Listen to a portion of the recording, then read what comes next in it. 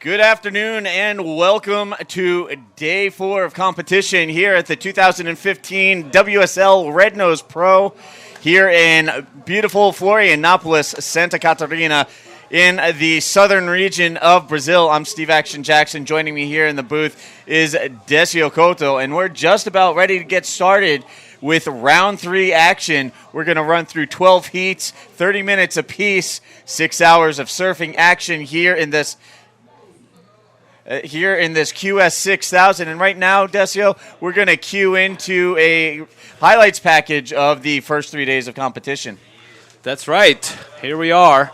That was the first day. The waves were a lot bigger. That is the lefts that we had. Competitors are having a blast. That they check this out. I believe that's one of the Frenchmen that are here. One of the Mignot brothers.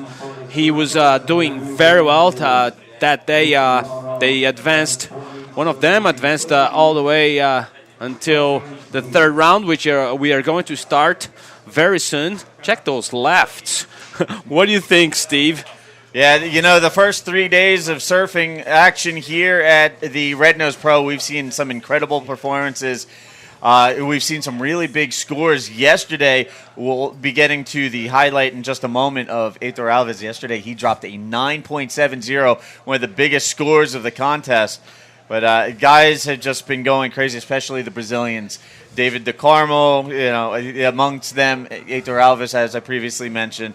And they've been mixing it up with the international field and making for one heck of a show here. That's right. That is, I believe, one of the South African kids. He did very well, too. I believe now we have, I think it's Gail Bell Oren, maybe? I think this is Garrett Parks. Oh, Garrett, I'm sorry, yes. Garrett putting together a solid first-round heat and continued through his second-round heat yesterday. So Garrett Parks from Australia looking very strong. Well, that was yesterday. That was Michael Rodriguez, the winner here last year for the 6,000 event from the WSL.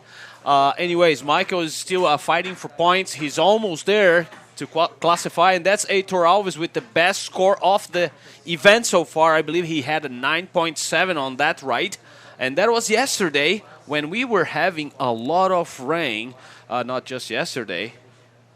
And I'm sure everybody at home watching this highlights package will notice day 1 was dominated with the lefts. Yesterday, we saw the conditions change as the swell switched direction. We started getting new swell, and the rights started working for these guys. So it's 2 completely different scenarios from the start of the event through to yesterday. So we'll see how conditions hold up today. We were expecting a new swell. Unfortunately, Mother Nature playing a little trickery with us. We don't have any rain anymore, but the winds are side shore, and it's affecting the surf a little bit today. But with a 6-day window, we really need to knock out round 3 today. That's right, Steve. I should tell you that the swell we had on the first 2 days were mostly coming from the northeast and east, and it changed yesterday. Check that out. This is on the first day. That was the Brazilian, I believe it's Christian Kimmerson, or maybe not. Anyways, the swell was coming from east-northeast, and now we have, I believe, Hiroto Ohara, the Japanese surfer who won his heat, putting all the other surfers into a combination situation. Check the precise surfing done by this kid. Oh my God, that was amazing, really. Anyways, now we're having a southeast swell, and so the right, so that was Christian Kimmerson with the reverse you just watched there. Anyways, we're having a south swell and a south wind right now, which is side shore or almost on shore here. Ian Gouveia, I believe that's the wave where he turned things around in the dying seconds of the heat, and it was like I don't know. He was waiting for the scores when he left, and he was very happy with this wave. Steve, Ian is one of the kids that is surfing today into round 3. What do you think is going to happen today? Because conditions have changed. We have smaller waves, and it's a side shore wind, so things are going to be different. Maybe a different strategy. What do you think they're gonna? Are they gonna approach the conditions? Well, small waves are the great equalizer in the world of competitive surfing. It's pretty much anybody's game. And it's going to be a bit of a battle for the competitors with a larger body frame, as they're really going to have to put their backside into it, so to speak, to get anything completed out there. As you can see, windswept, smaller conditions today, but we're going to battle out round 3, hash things out today, and keep this contest moving along. And here you can see the horn has just sounded for this heat. First heat of the day out in the water. Caetano Vargas in red, Nomi Mignot from France in white, Connor O'Leary in yellow, and the American Kanoa Igarashi in the black jersey. They're going to get things started off here in round 3 on day 4 of competition at the Red Nose Pro 2015. That's right. We have just seen the face of Kanoa Igarashi, the American surfer. He's here to try to get enough points. He's almost there, qualifying for the CT next year. He needs to pull a few more heats, I believe, to have enough points to guarantee his position amongst the top elite on the World Surf League. Kanoa is an American. He has Caetano Vargas, who's on the screen right now. Caetano is from Brazil. We also have Nome Mignot from France and Connor O'Leary from Australia. So that's an all-international field on heat number 1 of round 3. Yeah, this will be an interesting battle. So far through this competition, the Brazilian Caetano Vargas has actually won his first 2 heats in competition. We'll see if he can continue that trend here in round 3. But he's definitely got his work cut out for him, as Nomi Mignot has looked pretty strong as well. He won his round 2 heat yesterday. And we're looking at the winner of the Airwalk Pro Junior earlier this year. He took that win in Lacanau, France, also finished second at the Lacanau Pro QS. So he knows how to get it done on his home soil. We'll see if he can get the job done here in Brazil. Yes, well, he did very well indeed in the first 2 rounds. And, well, the conditions are different now. He will probably have a different approach to surf now. But we got to wait and see. So, not only on Heat 1, we have Kanoa Igarashi with almost the points he needs to qualify for next year. We also have on Heat 2 Alex Ribeiro from Brazil, who is, I believe, in the top 5 on the Key West right now. He won the Saquarema event this year, which is a prime event. He collected 10,000 points for that. And, well, I don't know about the prize money, but anyways, Nathan Hedge is also trying to re-qualify. Nathan is a former CT surfer. He's got a lot of experience, especially here in Brazil. He has been here many times, and he's also on Heat 2, along with Granger Larson from Hawaii and David Silva from Brazil. So Alex Ribeiro in Heat 2 and Kanoa Igarashi have almost guaranteed their positions amongst the top level, the top elite surfers for next year. So again, right now you can see our riders out in the water waiting for some sets to come through to get things going. Again, we're running 30-minute heats out in the water today to compensate for the difficult conditions our competitors face. We've already counted off almost the first 4 minutes of the heat and yet to have a wave ridden as our riders patiently wait for something to roll through and give them something to work with. That's right. Well, Mother Nature provides. That's right. We have very little condition, but nevertheless, there was a paddle there. Just a paddle for red. That was Mr. Vargas.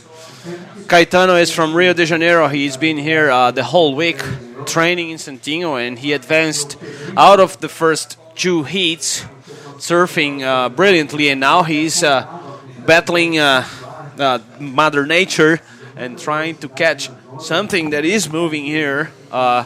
As we said before, conditions have changed and the wind changed. It's coming from south, and the swell was supposed to be here this afternoon, but while it hasn't arrived yet, maybe the mail has failed. What do you think, Steve? Is it coming or not? I'm not a meteorologist or a swell forecaster. I'll leave that to the guys at Surfline and the other various swell forecasting sites. Well, that's right. Anyways, we are expecting the swell to fill in this evening and tomorrow morning, so it should improve really. So we gotta just wait a little bit. They can see Caetano out in the water waiting patiently. He took a look at one, but wasn't really lining up to give him much to work with. So he still waits along with his other competitors out in the water right now. Caetano comes into this event looking to put together some solid results here at home in Brazil. He comes into this event with a season best result of 25th at the Hurley Australian Open at Manly Beach earlier this year. And keep in mind, the QS rankings are based off of your top 5 results. So he has a prime opportunity with these 3 Brazilian events, finishing up with a 10,000-point Sao Paulo event to really change his fortunes on the tour this year and try and, get into the mix and position himself for that top 10 cutoff. That's right. Well, it seems we have a paddle here that is black up and riding. That is Kanoa Igarashi. He had a quick hit there and didn't quite finish. So Kanoa Igarashi getting us started. The Huntington Beach local, no stranger to conditions like this. Whether you're talking about the south side of the pier and the right or the north side of the Huntington Beach pier with the lefts, you get a lot of wind-blown days like this in HB, and this kid knows how to get the job done. That's right. Well, Kanoa has served also on the NSSA, which is the National Scholastic Surfing Association, probably the biggest amateur organization in the U.S. He learned a lot, and here he is battling out. We have white paddling. All right, so Nomi Mignot up and riding, hits off the top, pumping for speed, cuts it back there, and trying to stay with this one as it's really flattening out on him, just getting real fat and mushy. Here, see, it's going to stand up a little bit, give him one last section to hit off of. He redirects, and he's going to cut back there. So really working his tail off to scrap it out on that first wave for Nomi Mignot. We'll wait for that score to come in. Meanwhile, Kanoa Igarashi with a couple of quick waves, minimal scores to get him started. He's going to head back out and wait for something a little more to his liking, something more conducive to getting the scores he needs to advance out of this heat.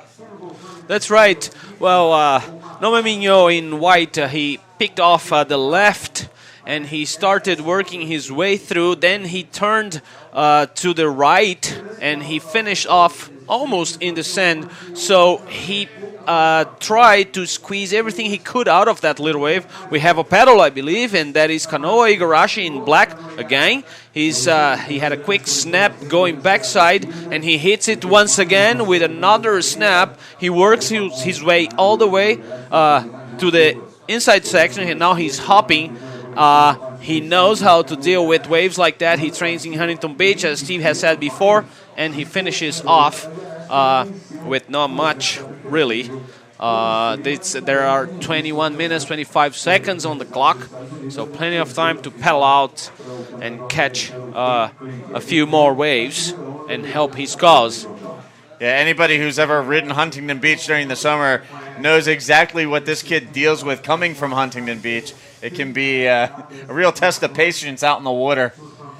And today is going to truly test the patience and the skill levels of all of the competitors remaining in the field. That's right. I believe another factor that will come into play today is going to be luck, because if you don't catch waves, you won't get points. There's a replay from Igarashi. He tried to hop and get a little bit of speed. The wave was so mushy, and then he finally hit some bumps there, and he managed to put off 3 moves before the wave almost disappeared there. So he finished off near the short break. And here we have the slow motion on the Red Nose replay. Nice cut off the top there. Snaps it there, and, making the most of what's available out there. That's right. That score came in at a 5.83. That's the high score of the heat so far. Here we have Nomi Mignot with his second wave. Meanwhile, we're still waiting for Caetano Vargas and Connor O'Leary to get on the board. So the Brazilian and the Aussie from Cronulla still out there waiting to get their first wave ridden. That's right. Well, we were watching the replay from Igarashi in the wave before, and Nome Mignot took off on the wave, and we didn't have the image to tell you what he did on that wave, but we have the score. It's a 3.57, so it seems the judges are having an easier time maybe today, I don't know, but there are not too many waves on offer, so there it is.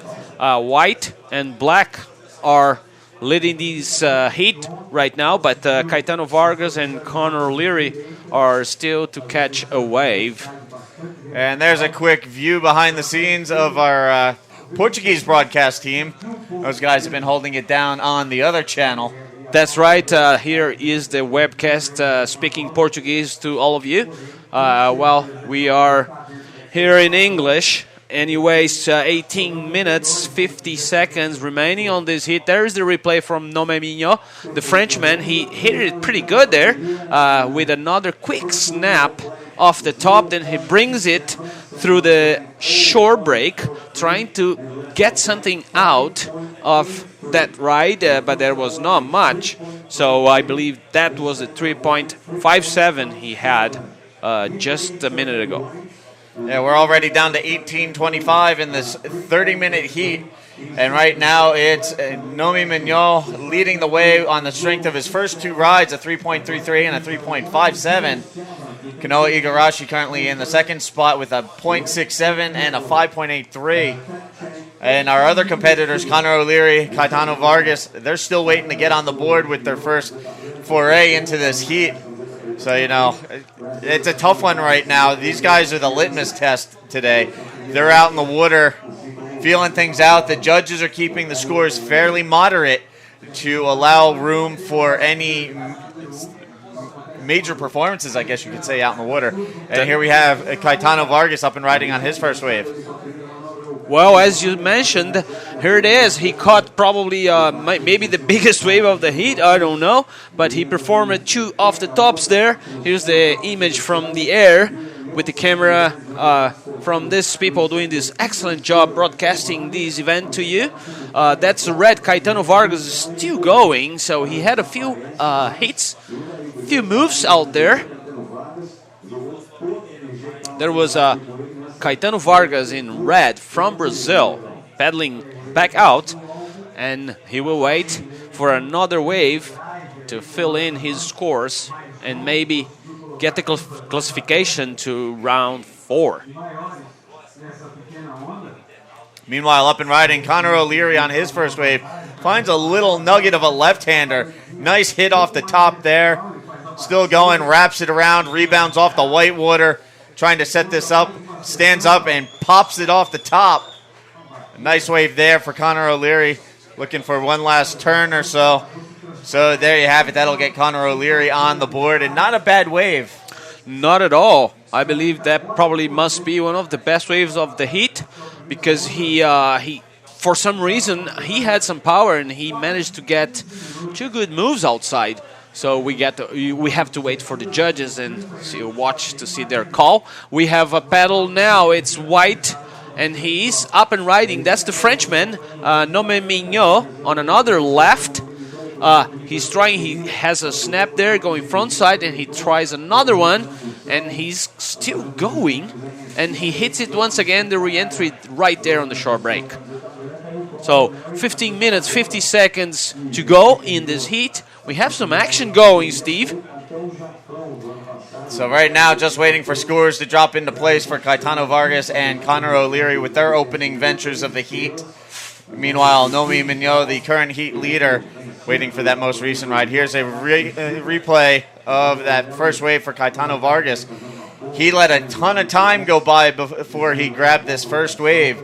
So he's a little bit behind the 8 ball right now, waiting for the score to drop, and he's back in the lineup looking for a score to back this first ride up so that he can get back into the mix. We're already at the halfway point of this 30-minute heat. There's a quick look at the red nose replay in slow motion.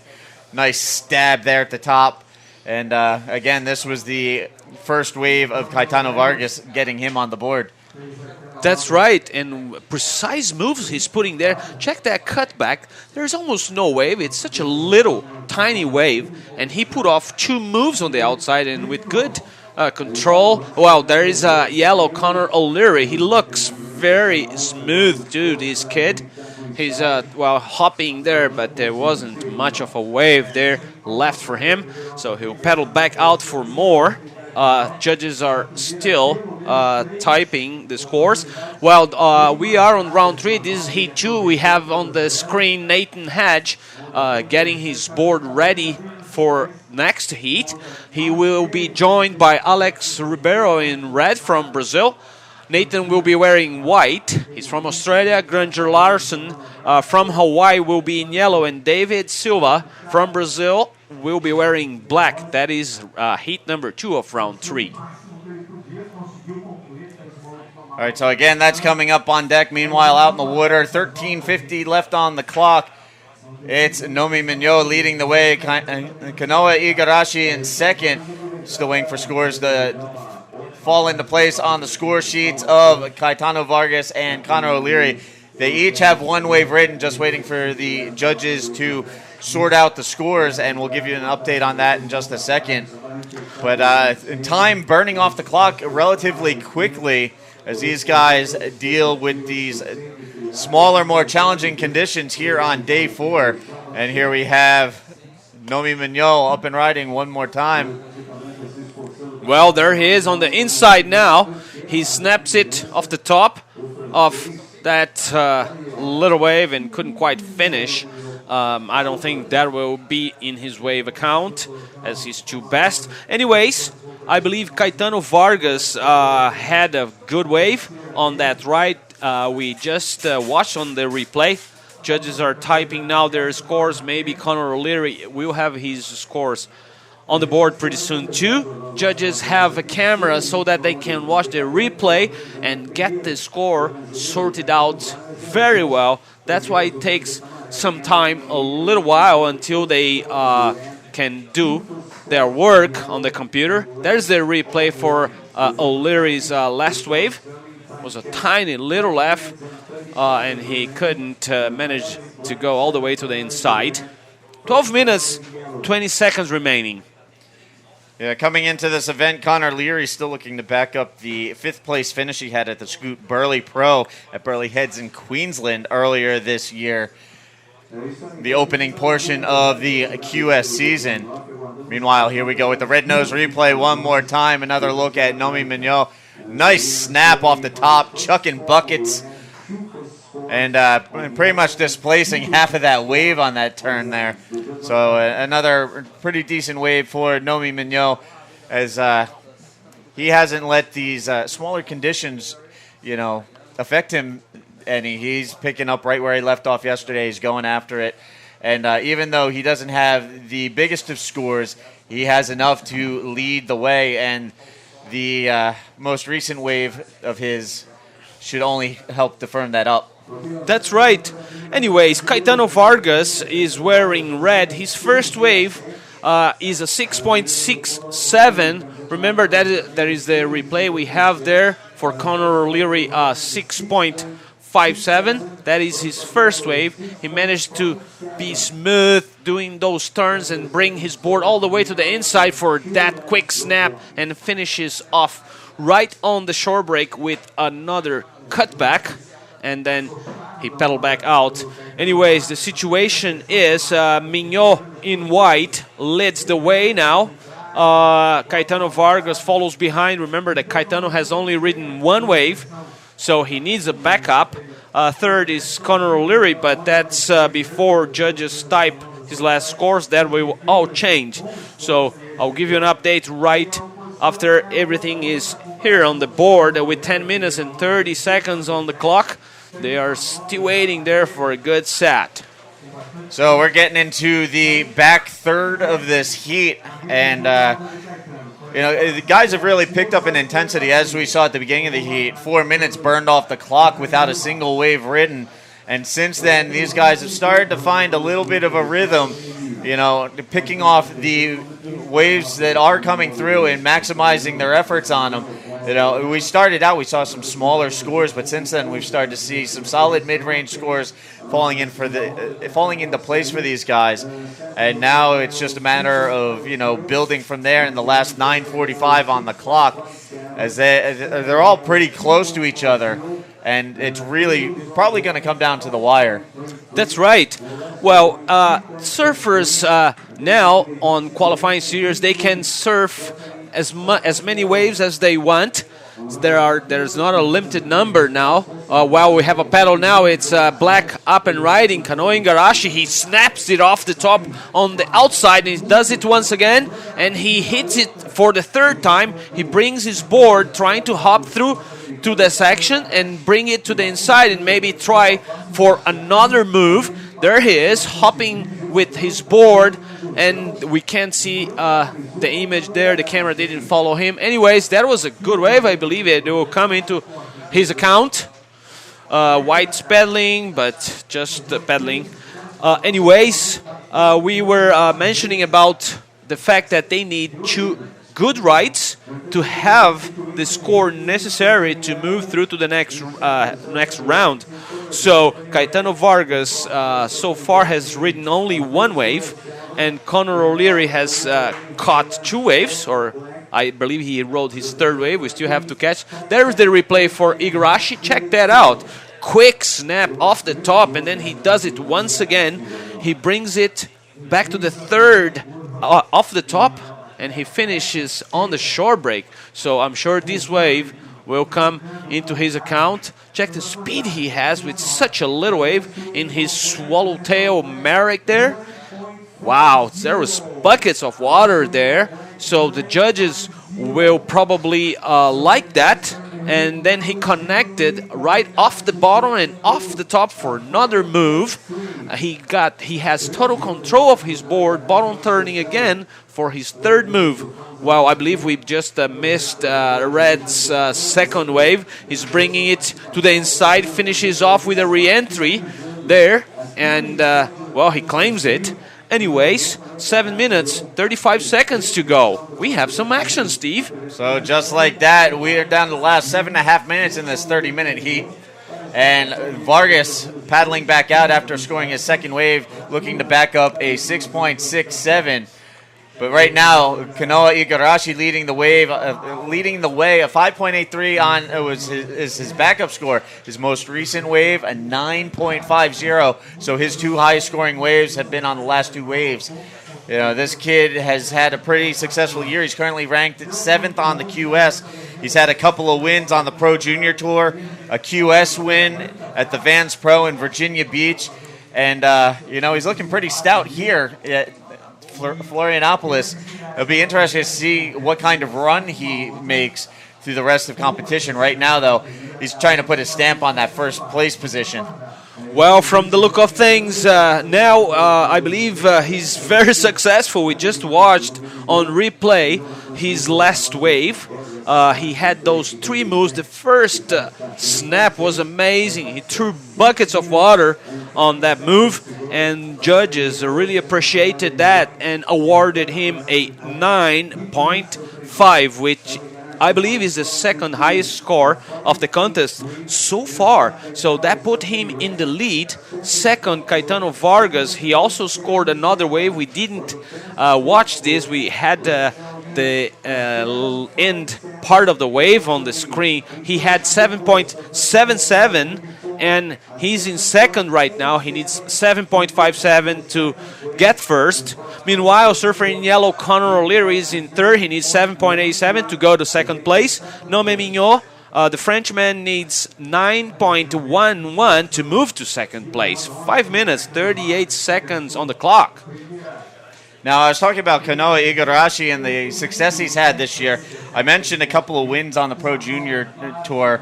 He managed to pull off a win in the early part of the season at the Hurley Australian Open Pro Junior, and then he claimed a win in Mexico at the Los Cabos Open of Surf Pro Junior at Zippers. And Zippers, if you've ever ridden that wave, Zippers is a ton of fun. You just got to watch out for the urchins. Wow. Well, I have never been there.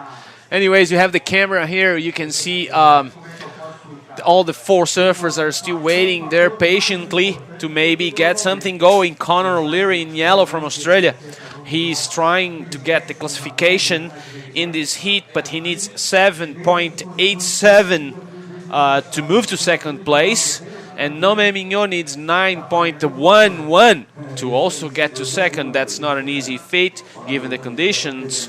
Meanwhile, Caetano Vargas has only ridden 2 waves, and well, I believe he's got a good wave selection up until now. Yeah, I was making comments about how he waited a long time before he grabbed his first wave.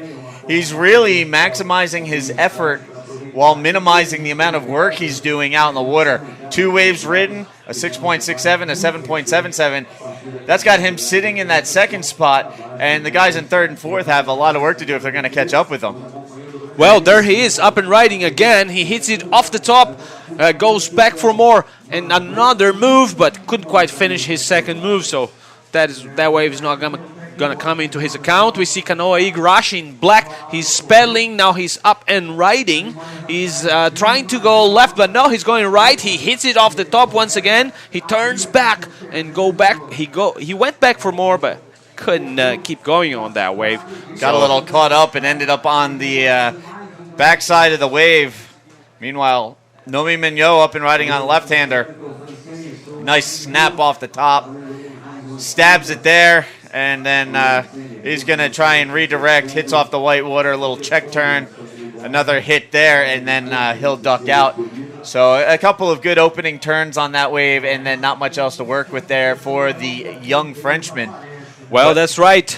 Nome Mignon needs a 9.11, and I believe that will not help his efforts here to try to get to second place. Kanoa Igarashi scored a 9.5 before. We're watching here the replay where he releases his tail off the top and turns once again, and he couldn't quite finish this move and couldn't get going. Yeah, that opening maneuver, strong start to the wave. Unfortunately, he just could not stay with it and finish it off in style because he started out strong. A nice vertical approach, released the tail, but then a little bit of a miscue there for the young Californian. Well, nonetheless, he's still in first. He's got a commanding lead over the 3 other surfers. Caetano Vargas trails behind. There's the replay again for the 9.5 we watched before. That is his first move. Check out the second. Well, no, I believe that's not the 9.5. There was a misunderstanding here. I'm sorry for that. Anyways, Kanoa Igarashi has a comfortable lead, and Vargas trails behind with a 7.77 and a 6.67 as his 2 main scores. Conor O'Leary is still in third. Conor wears yellow and he needs 7.87 to go to second place. And Mignot still in fourth, needs 9.11 to go to second place. And at this moment, with 1 minute 25 on the clock, it's, some desperate times, I believe. So we have the image on the screen there from the... Well, that's yellow, up and riding. That's Conor O'Leary with an air reverse there. He follows that wave, tries to get something going on the inside. He had a good move outside. So Conor is trying all he can to accomplish the scores he needs to move to second place and maybe get the classification he wants. So Conor really working that one over. He had the strong opening maneuver and then just, pure determination to stay with the rest of that wave and follow up that opening maneuver. He took that one all the way into the inside, and as we count down the final 35 seconds, it looks like he's going to call it a heat and let the cards fall where they may on that last score. We'll see if it was enough to move him into second spot and bump Caetano Vargas. Here's a look at the red nose replay one more time. Talk us through this. Well, that's right. You can see the technique there from the Australian. He moves his board and he lands it. he moves, he rotates the board and puts his feet back up on the place to move towards the tail and try to get going in that little tiny left. And he managed to keep going, but that was it. He only had that move outside, so it's up to the judges and their score to see if he's going through or not. So the heat is over. Kanoa Igarashi will move on.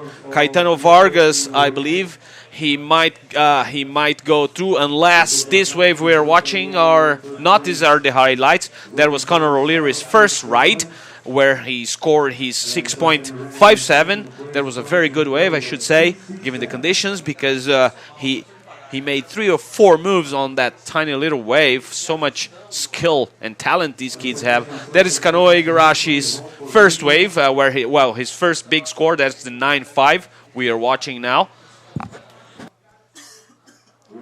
And here we have a look at Caetano Vargas. Like we were saying before, didn't ride a whole lot of waves out there, but he nailed down the scores he needed during the course of that heat. Again, a 6.67 and a 7.77 on his first 2 waves was enough to put him into the second spot. His third wave, not quite factoring in to his overall combined heat total. But still, and then this guy, the young man from France, Nomi Mignot, you know, he really gave it a shot. He led early with a pair of 3s, but then guys started dropping the bigger scores, and Mignot kind of fell behind a little bit. And there it is, a 6.87 for Conor O'Leary. Not enough. He finishes third. We'll get into Heat 2 right after this commercial break. Do recheio, você pode. Trocar a fritura pelo assado, você pode. Bordas crocantes, você pode. Combinações deliciosas, você pode. Ingredientes selecionados, você também pode. Escolher entre suco ou smoothie, você pode. Dar um toque doce, claro que pode. E tudo isso a partir de R$ 4,90. Agora, chavecar a namorada do melhor amigo? Oh, isso você não pode. Mini Calzone. É gostoso saber que você pode. And welcome back to Day 4 of competition here at the 2015 Red Nose Pro. We are here at Praia de Santinho. There you can see on the water.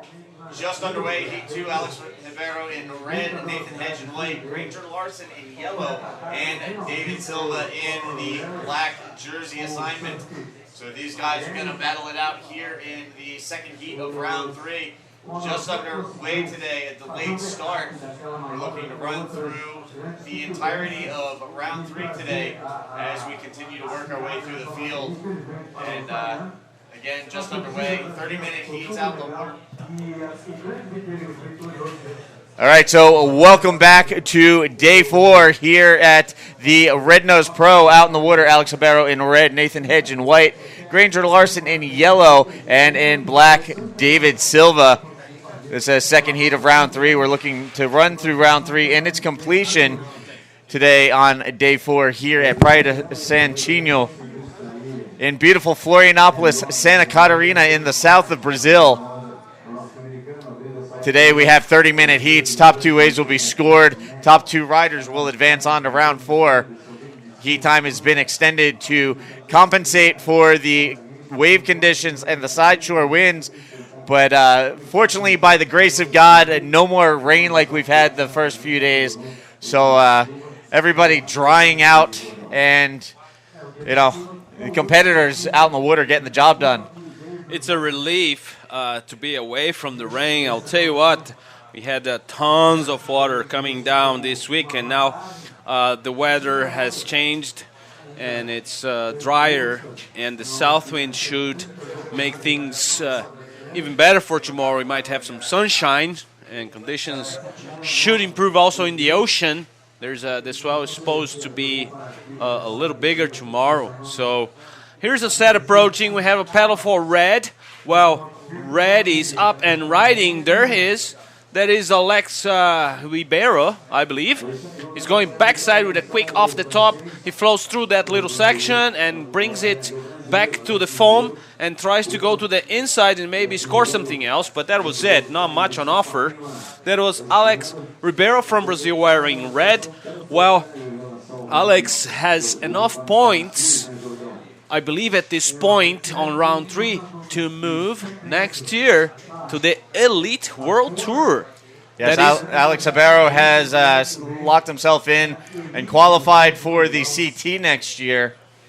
A big part of his points coming off of his win earlier this season here in Brazil at the Quicksilver Pro Saquarema, a 10,000 point QS event. And here's a look, meanwhile, at David Silva, another Brazilian who's really been going at it here at this event, just unloading on that section. Amazing. It's such a little wave, and these kids can generate so much speed out of that wave. Look at that, it was yellow. They were quick in and out, really, for Granger Larson from Hawaii. Anyways, as we were noticing, David Silva took off on that tiny little left, and he put so much pressure on his board and could get all that speed to generate that kind of turn with that much spray. So amazing talent these kids have. So the young man from Guarujá, São Paulo, opens things up for his day out in the water in pretty solid fashion. That's right. Well, here's a different image. You can see there Costão do Santinho and the structure from the WSL Red Nose Pro 2015.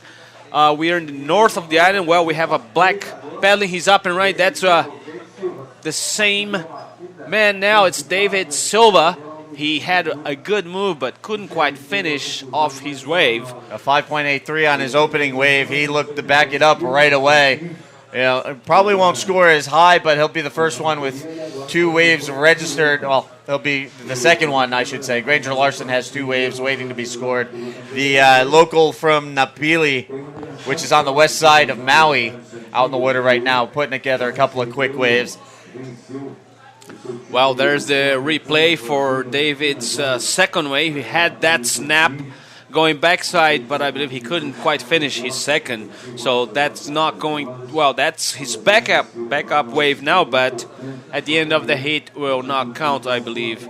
He had 5.83 for his first ride. Well, brilliantly executed snap, I should say.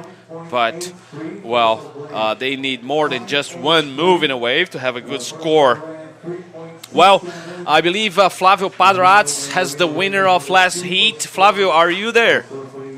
So I've got here Kanoa Igarashi. I'm going to ask him first about the conditions out there. We waited for a long time to see if the contest was going to be on or not. And finally, you guys decided to go out. How do you find the conditions? Yeah, it's really hard. We did kind of a lot of waiting. We didn't surf yesterday. And then, we waited kind of all morning. We thought we were going to start early, but then the swell didn't arrive. And then, we've been waiting and we've been watching the waves all day. And I think right now is the best it's been all day. The swell picked up a little bit. The tide's coming up a little bit, so it's helping the swell come in. And, a lot of us wanted to go surf, so, might as well go when we have waves, and we don't know what's going to happen after. So, it's not too bad. Right on, Kanoa. And also, let me ask you about, you're sitting on a very hot seat at the moment. I mean, there's only a little bit more that needs to be conquered to be qualified for the tour next year, for the WCT Tour. So, are you confident for this event? You can do a good result. Can you resolve it here? Yeah, I've had a really good year. It's the best year I've ever had. And, of course, this is a really important event for me. It's a 6-star. And, coming into the event, I actually didn't really feel that good. My surfing felt like it was good, but I wasn't feeling confident. But then, the last few days I've been really feeling really good. And, this is the best I've felt all year, I think. This is the best board, I've had, and I've had it all year. And, I won the 3,000 in Virginia on this board, and I feel really confident. And I feel like I couldn't do any wrong out there except for my one, but I feel really confident, good board, and it all comes together really well. Yeah, for sure. How big is that? Tell us. It's a 5.8.5, 18.5, 2 5/16 Fred Whip. It's just a board that I've been liking the last few months. I've had it since maybe May, so it's a really old board. It's epoxy, and so it's really light. It's good for these waves. It's small. It's like it's typical small waves, and it's always good to have this board in the board bag, and I'm glad I brought it. Cool. Thanks a lot. Appreciate your time, and good luck next round. Well, that was Kanoa Igarashi, a full script here of what he's doing. He really liked his board, and like I said yesterday, if you like your board, even though it's old, you got to hang on to it. Back to you guys. All right, thank you, Flavio, and congratulations again to Kanoa Igarashi. And it's interesting, we've been hearing guys talking about breaking out their epoxy boards for this event, and it seems to be paying off for a bunch of these guys. Yes, that's right. Equipment plays a big part on surfing, so you got to choose the right equipment. Well, we have on the screen Nathan Hedge just surfing that right. He put on 3 really good moves. Check that. Wow, brilliant technique from the former World Tour surfer Nathan Hedge. He's putting it on a rail, and he had a pretty good wave selection. He picked off the right one where he could perform his best. So I believe it's going to be a good score, and it was. He got 6.5, and he is in second place. David Silva has ridden 2 waves. He's got 5.83 and a 3.37. So he is in the lead. Nathan Hedge follows behind. Nathan still needs a backup score. Granger Larson, meanwhile, sits in third place. He is in yellow.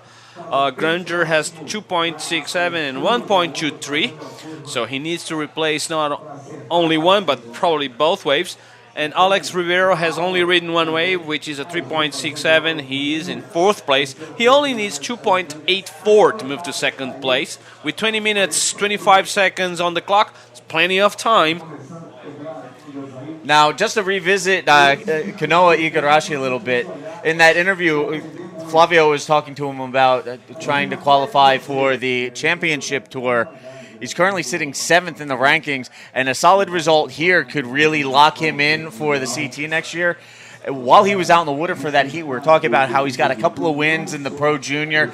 He mentioned that he won the Vans Pro in Virginia Beach on the QS earlier. So the kid's winning Pro Junior and QS events, and he's right on the cusp of qualifying for the CT at a very young age. That's right. Well, meanwhile, Alex Ribeiro is... no, that's David Silva. I'm sorry, that's Black up, and he's surfing with a lot of speed and power throughout those sections, and that is going to help his cause, I'm sure, because he's in the short break right now, and he's still going. Steve, did you watch that, Steve? And this is another perfect example. David Silva, this kid is looking really strong out in the water here in this event. He's another one of those young guys. He's got a couple of wins on the Pro Junior. He won in Australia. He won in Peru. And then he had a second-place finish at the Galicia Pro in Spain on the QS.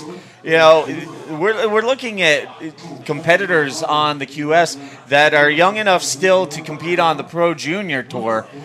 They're battling it out on the QS, and they're really making a go at trying to qualify for the championship tour.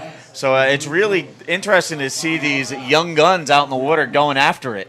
That's right, and there are so many of them here in Costão do Santinho trying to hold that trophy at the end of the day. So they're trying their best in the conditions given, which has changed a lot from the previous days. Here's a replay for...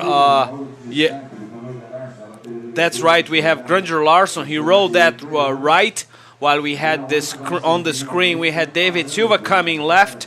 Well, I believe judges are going to give us the score for that very soon, and we'll let you know.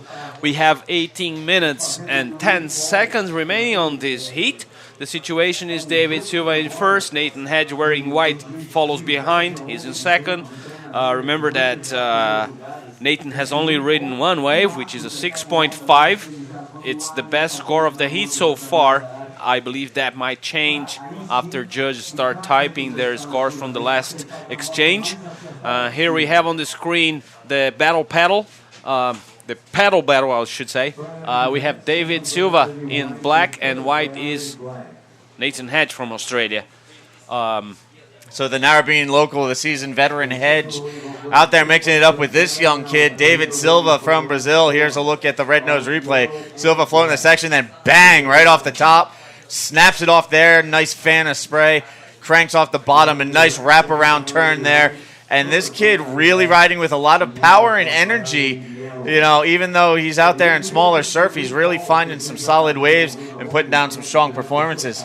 Yes, check the speed on that snap. He is going to have an excellent score, I believe, because he managed to put so much speed into that little left. Check the spray on his second move. Wow. Keep in mind that we are watching here 1-2 foot waves, and these kids don't mind. They are taking the advantage from their light equipment and small boards, and they're flying literally.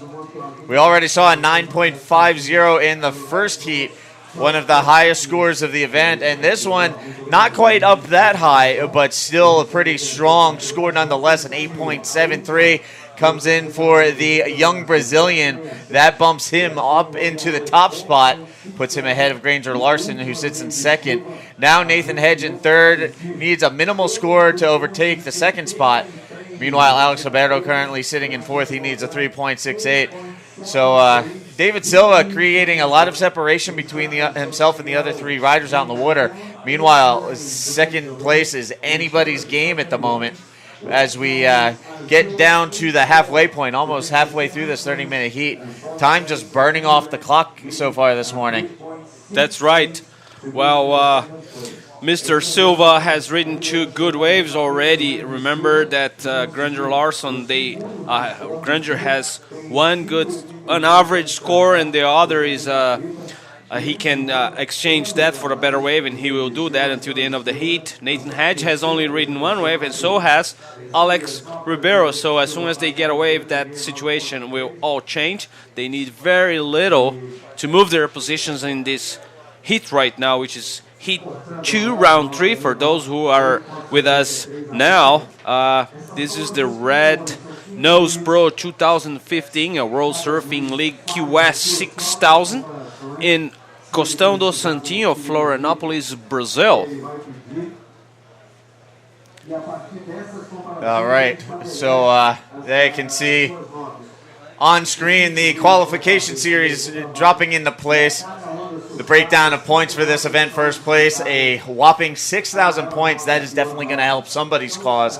Second, 4,500 points, 3,550 for third, and so on down the line.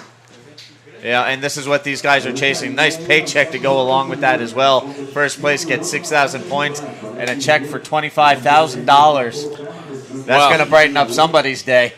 Well, $25,000 US is a lot of money anywhere, but if you are in Brazil with the exchange right now, given the economic situation, I'll tell you what, you are making a lot of money, times 4. That's almost 100,000 reais. Almost that, which is not bad for a week of work. So you have to give your best, of course, as all of these kids are trying to do. Yep, so, right now, again, we're running through round 3 today here on day 4 of competition. We're looking to narrow the field once again. That's right. Came into this round of 48. By the time all is said and done, we'll have 24 competitors remaining. That's right. And when we started this morning, we were looking at 35 heats left to run in the competition. We've got today, tomorrow, and Sunday to get the job done. Well, I believe we have plenty of time. We have done 48 in the first 3 days, and given the conditions we had with all the rains and thunderstorms, there was a lot done back then. Well, we have a yellow, that's Granger Larson going backside. That's his second move right there. The third snap back, he couldn't quite finish that. We have now Alex Ribeiro going left. He had a move going there. That's another off the top. He cuts back into the white water, brings it to the inside for another quick snap. He goes over the photographer there, and he doesn't care. He keeps going all the way to the inside. It's amazing, as I said before, the talent and the skills they have in those little waves. 12:30 left on the clock, and right now it's still David Silva, the young Brazilian, leading the way on the strength of a 5.83 and an 8.73. Here's the man currently in second place, Granger Larson, trying to build on his score. He's got a 2.67 and a 4.67, and he got a little caught up there. It looked like he lost his balance a little bit, but Granger still trying to build his scores and strengthen his hold on that second advancing spot, move on to the next round. He's had moderate success in the past. He has a 9th this season. His best result came at Saquarema back in May, so looking to repeat that success here in Florianopolis. That's right, or maybe even get a better result than that. So there was Granger Larson in yellow. He should improve his situation a little bit. He should change his backup score. That is the replay for Red's last wave. Alex Ribeiro. Remember that Alex has already qualified. He's a top 5 on the QS rankings right now. He brings it all the way to the short break, goes over the photographer there, and keeps going to the inside section and trying to improve his score on that second ride of his. So Alex Ribeiro had only ridden one wave up until then. He had a 3.67 as his first score. Nathan Hedge from Australia in white has also ridden only one wave, and he had 6.5 for his first wave. And it looks like we have one of the local schools here on a little field trip checking out the pro surfing competition. They're pretty stoked. They just got hooked up with some free T-shirts and stickers. Not a bad day at the beach for these young kids. That's right, Steve, and I spoke to that man. We can see here on the screen. There was he's the president. Reginaldo is the president of the Santinho Surfing Association, and these kids, they come from the school here, and he brought the kids here to know and learn a little bit about professional surfing. I believe his wife is a school teacher, and he brought his kids. There they are. Well, anyways, yellow is up and riding. That's Granger Larson. He hit it. That's a second move right there. He tries to bring it to the inside for another snap. There it is, and he kicks out. So there was Granger Larson from Hawaii on his that was his 5th ride. Judges are typing now his 4th wave. There's a picture of Granger. He's paddling back out. And here's the replay. We can watch it from the beginning. There it is. He hits it off the top brilliantly, and he goes back for more. Another off the top, and he brings back to the inside, and once more he hits, and then he kicks out. And there you can see Granger Larson making his way back out to the lineup while we all patiently wait for the judges to drop in his last 2 scores. Again, he's trying to build upon a 2.67 and a 4.67. Moderate scores, but enough to hold the second spot. 9:15 left on the clock, and the big story of the heat so far has been David Silva. He's got a 5.83 and 8.73, his top 2 scores. He sits in first, and he's pretty much got everybody in or on the edge of combination situation. Granger Larson needing a 9.89 to move into that top spot. He strengthens his overall combined score, I think, with these last 2 waves, but we'll wait for the official word from the men upstairs. Well, the judges... Meanwhile, Nathan Hedge, Alex Ribeiro, they're both, trying to work their way back in. It's a chase for second place right now. That's right. Well, David Silva has almost guaranteed his ride into the next round with an 8.73 and then a 5.83 as a backup. So that's not bad at all. He's got 14.56 total. We just watched on the screen the drone image there from Santinho Beach and the whole structure for this contest. And on the background, you could see Costão do Santinho Resort, probably the best beach resort in Brazil. We have a paddle now that is Nathan Hedge from Australia in wearing white. He goes off the top and he turns once again another snap. He brings it to the inside, cuts back to the foam, and he tries to bring it all the way to the shore bay and try to maybe another move, but not. He kicks out, paddles back out for more. But that is going to help him, I believe, because he only had one wave, only one score up until now, which is a 6.5, so that definitely will help his cause. Meanwhile, Alex Ribeiro had his score clicked in. There's the replay for Hage last. So White turned off on that left, and he scored a few moves before kicking out of that little left. Anyways, Alex Ribeiro, as I was saying, has had a 6-point ride as his second wave, so he moves into second place. Now Granger Larson sits in sits in third place, and he needs 4.71 to go to second. Meanwhile, Nathan will probably change that situation because he only needed 3.17 to go to second place, so that's up for the judges now. That's not my call, thank God. With 6 minutes and 40 seconds on the clock, time is running out.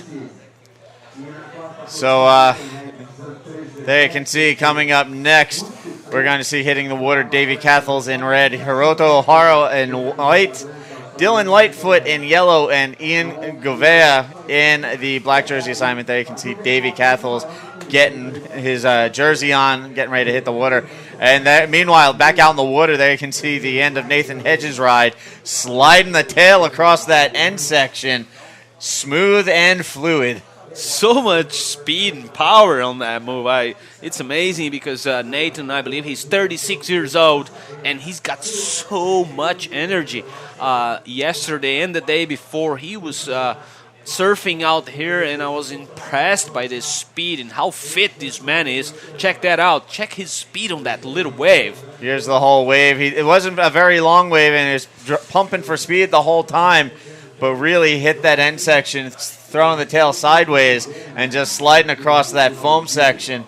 That's right. With 5 minutes and 30 seconds on the clock, I believe it's going to help his cause, whatever he can get, and he's not tired, you can tell.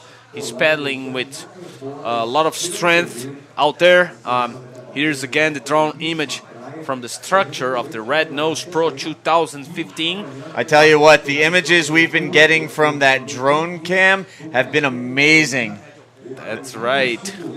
You can see there the priority system for 4-man heats, red, white, yellow, and black board, and that has helped the surfers so much in these heats because now we have hassle-free heats, and that makes the work of the judges a lot easier, I believe, because it was a little bit different before that with all the hassle in the water. And now technique and patience are playing a huge factor when deciding heats like that, 4-man heats. Anyway, the next heat is already paddling out. We are going to have Davey Cathles, Hiroto Ohara, Dylan Lightfoot, and Ian Govea. It's an all-international field. We got surfers from all oceans here. We got a surfer from Australia, another surfer from Japan, and Dylan is from South Africa, and Ian Govea from Brazil. Well, what an amazing field we have here, Steve. And meanwhile, there you can see down in the massage therapy room, somebody getting a back adjustment. This is one of our South African judges getting the stress knots worked out. That's right. The chiropractor is doing a good work there on on the back of one of the judges here from the World Tour. Anyways, the situation now has changed. Nathan had scored 3.93 in his last wave, and now he is in second. Alex Ribeiro sits in third place. Alex is in red. He needs 4.44 to move to second place. Meanwhile, yellow is Granger Larson from Hawaii, and he's in fourth place. He needs 5.47 to move to second, and with 3 minutes 4 seconds on the clock, he doesn't have much time. Speaking of not having much time, we saw earlier the breakdown of the points for this QS 6000 event. Just taking a look at the last handful of remaining QS events this year, coming up next week will be in Bahia, more specifically Itacaré, for the Mahalo Surf Eco Festival, another QS 6000.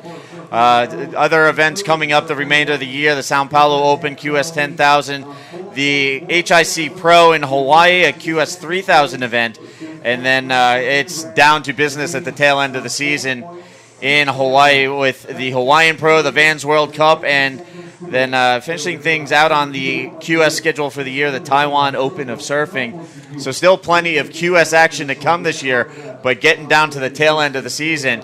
Meanwhile, here we can see the highlights on the Red Nose recap. Our riders out in the water. Here's a look at Nathan Hedge on one of his 3 waves out in the water. This was the 6.50.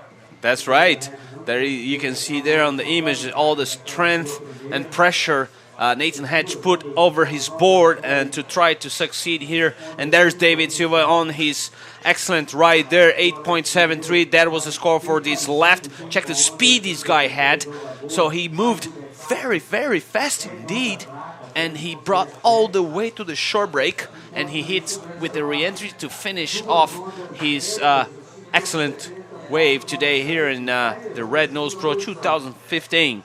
So we see now yellow, that's Granger Larson from Hawaii. That is probably his best wave, where he got 5.7. He had 3 off the tops, and he brought it all the way to the inside with powerful snaps going backside.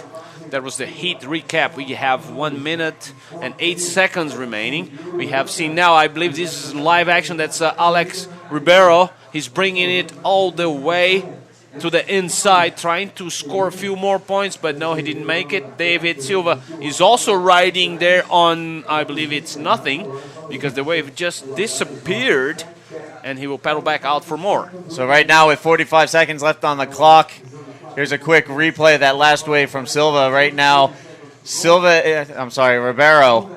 Ribeiro trying to work his way out of the 4th position, giving it one last-ditch effort as we count down. 30 seconds left in the heat. And right now it's David Silva in the lead. Granger Larson in that 2nd spot. Nathan Head needs a 4.17. And Alex Ribeiro trying to trace down a 4.67. 15 seconds left on the clock. Well, judges will type the scores. That is the wave that we are talking about, Alex Ribeiro's 3rd. We don't have the scores for that yet, but that might change the outcome of this heat. So there it is, the snap from Ribeiro. It's important to mention that Ribeiro has also got his classification for the World Tour next year. He's got enough points to qualify already, and if he moves through here, it's going to make it even safer for him.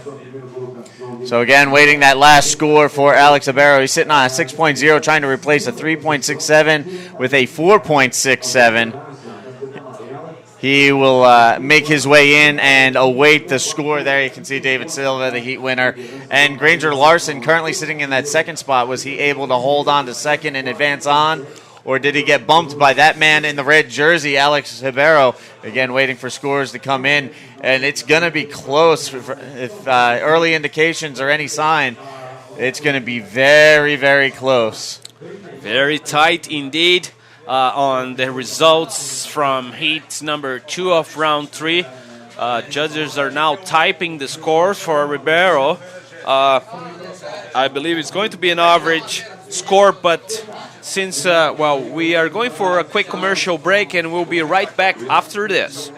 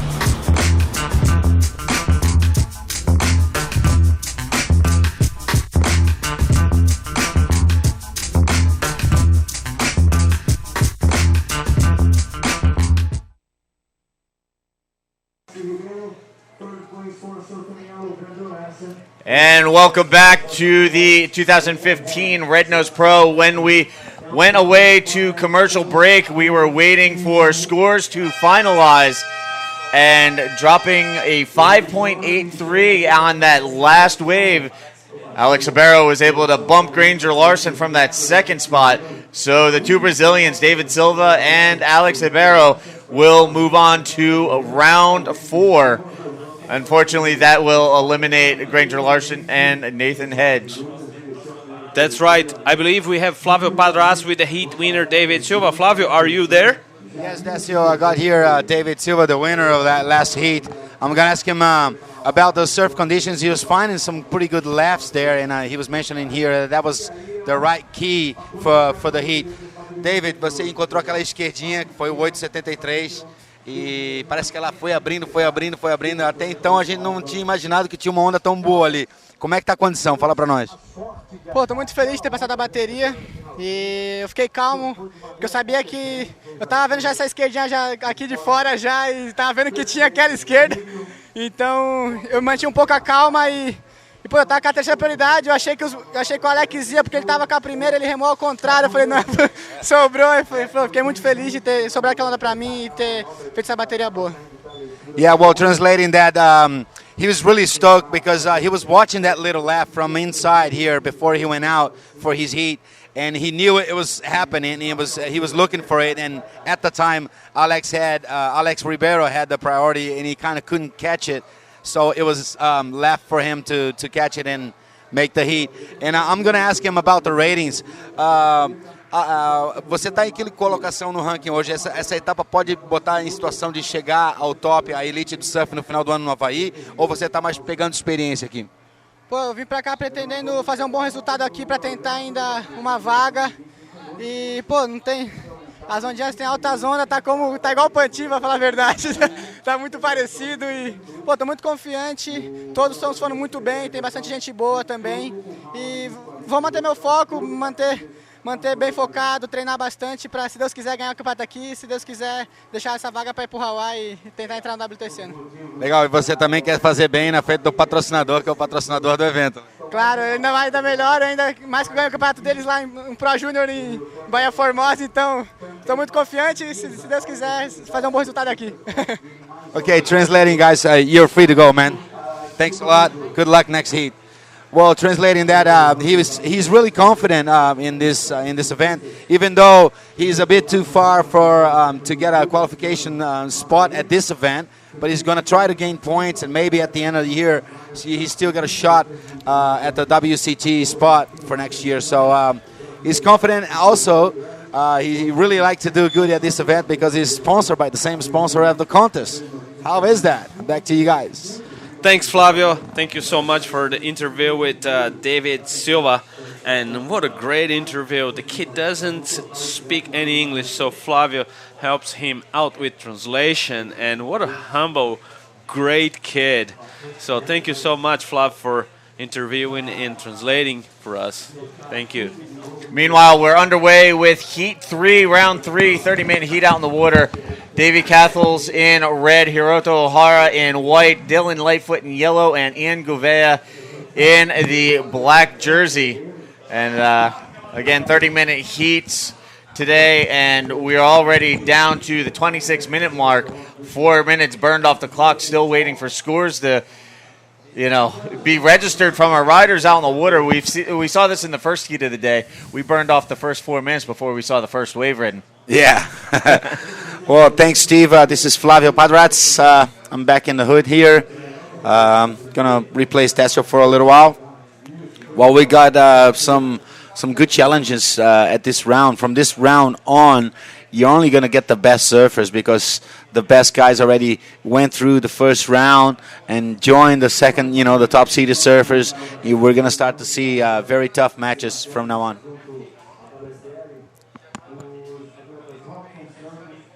All right, so I believe we're going to queue up some new graphics, and we'll get into that. Yep. While we wait for waves to be ridden out in the water, there you can see the judging criteria for the qualification series.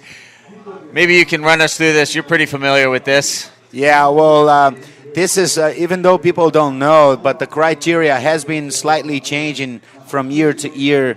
And right now, commitment and degree of difficulty is what really matters. You know, it's what matters most. It's got the heaviest weight on the score that the judge would give for any wave. And then innovative, progressive maneuvers that we're talking about, aerials and different turns that surprise the judges on certain situations.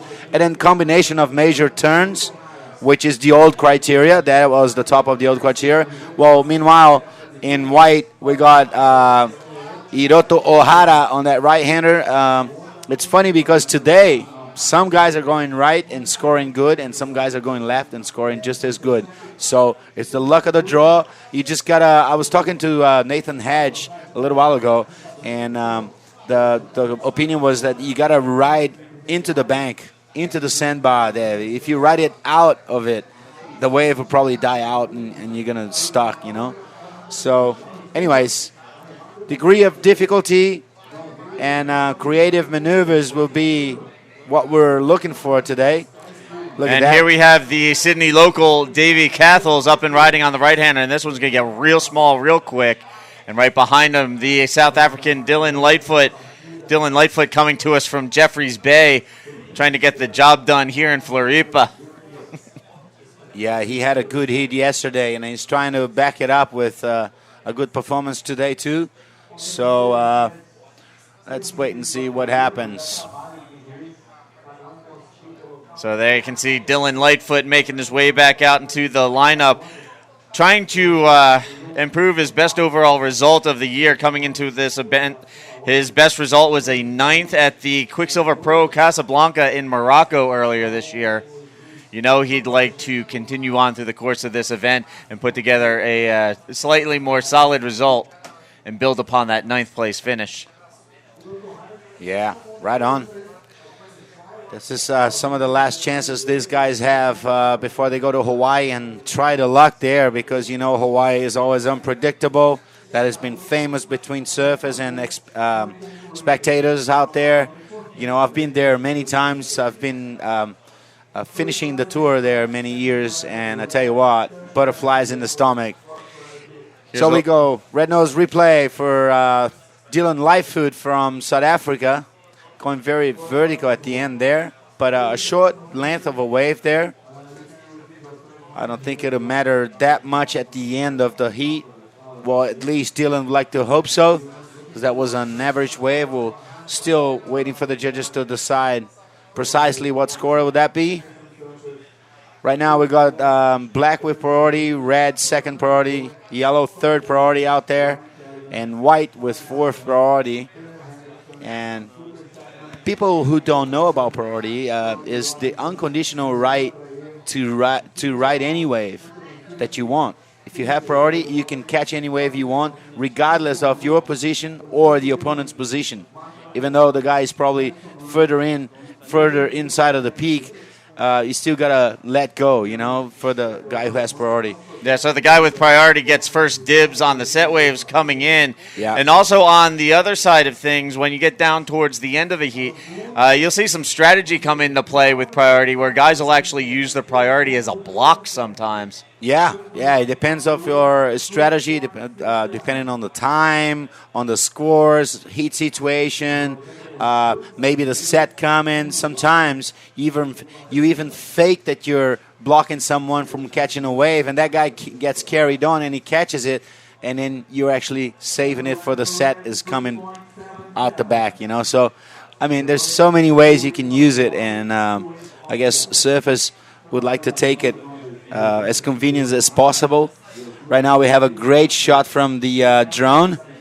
I was just looking outside at the guy that works on that drives that drone, so that's pretty fun. We got here Dave Cathles. Here's a look at one of Cathel's two waves. He's already got two scores on the board, a 3.67, 3.77. Meanwhile, the rest of the guys looking to get their scores in. Hiroto Ohara with one wave ridden, waiting for Dylan Lightfoot's score to register as well. Now just waiting to hear from Ian Gouveia, the son of famous Brazilian surfer Yeah, well, he's got priority and he's got some local knowledge. He lives here in town at Florianopolis Island, even though he lives down the coast a little bit at the eastern side of the island, the central east side of the island, which is Joaquina, Campeche, and Praia Mole and those beaches. We're sitting right now at the north side of the island, so we get more of the north swell. The other night on Canal Off, there was actually a special about the Gouveas. They were showing Fabio cruising around North Shore, supporting his son Ian, helping him to learn the ropes with the tour. They can see some future pro surfers in the making. Yeah. The school kids cruising the scene, getting hooked up with some shirts and stickers, getting to meet some of the top professional surfers on the QS. Those kids are pretty stoked today. Yeah, they're really stoked. They're excused from school, most probably. Having a school break and hanging down the beach to see a little bit of what surfers Friday like field trip. Yeah. Extended weekend. They're probably really stoked. I would be, for sure, man. All right, so some more scores filtering in. A 3.40 on the opening wave for Hiroto Ohara, the winner of the U.S. Open of Surfing earlier this year. Yeah. One of the best results for a Japanese surfer in the history of the sport. Yeah, what a great moment. The beach was full, packed of people, and he's right there, right in the center of the whole scenario. And you win a contest like that. I mean, I've seen my younger brother, Neko, winning that event in the past, and it's crazy. The feelings, the emotions that you go through an event like that, it's crazy. I imagine for the Japanese guy who's been the first one to win it. Japan. During his round 2 heat, I was mentioning Hiroto, one of the more entertaining characters on the qualification series. Meanwhile, Davey Cathel's right back to it. Yeah, he's got some nice little wall in front of him, a combination of 3 nice pocket turns there. He's racing down the line to get some more action. Nice little snap there to go through. So he's still getting some speed going right to the end part of the wave. On the north side of the tower here, the camera kind of missed it right at the end. I guess Dave Cathell is looking for a good score right there. Huh? There's a combination of good turns at the start of the wave. Yeah, Cathel's really going after it, and he's been pretty busy compared to what we've seen from the rest of the field so far in this heat. Yeah, and we also had a wave of Ian Gouveia. That's Ian's first wave, son of Fabio Gouveia. A couple of nice off the tops there. Nice cutback re-entry. He's going to the inside right now. It's another cutback, trying to hang on to the section, see if he can find some other action here. But that's about it for Ian Gouveia. That's his first wave. Welcome to the contest, Ian. Now, given the history of Brazilian surfing and the groundbreaking performances that you and Fabio put forth on the world stage, you've got to be pretty stoked to see, a next-generation Gouveia out in the water giving it a go. Well, I tell you what, it makes me really, really stoked because if I look back at my career and Fabio's career, which was my great partner for all these years, if Fabio's watching right now, I'd like to say hello and send my best wishes to him and his family. And it's great to see that what we've done, it was worth it. You guys created a legacy here in Brazil. We started something that somebody else picked it up and kept going and carried it to the next generation. And right now, it's like Brazil relies so much on these results and these kids that it's so great to see that we created a good idea, people follow it, and now they're actually succeeding. That's a replay of Dave Cathel's wave. That was probably the best wave of the heat so far. We're getting a 6.87 for Dave Cathel, so he's in the driving seat right now. And here we have a look at Ian Gouveia getting on the board with his second wave of the heat. Takes a quick look and quickly kicks out the back. Just in and out for Ian Gouveia. He's actually pelling from the back of this race. He had a later start on the heat with an average wave. It's going to still up to come here, but trying to find a rhythm probably with 15 minutes to go. I mean, just under 16 minutes to go. He's probably trying to get the rhythm, and when waves are like small like that, you got to sort of feel your board a little bit better before you can actually perform your 100%, So counting down to the halfway point here in this 30-minute heat 3, round 3. And at the moment, it's the Aussie from Sydney, Davey Cathel's leading the way. Currently in second spot, Hiroto Ohara. And Now moving up into third spot, Ian Govea with the 4.50. Only a 0.37 on that second wave, but his overall combined total is enough to move him into the third spot. He's only 1.50 away from taking the second spot from Hiroto Ohara, so he just needs another decent wave to help improve his situation. Meanwhile, that bumps Dylan Lightfoot down to the fourth spot. Again, only needs a minimal score, so things are pretty bunched up right now. Very close, very low start heat. Surfers are neck to neck, trying to find a slightly better wave. And it's all a matter of wave selection today. It's even more than yesterday. If you look at the perspective of the surfers out there, they're all trying to find the last little push on the inside. Whoever gets like 2 turns on the outside and followed by another turn, maybe on the inside or in a connection to the inside. There you go. You got a score over 7. Just got to keep those turns really tight and fast and expressive, and you get a couple of those waves, you're done. Because not many people are doing that today, you know. And there you can see on screen the score breakdown right now. Lightfoot with the biggest disadvantage. He only has 1 wave to his name, and here we have Hiroto Ohara taking a look. Yeah, well, yellow had priority, but Hiroto is just taking his second priority right now, using it with a couple of nice little re-entries off the top. Another one followed by vertical off the top at the end. Pretty decent wave for Hiroto. Yeah, again, Hiroto winning the U.S. Open earlier this year. Comes to us from Chiba, Japan, where him and his sister have been making a pretty good mark in the world of competitive wave riding. Yep. His sister, Sari Ohara, actually was in the running for the Women's World Tour title in bodyboarding. Wow. And ended up in the top third. He pulled off the win at the U.S. Open of Surfing, so the Ohara clan has had a lot to celebrate this year. Yeah, for sure, man. And I know I've seen Hiroto just going down the beach with his coach, and I've surfed up against his coach many times in the past. Suji Kazuya had many heats against that guy. Great character, great person, great surfer from Japan. Well, looking at Hiroto, he's just going berserk on backside, and if you look at the scores, he was in second place because he had 2 scores. Because the other 2 opponents in third and fourth place already had a better wave than what he did, even though they had only 1 wave ridden. He's trying to back it up and try to replace probably a 2.6 for something a lot higher than that. Well, he's gave his best on it. Yeah. And there's not much you can ask for on a wave like that. I tell you what, seeing the replay in slow motion, yeah, it really gives you a good idea of what these guys are doing technically. Well, we got Ian Govea here racing down the line. Got stuck there. Well, Dave Castle's just out the back, quickly in and out. We got some good scores coming from Hiroto Ohara. It might change the whole thing here. Probably the highest scoring wave of the heat so far. Let's see what happens. One more judge to write it down. And here we have a set. This looks like one of the bigger waves of the day coming in right now. Yeah. And it's going to be Lightfoot up and riding. The wave actually looks a little smaller with him. Lightfoot, a very tall surfer. Tall guy, yeah. Taking advantage of the bigger set wave. But I guess he kind of got stuck in the middle of that wave and it closed out in front of him while Hiroto Ohara is trying to get a connection there to see if he can get a last little push. 1, 2 with a slide tail. Couldn't quite control it. But fortunately for him, he dialed in a 7.67 on his previous wave.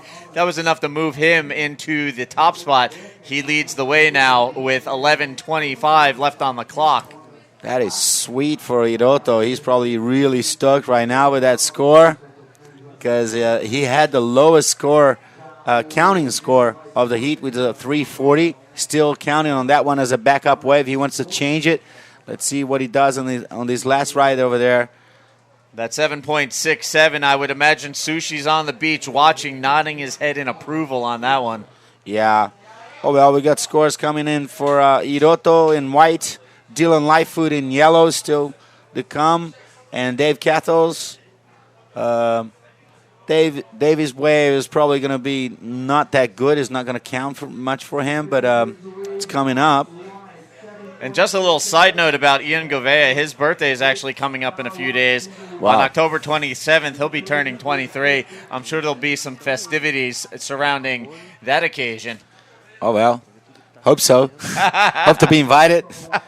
I know Fabio's famous for his family barbecue he does, and like I to be can only there. imagine. Yeah, right on. If there's one thing Brazil knows how to do in style, it's barbecue. Yeah, it's in our blood, mate. Honestly, if you ever come to Brazil, people, churrasco. That's the only word you need to know, churrasco. Yeah, that's for sure. Well, that's a great picture from the Kona structure here. We're sitting right on the right end corner here, just behind the backdrop there where you do the interviews.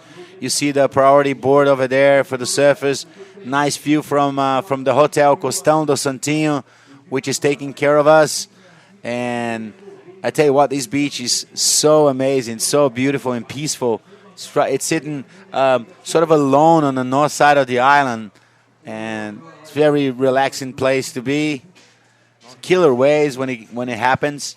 I tell you what, from the places I've been in Brazil in my time living down here, the beach here at Praia do Santinho, one of the cleanest, most serene beaches I've been to so far here in my time in Brazil. It is a very serene place where you can come and read a book and walk down the beach, maybe play soccer with your friends. It's definitely more low-key than Rio. Oh, definitely. Definitely. Totally opposite. Different scenario for sure. We got cameras pointed to the surf, and there's a lot of, hello, brother. There's a lot of people with an eye on what's happening out in the water. A lot of the sighting heats here for the ratings and for the qualification of the World Championship Tour. That is all part of WSL, the World Surf League.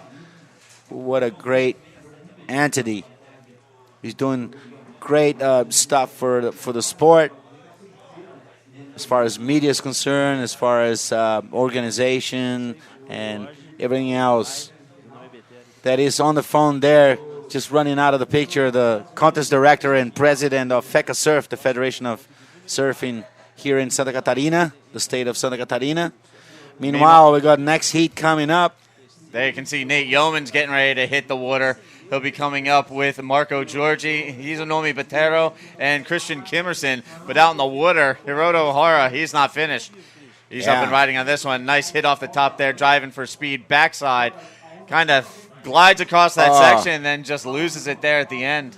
Yeah, well, try to follow his steps. Is Dave Castles right out the back, a couple of vertical off the top. Just trying to reach the inside section of this wave here. Another nice re-entry there. Well, he didn't make the same mistakes as Hiroto, who fell off on that third turn on that wave. He kept going all the way in. And I was talking to Nathan Hedge a little while ago, and that was the left he wanted to get. Well, anyways, Ian Gouveia just doing a little reverse over there. Another tail release there at the end of that wave. Going really fast and explosive. Well, counting down to the 7-minute mark. Gouveia trying to work his way back into things.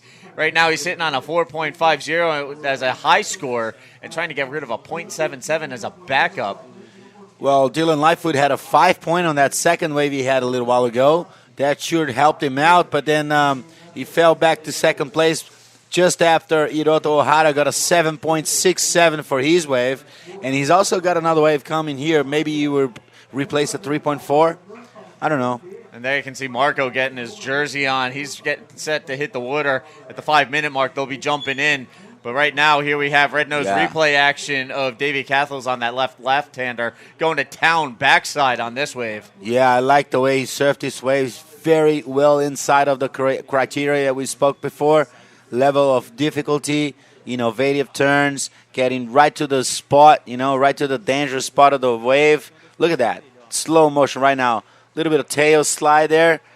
And then I like this turn over here where he prepares a nice bottom turn going vertical off the top, throwing the tail on the back of that wave, gaining control, actually fully in control on this wave, trying to race around that section, and that was well done by David Cathles. He's sitting on a 6.87 after that wave. He might be even leading the heat. He needs 4.41 to get up to first place. Meanwhile, Ian Gouveia needs a 6.15 to get the first. Quickly in and out there. Didn't like it. All right, so 5:35 left on the clock. Still waiting for some scores to drop. At the moment, Hiroto Ohara leads the way. David Cathel's waiting for the score on his last ride to see how it switches things up. Meanwhile, Dylan Lightfoot currently in third. Ian Govea trying to climb the ladder out of fourth into an advancing position. Well, if you look at the scores here, Steve, everyone is lacking a second backup score, even though you got a little decent score on your shoulder already. Everybody else is, lacking a second score, and that's what Hiroto is hoping for these last wave to be. Also, David Cathels. Even with Hiroto Ohara, he's got that 7.67, but with that 3.60 as a backup score, he's leaving the door open for somebody to jump ahead of him. There is a gap there, and let's see if Dylan Lightfoot and Ian Govea will be able to grab it. Yeah, right now Lightfoot has first priority, and Hiroto Ohara with second priority. So we'll see how it plays out. Hiroto could use this second priority in a strategic fashion if need be. Yep. In the other hand, I spoke to the contest director and the head judge, and we are going to the end of this round today. And we actually seen the waves are getting a little bit bigger, and it's the best time it's been all day. That was said by one of the surfers in the previous heats. He's been out there. He won his heat. Obviously, he liked it. Yeah, Kanoa had a pretty positive mindset coming out of the water. Obviously, he won the heat, but he was overall he was really positive and upbeat about things. He had some good things to say during that interview with you. Yeah, he's really connected. But guess what? We got scores here. David Cathels, just as we watched Hiroto Ohara on his last left-hander, hoping that was a good score. Just that's inside of the highlights of this heat. We got an 8.17 for Dave Cathels on that last left. The best wave of the heat. He's really stuck because he's backing it up with a 6.87, Steve. Wow. Yeah, so that changes things. Cathels the first, Hiroto Ohara second. Dylan Lightfoot in third with priority needs a 6.28. Ian Govea currently in fourth, chasing after a 6.78. So now Hiroto Ohara goes from leading the way to having to fend off the third and fourth place riders, and there you have Ian Govea moving into third, and he only needs a 4.95. Well, 3 minutes left on the clock. Hiroto Ohara needs to watch his back because he's got a Brazilian coming fast and furious looking to take that advancement position. Yeah, very explosive surfer, Ian Govea. He can take it out of the head anytime you want. It just needs a wave. He got into the fighting spot with a 6.33, and that's very challengeable. That means he only needs a 4.95 to get back to first place. I mean, but to qualify in position for the first time in a heat. And there you can see out in the water, Hiroto asking for a situation update out in the lineup. Yeah, well, Ian's problem is that he's got fourth priority. He needs to wait for three guys to select the wave before he can actually choose any wave he wants. Otherwise, he'll be catching the leftovers. Yeah. So right now he's the low man on the totem pole, so to speak, with the priority. But he hasn't got such a bad best wave. It's 6.33. It's a decent wave. If he can back it up with another high score with about 2 minutes to go, he just close the door and leave no time for the rest of the guys, to and it wouldn't be the first time we've seen somebody sneak off on the inside with a little wave that decided to stand up and go to town on it. Yeah, right now, with priority, Dylan Lightfoot in yellow is in fourth place. He can choose any wave he wants. He's not out there in the screen right now. He's probably further south a little bit to the right. Well, Ian Govea saw something here in black and is pedaling furiously to the inside. He knows time is taken away. Let's see what he finds there. Surfer in white in second place. He's just given enough space to be close enough to actually steal that wave from Ian, because he's got second priority, so he has more priority to catch a wave than Ian. That means if Surfer in yellow doesn't like a wave, it means Surfer in white, Hiroto Ohara, has the unconditional right to catch it, even though Ian Govea could be catching it first. And here we go, 55 seconds and counting down. Is something going to roll through for Ian Govea, give him one last shot at Hiroto Ohara, or will the rider from Japan hold on to advance on to the next round? And you can't forget about the South African sitting in fourth with priority. He needs a 6.28, a totally doable score. Yep. So, time ticking down, 35 seconds. Well, let's see what's going on here. I think Ian found something on the inside there in black. 9 seconds, 29 seconds to go. All he needs is a 4.95. How frustrating is that? And I was about to say the big factor is going to be Mother Nature. Is she going to offer up the goods or just shut the door? And unfortunately, it looks like she's going to shut the door on Ian Gavea with that one. Well, he's on the inside. There's 10 seconds to go. He's pedaling for this. Well, this is Red also up and riding on the wave out the back. Ian's sitting a little bit further in. And I saw him in position. That's him there. He's riding the wave. He's really spewing. I hope that boy didn't come on top of him. Wow, that was dangerous. You could tell he was kicking that thing up in the air in frustration. Yeah, but man, he's lucky he didn't catch a nose of the surfboard in the head. He's so disappointed on that. I mean, oh man! Even though they got 5 more minutes than yesterday to ride a full heat, it was not enough. Well, meanwhile, we're going to go to a quick break, and we'll be right back with more action of the Red Nose Pro 2015. See you.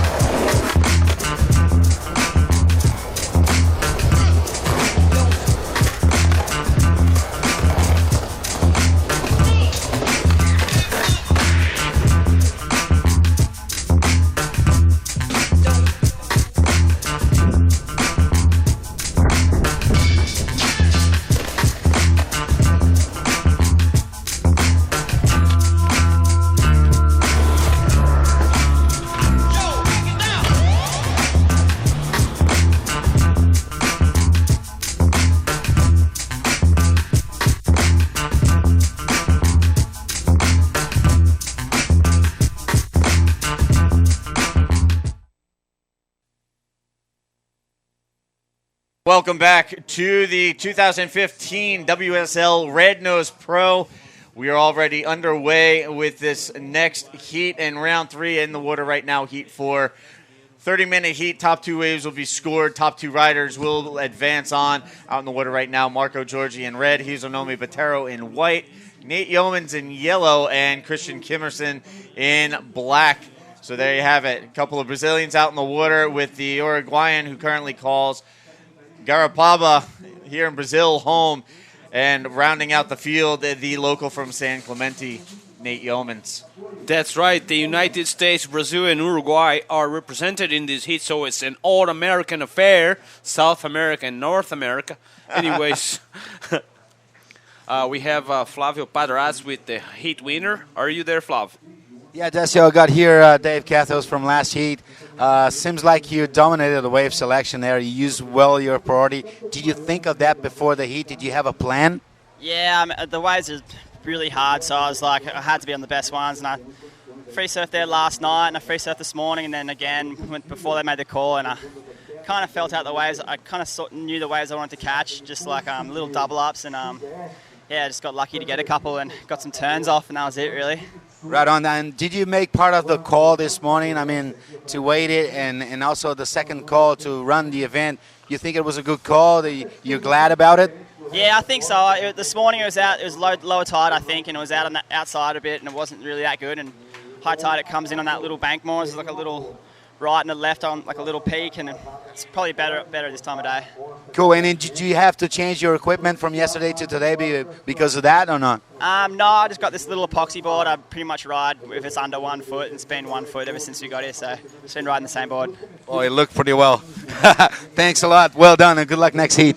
Well, guys, equipment is not changing much, but you see those epoxy boards repeating here at the interview. So I guess it's the right call for today, isn't it? That's right. Thanks, Flavio, for the interview. Congratulations on the heat winner, Davey Cathos. We just watched red surfer in red, Marco Giorgi from Uruguay, riding his first wave in this heat. The other surfers haven't caught a wave yet. We have a replay now. That's Giorgi right there, pedaling on the left. He goes. He hops his board, goes for a little floater over that section, then snaps it off the top, going backside. He tries to hold on, but couldn't quite make it. And that was Georgie's first ride. Judges have already scored him, so he was awarded 3.17 for his efforts with 25 minutes, 50 seconds on the clock. He is leading this heat. Yeah, Decio, this is Flavio back here in the booth again, replacing Steve Jackson. Wow. We just went for a little break, a little walk around. Lightning bolts and lightning Flavio. Yeah. Jeez, he's quick. Oh, well, we had a first ride, and for people who don't know about priority thing, we got 4 surfers out there, and there's no priority, okay? It depends of who's catching the wave. The first guy who catches the wave, he gets in line with 4th priority right now. All 3 other surfers have first priority, like this one out the back riding right now in black. Couple of explosive turns there. Christian Kimmerson trying to gain some speed to get on the inside and find another turn. Well, he's got bonus there with another tail slide at the end. Looking pretty happy with his score. Maybe he gets a little extra bonus here right at the shore break. Wow. Amazing. Do you feel lucky today or what? Wow. Anyways, I was telling Surfer in Red had the first wave, so he gets in line for first priority as soon as everybody catches a wave. So before everyone catches a wave, a priority will be with the last guy to catch a wave. There it is. Georgie with a quick in and out. Quick in and out. He had 3rd priority. Now he has no priority until he gets back out there. So he goes back to 3rd priority because surfer who's caught the other wave, Christian Kimmerson, hasn't got there yet. He's up and riding again. That's Marco Giorgi trying his luck on a little right in the middle section. He tries to go with it. It's a very mushy wave. He hops through that section, trying to get something going there. He floated over that section, and we couldn't see the rest of his ride. That is heat 4 of round 3. We have 24 minutes remaining. This is World Surf League Red Nose Pro 2015, a QS 6000 event. Yep.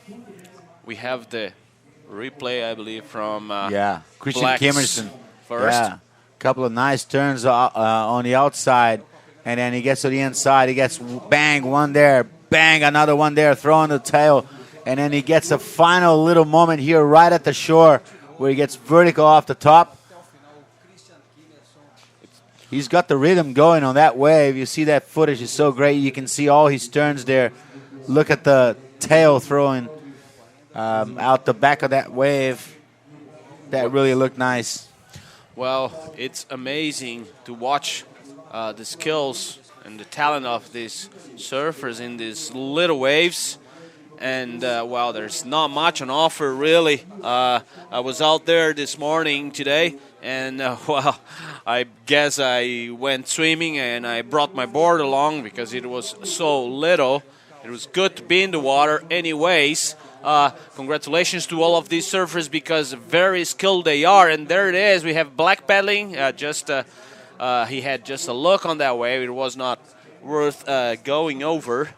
So Marco Giorgi leads the way. He's got 2 scores already on the board, and the judges haven't clicked in. Christian Kimmerson, now they start to type his score for his first wave. I believe he's going to lead this heat after judges have done their job of typing.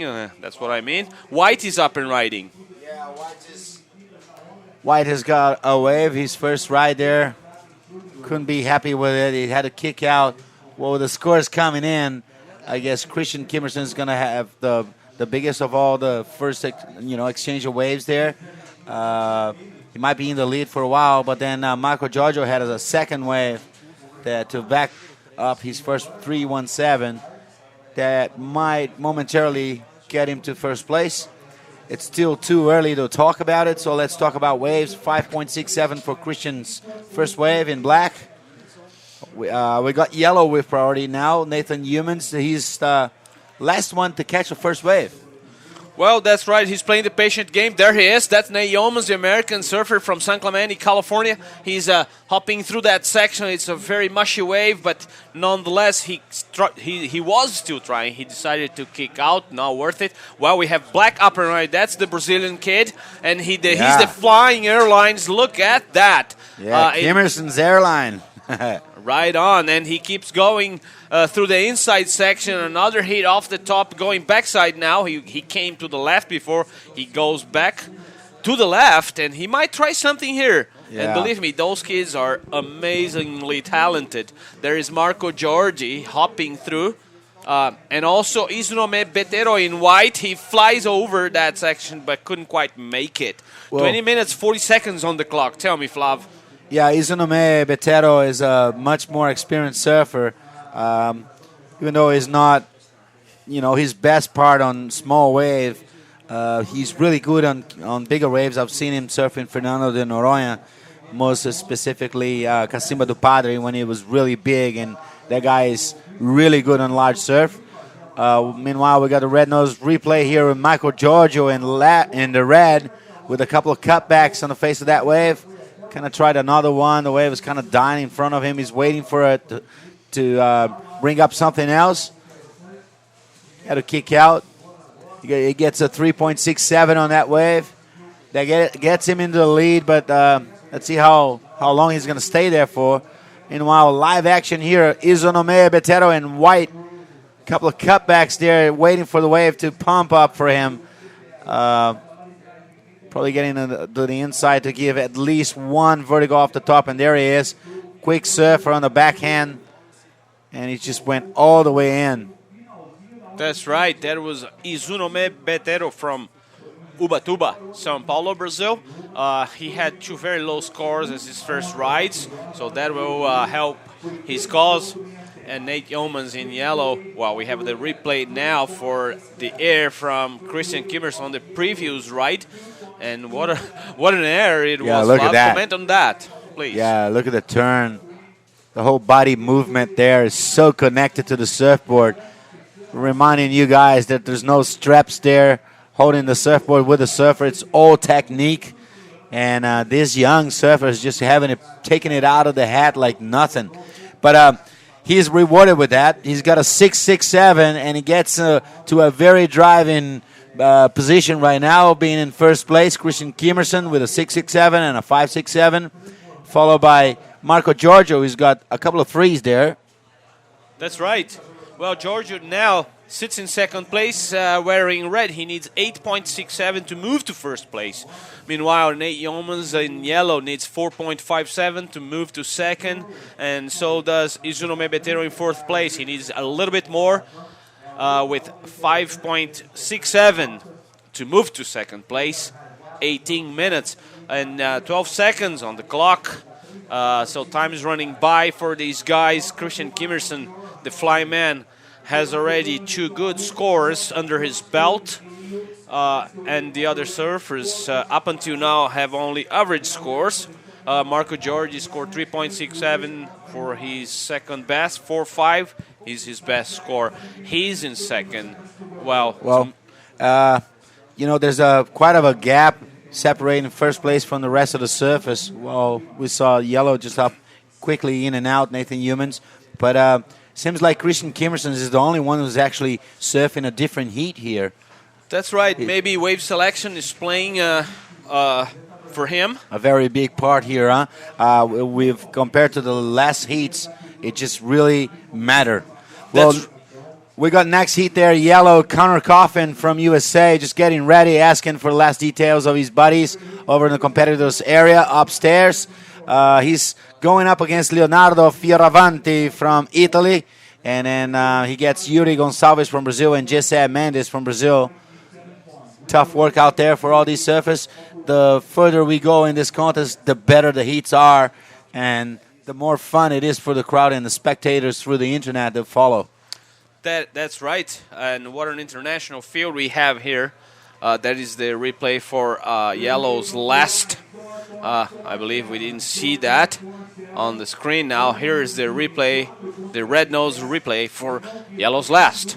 It looked like a very different kind of board he was riding. You see the thickness in the middle of the board. It's kind of more than what you see the rest of the surface riding. And then, in the other hand, it looks like a very short board and very thin on the tail and in the nose. And I don't know. It's a tall guy. He's going really fast on small waves. You got to consider that, you know. Yes, it's wider too. I was checking that board before he pedaled out, and it's wider. It's 19 point. Well, funny situation right there. Live action. Red had priority. He almost went for the wave, but he decided not to go. And Surfer in white kind of took the chance to have a look at that. Oh, let me take a look. There's no more 10 wave limit like it used to be, so I can catch as many waves as I want. And he just went to have a quick look to see if that wave was going to reform for him or not. That's right. Situation is still the same in this heat. We got Christian Kimmerson leading with a comfortable 12.34 total. Marco Giorgi follows behind in second place, but Marco needs 7.84 to move to first place. Well, we got action here. Paddle race for position here. Red has priority. Didn't want it. White again is having a look. He's only got fourth priority, so nothing to lose there to go paddle for a wave. He's not going to lose anything. And I guess that set kind of went through in a different position out there. So surfers were out of position, couldn't quite catch it. See if they can catch the second pulse of the set. Yellow is having a look. He's got third priority. He's using it. He's racing down the line. He's got wall in front of him. One turn. Couple of re-entries already. He's going for a third one. He's got some momentum going here. Really fast down the line. That's it for yellow. Nathan Humans. That's right. From USA. Well, Nathan, as Flavio mentioned before, is riding a different board. It looks like a small board with more volume and a little bit wider. So adapting to the conditions right now, because conditions do have changed from the previous days. We had a good northeast east swell. Now the swell is coming from southeast. There's the replay for yellow's last, riding that specialized board. I believe it's a Matt Biolo's shape Mayhem, and he's trying to squeeze everything he can out of those little lefts. Yeah, well, he needed something because he was sitting on a couple of twos. He needed to get something better. Also, this guy needs something. He's on a Meia Betero. He's having a look at his left-hander. He's racing down the line. He's got a floater going. He went around the section. He's racing even more to see if he can maintain himself on the track of that wave. Quite a few turns coming from the back. A bit late on a couple of turns there. But well done by Surfer in White, Izonome Betero. Well, Izonome is trying his best on those little waves. He's not a short man. Izonome is quite tall. And comparing his size to the waves, it seems like, I don't know, he's trying his best. Yeah, well, he only needs a 3.71, so, even though he might even consider that wave is not going to count on his totals, he will consider to be ahead of second place just in case surf goes flat, something happens, he's already in second place. That's pretty much what everybody will do out there. That's right. Strategy will play a big part in the results today because, Mother Nature is not cooperating much today with this swell, especially coming from southeast, southeast, and the wind is also south, so it's side shore, not even offshore. But yeah, if you consider that, Dacio, if you sit out there on a cold water day, you start to freeze your thoughts. If you wait too much for a wave, you might, get too nervous with the time counting down for you and the water getting cold and the wind on your face, and you start thinking too much out there. You lose control of your moment, and there you go, the heat is gone. That's right. That doesn't matter for Marco Giorgi. He's up and riding on that left. He turned now. He's going right. He hits it off the top, releases the tail, and rotates his board there on the inside. Only one move really on his wave, but nonetheless, we were watching to the comments of Flavio Paderaz, a legend himself on the World Tour. Flavio is a former CET competitor and a twice world champion, the qualifying series. So I'm listening here to the experience itself. Well, we got Yellow up and riding right now, racing down the line, and we got a score coming up for Yellow for his wave before this one, and it should be a good wave, and it should get him to the qualifying position. So he needed a 5.6, and he gets a 6, jumps right into second place, throwing Marco Giorgio back to third, needing a 4.08. That is him right there, trying to see if he can do it on this tiny little wave here, going left.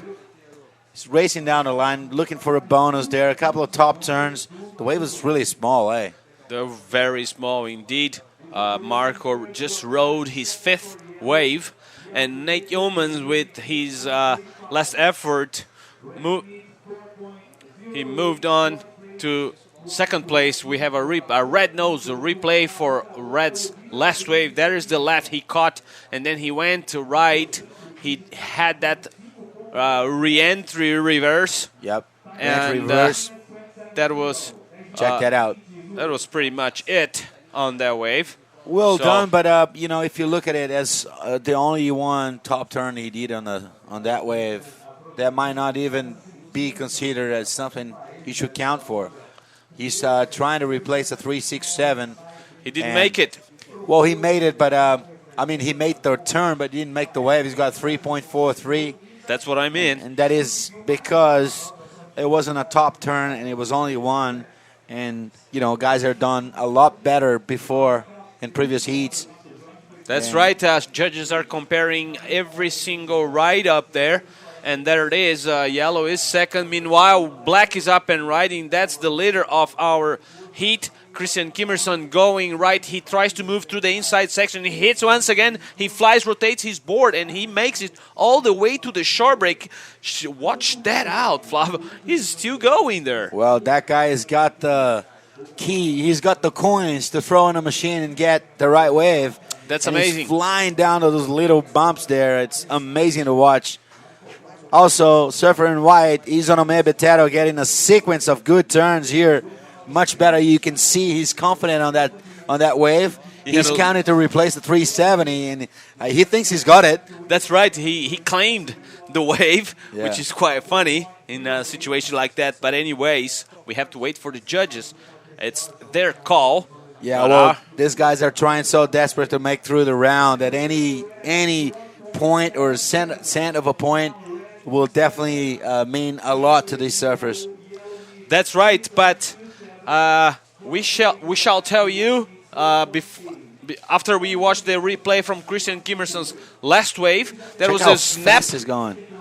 It's amazing how fast he's going, huh? That's right, and there it is, the reverse on the inside section. Then he goes to the shore break and tried for another turn, and he made it. Whoa. So wait for a big score there.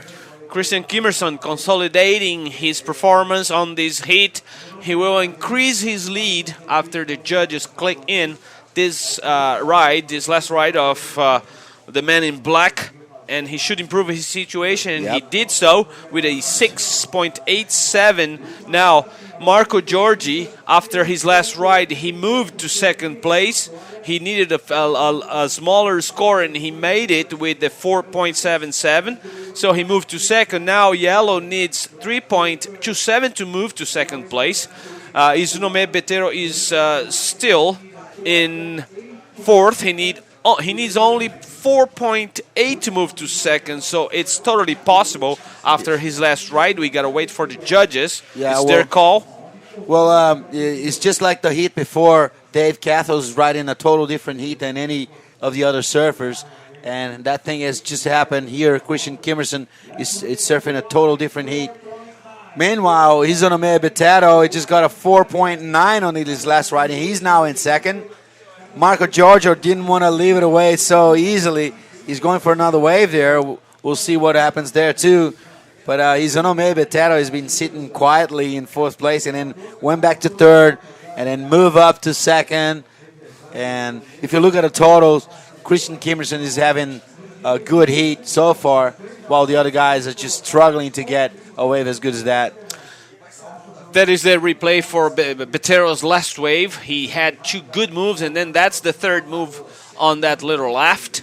That's the floater he did first, and then he pumped his board for more speed, and then he did this stop turn. Quick snap there on that left. I like that. Very And then, tight. Yes, he jumped for another re-entry there on the finishing section of that little wave. Yeah, And he's then- a tall bloke. It's hard for him to ride such small waves. That's right. That's the image on the screen there from the drone. What an amazing job these people have done here at the Red Nose Pro 2015. We have a lot of cameras here, and the drone is capturing everything that is moving here. Well, we hope to see more swell moving in, and so do the surfers waiting for the waves. Well, you see, Yellow has got priority right there. He's sitting. He was having a little move there because there's a set coming in. He wants to be in the right position, not to miss it, and he definitely needs it because even though he's sitting in 4th place, he's from the 3 surfers that are not in 1st. The one who's got the best score, so anything can happen. He only needs 3.37 to get the 2nd place, and he's looking closely. He's got 5 minutes to go. See what he does here. We got Red having a look. Well, he's up and riding. That's Marco Giorgi from Uruguay. He's moving on that left quick snap there.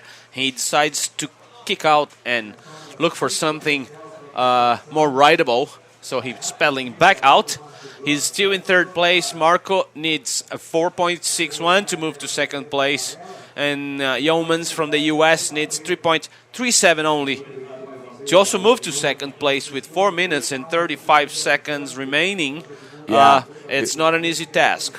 If you look at the board there on your top screen, Humans has got a 6. If he gets a 490 like it is, Hizo Nomea Betero has got, he'll be clinching that 2nd place easily, man. And there he is right now going backside. Oh, he's desperately trying to maintain himself on his wave to see if he can get a little bit better than a 257. Well, What a close call, eh? He needs a 337. I would hate to be a judge right now. I can only laugh about it, and I'm so sorry for the surfers out there that have to go through this. But it's the window we got for this event, and it's actually getting a little bit better by the set. While Michael Giorgio gets some rhythm going here on the right-hander. Nice sequence of turns there. He definitely is gonna love this wave compared to like what he got. He's got like a 447 and a 490. So he definitely would like to be much better than that. And that right-hander kind of showed him that he could be. That's right. Wow. He needs a 461. I mean, you look at it, 3 top turns followed by a last re-entry there. Could be a good score. That's right. That's the judge's call anyways. It's not an easy task, as Flavio was saying. Conditions are different today. Very small waves.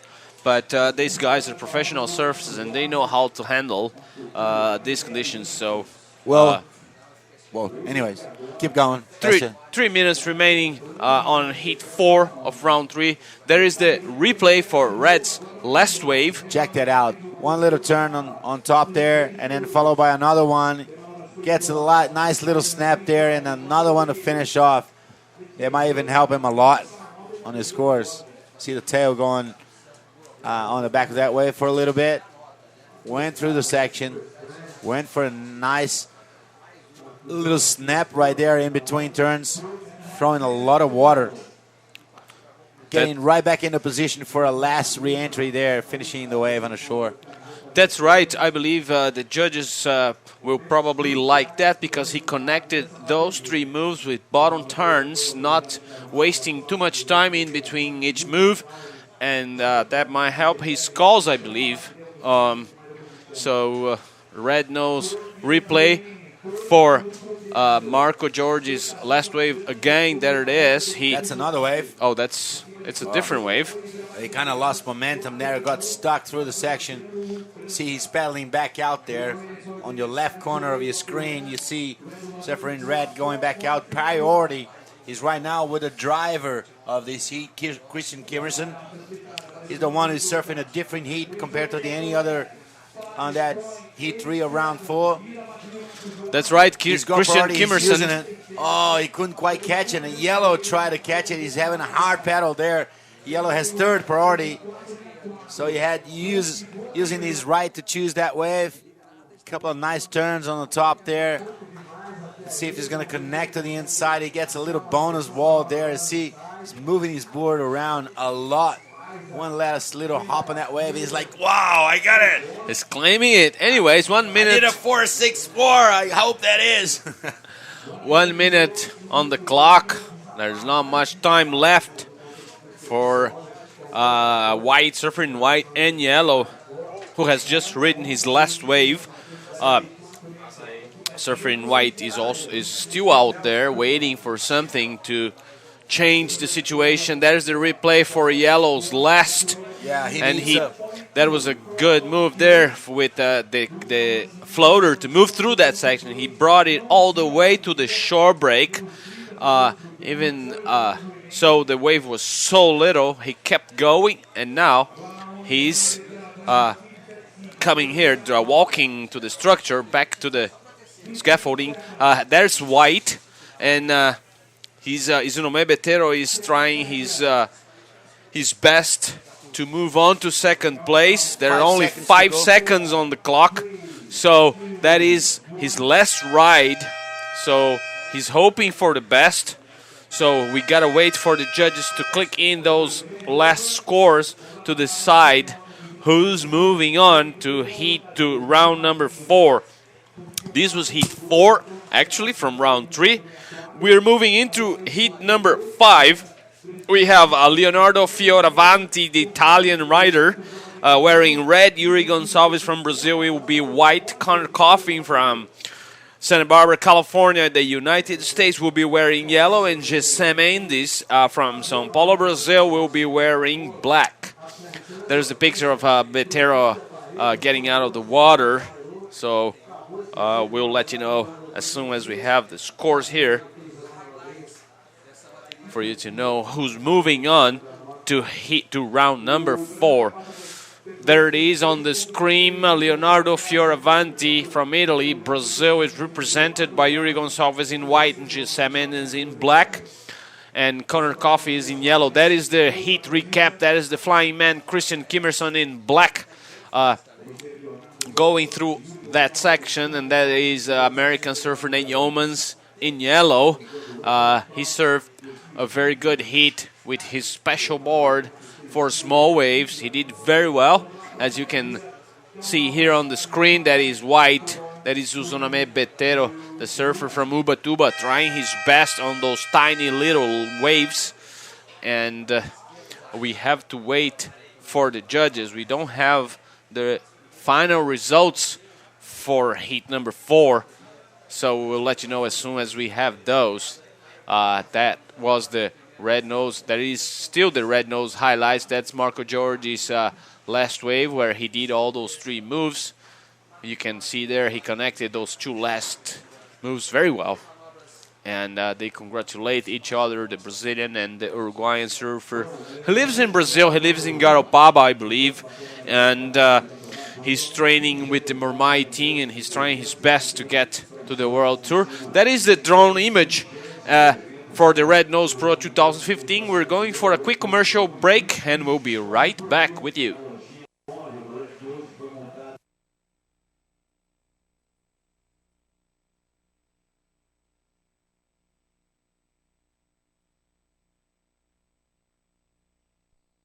Muito recheio? Você pode. Trocar a fritura pelo assado? Você pode. Bordas crocantes? Você pode. Combinações deliciosas? Você pode. Ingredientes selecionados? Você também pode. Escolher entre suco ou smoothie? Você pode. Dar um toque doce? Claro que pode. E tudo isso a partir de R$ 4,90. Agora, chavecar a namorada do melhor amigo? Oh, isso você não pode. Mini Calzone. É gostoso saber que você pode.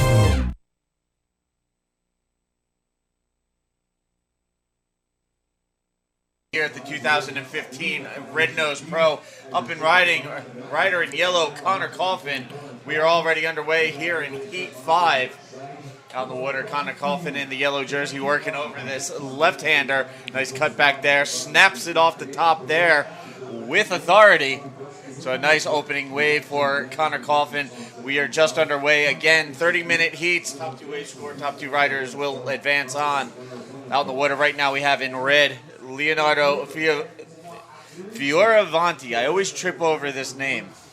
Leonardo Fioravanti in red, Yuri Gonçalves in white, Connor Coffin in yellow, and Jesse Mendez in the black jersey.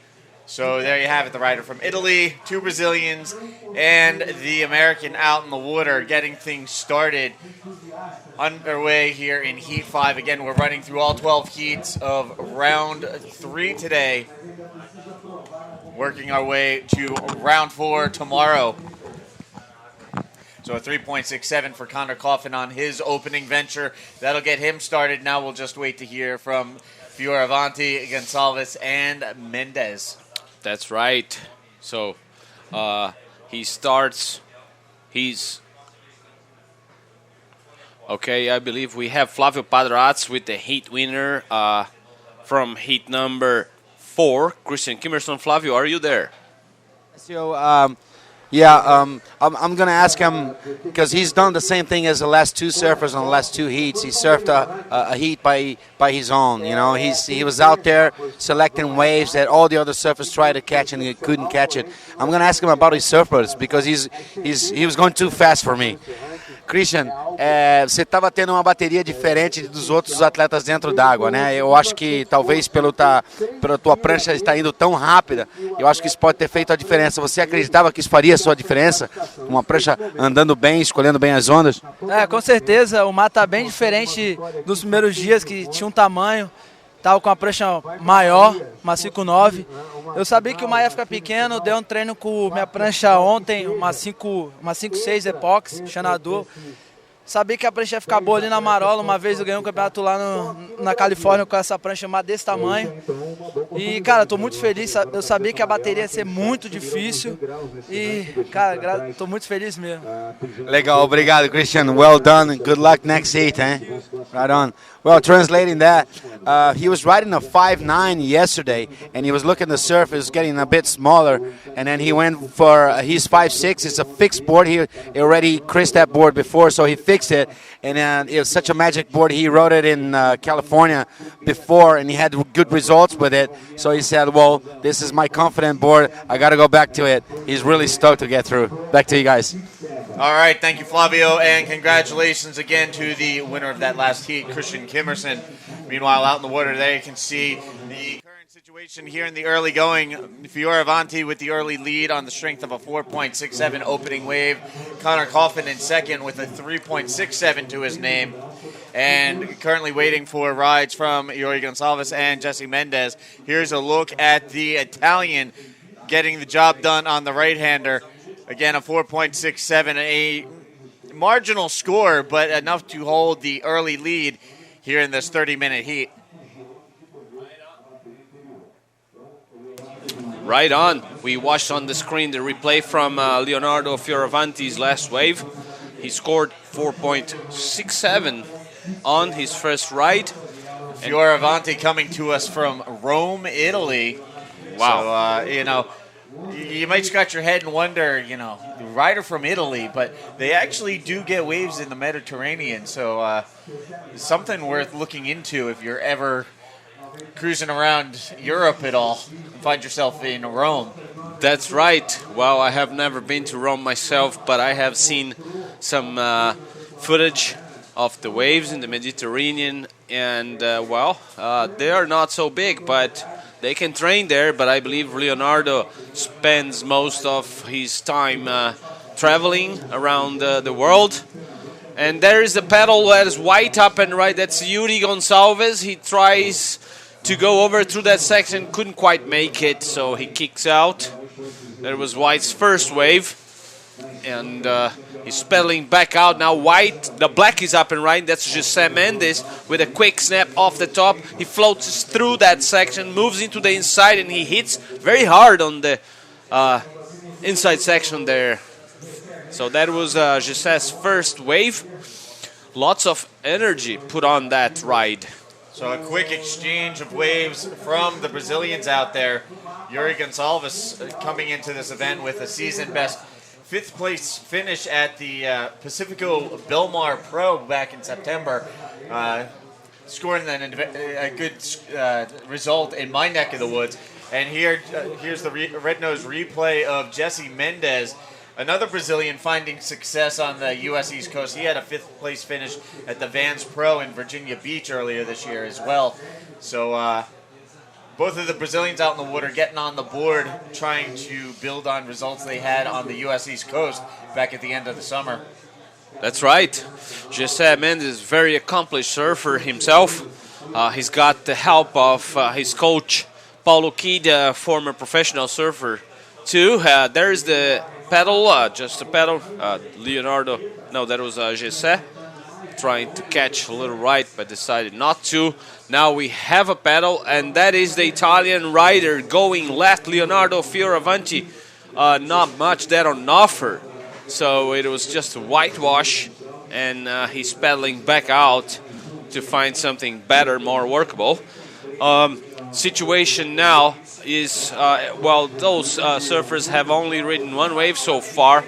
Judges are typing in their scores for Leonardo's and Jesse's last waves, and we'll let you know as soon as we have those. Meanwhile, we will have round 6 coming up. Paul Cesar Distingué from France, Dimitri Ouvray, I believe he's a Frenchman too, Santiago Muniz from Argentina, who lives and resides in Brazil, Thiago Camarão from Brazil too. All right, so they can see 21 and change left on the clock. Fioravanti leading the way.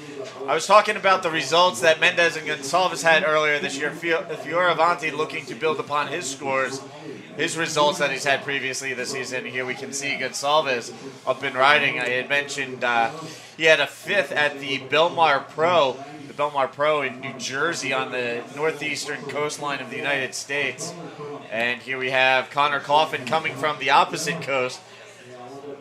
Connor Coffin coming to us from Pasadena, California. Wow. Anyways, I believe he resides in Santa Barbara. Connor pedaling back out, trying to get a good score and move on to round number 4. This is round 3. Just to remind you, this is heat 5. We are running 12 heats today, 30-minute heats, a little bit longer than yesterday. Conditions have changed. There is the replay for Connor's last wave. Quick off the top, going backside. He brings his board all the way to the inside, but decides to kick out there. That he will probably get an average score for that. There wasn't much on offer. Anyways, they all have a ride now scored. Jesse Mendes might lead for a little while with his 5.73. That's the best score of the heat so far. But other surfers have caught another wave, so they have 2 waves already under their belt. And the results are now Leonardo is in first, Jesse is second, Connor Coffin in yellow is 3rd place. He needs 2.07 to move to second, and Yuri Gonçalves sits in 4th place. He needs 4.41 to move to second. All right, so just taking a look at the scores, what we've seen so far. Moderate action out in the water in the first third of this heat. Fioravanti getting the early advantage, as my cohort here, Decio, was talking about. Right now, Leonardo Fioravanti sitting on that 4.67 opening wave, now trying to get rid of a 1.33 as a backup score. Waiting for that second score of Yuri Gonçalves to finalize from the judges, as well as the second wave from Connor Coffin. Jesse Mendez opening with a 5.73, still waiting for a backup. There you can see the needs of the riders out in the water as Coffin dials in a 4.67. That bumps him to the top spot. That bumps Fioravanti to second. He now needs a 3.67 to reclaim the lead. Meanwhile, he's trying to fend off Jesse Mendez, who only needs to take off on a wave, really, to improve his overall combined score. And Yuri Gonçalves sitting in the 4th spot trying to find a 4.68 to put to his scorecard. That's right. Well, the situation now, let's watch this first. That is white, quick in and out for Yuri Gonçalves. So Connor Coffin has had his second ride clicked in. It's a 4.67. He's leading this heat right now. Fioravanti is in second. He needs only 3.67 to go to first. Meanwhile, José Mendes wearing black is in third place. He needs 0.27 to move to second place, and Yuri sits in fourth, needs 4.44 to go to second place. As we were talking before, Leonardo Fioravanti comes from Italy, and 2 years ago he was in Gioacchino for the World Pro Junior with a bunch of Europeans, and they had their coaches and everything, and it was so nice to see all those Italians and French and Germans and Portuguese people competing here in South Brazil, and now they are all successful professional surfers battling their way to the elite level of the World Surf League. And here he is trying his best in the Red Nose Pro 2015. So congratulations to all of these Europeans, not just them, but also the Japanese and South Africans, Brazilians, and all surfers from Indonesia. It's amazing how surfing became an international sport with surfers from all over the place, Costa Rica, South Central America, everywhere. So it's a great job from the World Surf League to get to all of these countries. Girls cruising around representing Red Nose, showing off the Red Nose hoodies and T-shirts, handing out some stickers, and stoking out the Groms down there. You know, while I was away taking a quick little break, I went to grab myself some acai, and Kanoa Algarashi was down there and just got swarmed by all those school kids. He was there ordering a mini calzone from the food truck and getting some acai, and just a mob of kids down there asking for autographs and photos. It was really cool to see. And the best part of that, Kanoa was all smiles going about doing it. That's nice. It's amazing to see how surfing became a popular sport all over the world, especially here in Brazil. Well, we all know, those who are watching us, the world champion right now, the current world champion is Gabriel Medina, and they are competing in Europe right now. They are surfing the Rip Curl Mosh in Portugal, and I believe they had the first day of competition today, and we were here waiting for a call to start the event, and here we are with 15 minutes on the clock. This is round 3, heat 5. Connor Coffey is leading the heat in yellow. Fioravanti from Italy is wearing red. He's second right now.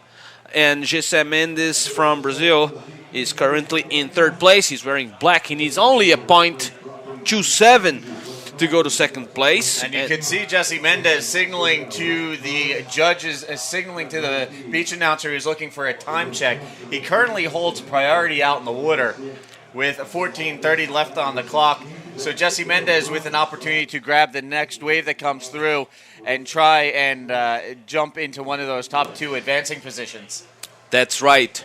And what an improvement that was. The 4-man heat priority system they put up with.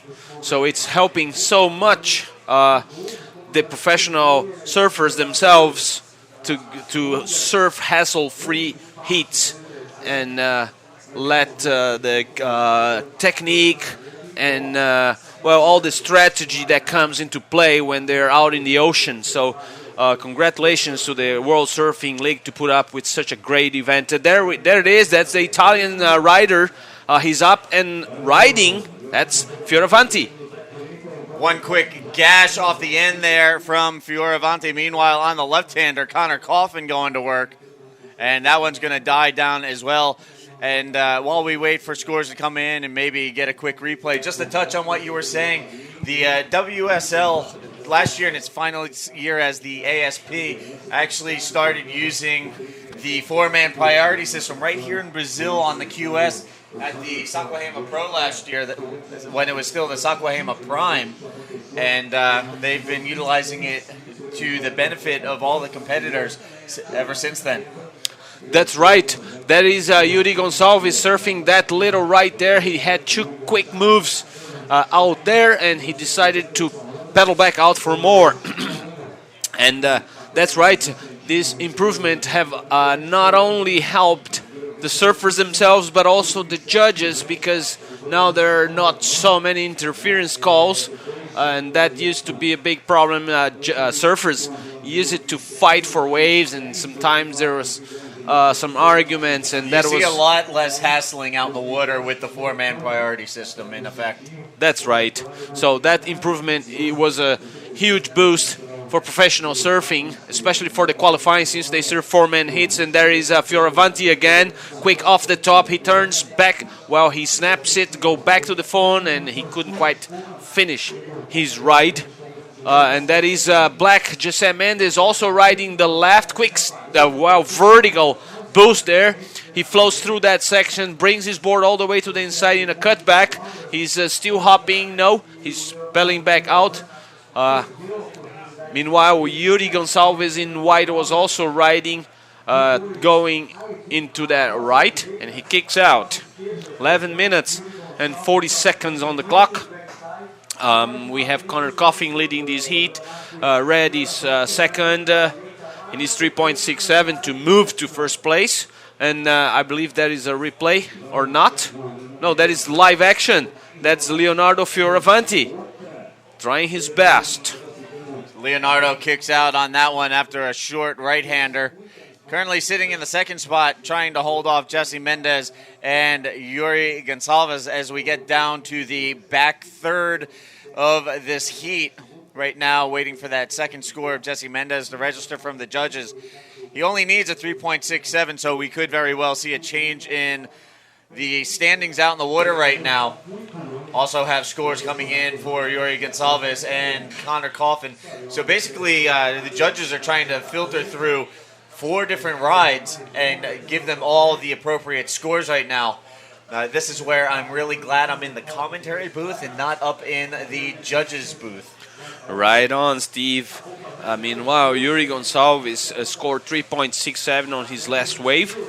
It didn't change much. Now he only needs 2.34 to move to second place. Meanwhile, Black is up and riding. That is José Mendes with a quick snap to start off his ride. Another quick, strong move. He keeps hopping in through that section, and he makes it the re-entry, so he finishes off his ride. That is Connor Coffin also riding in yellow. He hops through that, flows through that little section, and snaps it off the top. Comes back again, another snap, going backside. That's the third move. Fourth. Wow, he's going very well indeed. That's Mr. Coffin in yellow from the United States. That is going to be his fourth ride.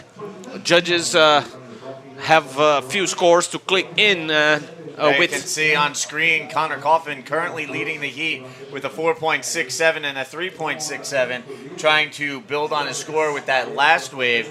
And earlier I was talking about results that the riders have had through the course of the year. Connor coming into this event with the best result in 2015, finishing 5th at the Cascais Pro in Portugal. Meanwhile, here's Jesse Mendes, who has a pair of 5th-place finishes to his name so far this year as well, trying to add to that with a solid performance here at the Red Nose Pro. And here we have the Red Nose replay in slow-mo. And there you can see Jesse snapping it off the top, popping the fins out the back on that one. And a nice little left-hander here for Jesse Mendes. Jesse also living in Guarujá, Sao Paulo. So the Paulista doing some work out in the water. That's right. You can see there on the screen as José Mendes was finishing his second wave, a very well-ridden wave, I should say. Connor Coffin was pedaling for his 4th one. And after the judges type in those scores, I believe Connor will consolidate his lead. Maybe not, because Fioravanti scored 4.07 in his last wave, moved on to first place. Now Connor needs 4 6.07 to move back to first place. Connor sits in second right now, but judges still have to type in his last score. That was the left. We watched him coming all the way to the inside with 4 or 5 moves. So those were very good moves, I think. And also Gessé Mendes rode his second wave, and I believe judges will also like that, and that might change the outcome from this heat right now. So seeing some back and forth with the positioning out in the water in this last 10 minutes of this heat. Coffin to first, Fioravanti back to the top spot.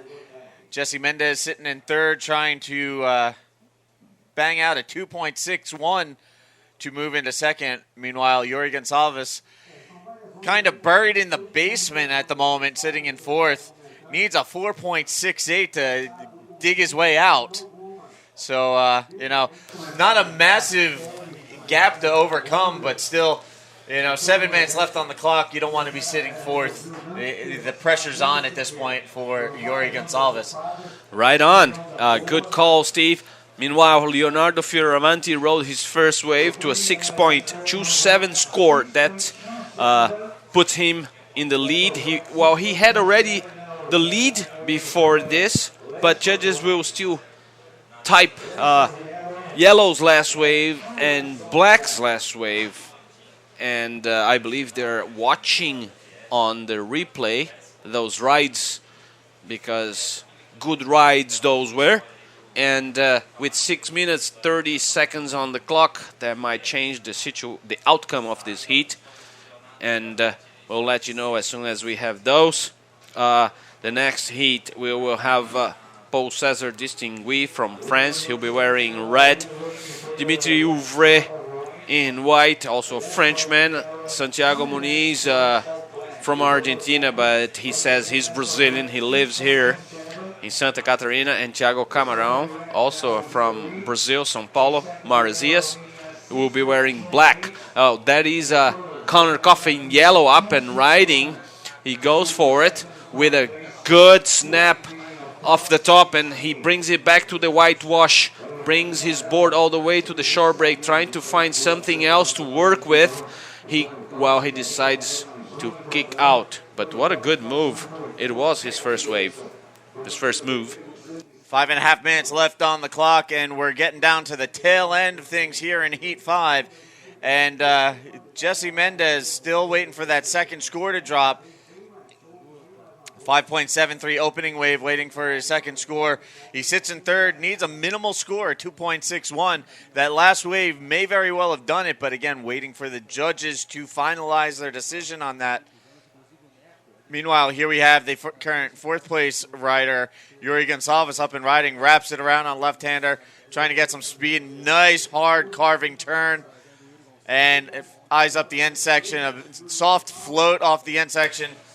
And this is going to reform as he drives, floats it, comes down looking to get one more hit. And he's really trying to work this for everything. He's got another hit there and comes unglued practically on the beach on that last wave. So Yuri Gonçalves trying to dial in a decent score. Like I said, he needs a 4.68 to climb out of fourth. We'll see if that was enough. He really gave it his all on that one, milking it for everything it had. That's right.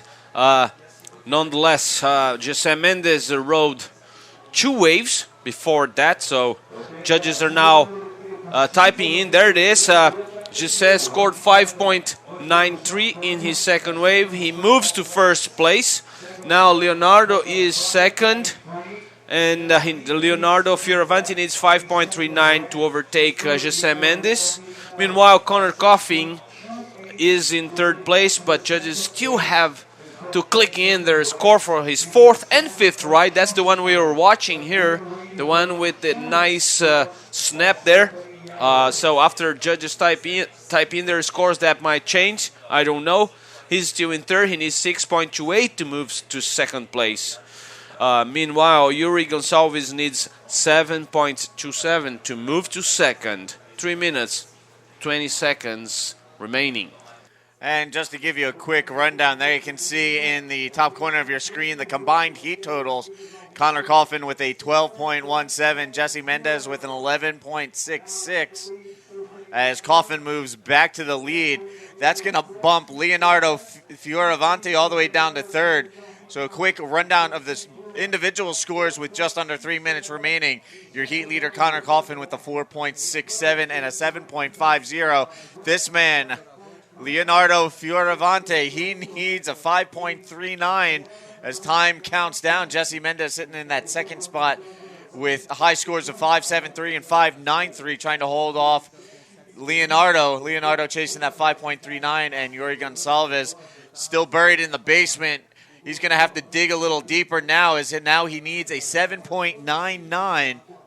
And here you can see more aerial footage from the drone cam as we get down to the final 2 minutes in this heat. Again, it's Coffin first, Mendez second, Fioravanti and Gonçalves on the outside looking in. They need to come up with some scores and come up with them quick. That's right. There's not too much time left. That's right. There's not too much time left. There's a replay from Gonçalves' last wave. We watched the end of this wave from the drone screen. Anyways, judges will type that, and I believe that will not change the outcome for this heat right now. He scores 4.4. He is still in fourth place. He needs 7.26 to move to second place. Meanwhile, Fioravanti in red needs 5.39 to move to second place and get to round number 4. And Connor Coffin has the lead with a 12.17 total. He scored the 7.5 in his fourth wave and moved on to first place. And Jesse Mendez, who was leading before that, jumped to, he came to second place. He needs 6.25 to overtake Coffin in yellow. 1 minute remaining. And this has been a really interesting heat. We've watched Coffin, Mendez, and Fioravanti, who is up and riding now, flip-flop between those first and second place spots. And here he is, Fioravanti on the outside looking in, trying to put together a 5.39 on this right-hander, giving it everything he's got. And this one's going to die down on him. We'll see if that was enough to jump ahead of Jesse Mendez. But right now, Leonardo Fioravanti trying to fight back. He's going to paddle back out with only 30 seconds left on the clock and see if he gets one more opportunity. Well, try he might, but there's not much on offer.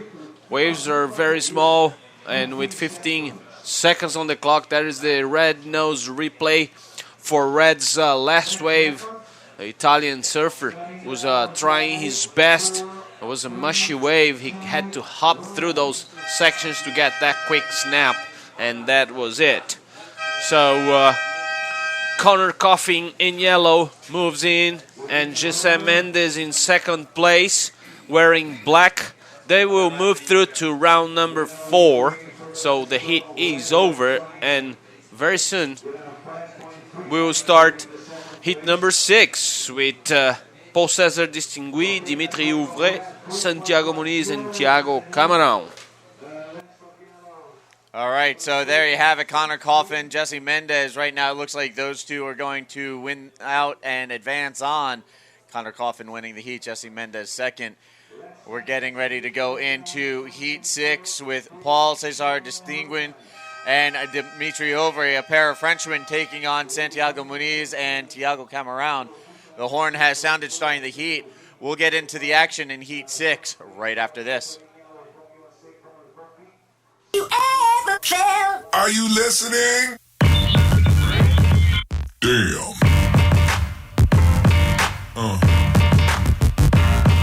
Yeah.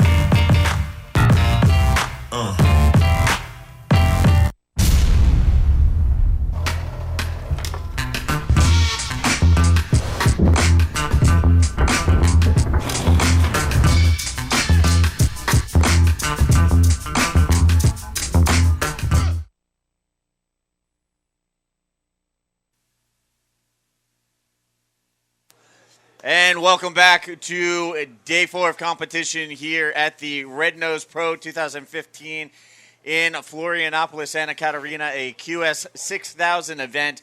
We are underway with Heat 6, Round 3 action out in the water there. You can see in red, Paul César Distingué from France, Dimitri Ovre, who calls Hossegor France home, Santiago Muniz from Argentina, and Thiago Camarão. So 2 Frenchmen, an Argentinian, and a Brazilian are going to battle it out here in Heat 6. That's right. Well, Santiago Muniz, it says there he's from Argentina, but I believe he calls himself a Brazilian. He's the younger brother of Alejo Muniz, and last year he was surfing the same QS 6000, and he got to the finals, and he got second place. Actually, he was telling me about that this morning in the water. He was out there training. And, well, there's the result from the previous heat. Connor Coffin won the heat with 12.17 total, and José Mendes, the man on the screen, washing off and cleaning his boards for the next round. José Mendes, who got second, is moving on through to round number 4. So, there are 27 minutes and 40 seconds on this heat, but they haven't caught a wave yet. So there you can see our competitors positioning themselves out in the lineup. We're talking about the breakdown of riders out in the water. Paul César Distingué from Hossegor, France, as is Dimitri Ovre. But Dimitri claiming Belgium as home these days. So a pair of Frenchmen, as I said, out in the water. They're joining Santiago Muniz from Mar del Plata, Argentina. And then the Brazilian rounding things out. And here we have Paul César taking a peek. Didn't like what he saw. So he'll close the door on that one and get back out to the lineup. That's right. Well, as my colleague here was saying, Dimitri Ovre from Belgium, he calls himself France home. I believe in Europe, France is probably maybe, or along with Portugal, the best place to find good waves. And, well, we have a paddle. There are 2 surfers now riding. That's red, Paul César Distingué, and he's going off with lots of speed and good carves, snapping off the top and coming back. He coming all the way to the inside, and he finishes off his first ride. So that was Distingué, and he was the first one to catch a wave with 26 minutes remaining. So Paul César makes his way back out to the lineup with 26 minutes left on the heat. And we've got some initial scores coming in. Thiago Camarão, Paul César, while we wait for scores to drop. We're going to throw things down to Flavio. He's on the beach with the winner of the last heat, Connor Coffin. Yeah, thanks, Steve. I got Connor Coffin here, the Stoke winner of the last heat. Tell us a little bit what happened on that heat. What was your strategy, and why do you think you won? Yeah, it was a hard heat with Leo and Jesse and the kid from Brazil, too. I can't remember his name, but everyone was ripping, so just the conditions are pretty tough today. We got lucky the first couple days. The waves were really fun, so yeah, I just wanted to go out and try to get a couple set waves with a little bit of wall. There's not too many, so kind of, every heat, whoever gets the best waves kind of makes it through. And had a couple 4s, and then got lucky and slid over and got one left that stood up. So yeah, I was super stoked. Yeah, stoked. And did you have to change your equipment from yesterday to today? Yeah, I was just riding a 510. I actually didn't surf yesterday, but 2 days ago I was just riding a normal 510 polyurethane surfboard, and today I rode my 5.8 epoxy. So definitely for me, when it's this small, I need a little extra board to help get me going. Right on. Thanks very much, and good luck in your next heat, man. Well done. Well, it looks like epoxy boards are winning the contest so far. You can see at least 3 or 4 winners today had them epoxy small boards to ride them such gutless waves. You got to have them. Back to you guys. All right, thank you, Flavio. And there you have it. It's been a going theme all day long. Downsizing to the smaller epoxy boards is getting the job done out in the water for these guys. That's right. And there is the replay for Paul César Distingué. where he scored is 6.5, and he's currently leading this heat right now. And he will go back for more. All right, so we're going to switch things out in the booth real quick. We got a little break time for Decio, and jumping back into the booth, the man doing double duty today, beach interviews and booth commentary. Brazilian surf legend Flavio Potterots. Well, thanks, Steve. Stoked to be back here, my hometown. I'm loving it, and commentating about these young surfers, the new generation of the top surfers on the tour. Pretty soon, I mean, in about 5 years' times, you're probably going to see quite a few of these surfers making the elite and having it, at the main screen of the World Surf League. Well, that's great to see. It's we're getting a backup generation after generation, and surf keeps up. Yeah, well, we've seen these guys building results in previous events throughout the course of the season.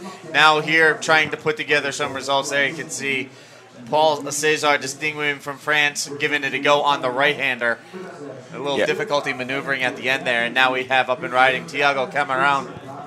Yeah, Thiago is a more experienced surfer. He's been around for a while. He's got good results in the past. He's a very explosive surfer, as from what I know, that guy. But meanwhile, so far in this heat, the French guy, Paul Cesar, has been with the best wave, with actually the only good wave of the heat so far is a 6.5 on his first ride. We're waiting for the second score to come up. But he's having a very early start on this heat, a very early lead. We've got 22 minutes to go, just over 22 minutes. And here's White up and riding, going right-hander. On his backside, nice off the top. He's gaining speed. Another snap there. He's looking for a momentum there. Wave's kind of dying in front of him. He's trying to push his board through the section there, but he just couldn't do it. All right, so Dimitri Overy will collect his board and head back out to the lineup. Wait for that score, but that was some rough maneuvering. Here's another look at the last wave of Thiago Camarão. A couple of big snaps off the top. Hits it again there, but then loses his balance. Yeah, you see he goes up the top. He takes the weight out of his board while he's kicking the tail towards the back of that wave. And he's done it again over there. He's a tall bloke, so he needs to take the weight out of the board to keep going. So well done by Thiago Camarão. Sorry, guys, I don't know what's happening with my phone here. It's going in and out, so you guys excuse us for that. Now I guess we have our sound back at normal again. There's some points coming for Paul Cesar. Steve, that last heat, Stoke Connor Coffin came in with his epoxy tiny board like everybody else. And I guess that's the key solution for the conditions out there. What do you think? Decio and I were talking about that here in the booth. We've mentioned it all day long. It's been a recurring theme since the first heat of the day. The guys that seem to be winning their heats are the guys that broke out the epoxy boards and went with slightly smaller. Guys going down to 5'8", even far down as 5'6", with the epoxy boards. And it's giving them the float and maneuverability. They need to get the job done in these small, challenging conditions. Yeah, well, that's, you got to work with technology. You got to work with paying attention at the sets. You got to work with your skills. And you got to think of the time of the heat. Everything that you can use in your favor, you should use it, because when you get up to such tough competition, you need to be aware of all the details so you can make sure you get an advantage of your opponent. Well, we've got 5.5 for Thiago Camarão's last wave. That gets him into second place. He needs a 5.08 to go to first. Well, meanwhile, right now, Dimitri Overy from Belgium, he needs 4.51 to get up to second place. While Santiago Muniz is having a slow start. He's only got a 2.83. He needs a 5.01 to go to second. And there you can see some more aerial footage from our drone cam. That time an Eagle scoping out the scene here at the Red Nose Pro. Yeah, some great scenes from that camera, from that little camera on top of that drone. We love it. Well, this is Black up and riding. Thiago Camarão racing down the line, trying to see if he can find a little wall in front of him, but Unfortunately, it didn't happen. So he's getting back out there. He's got plenty of time.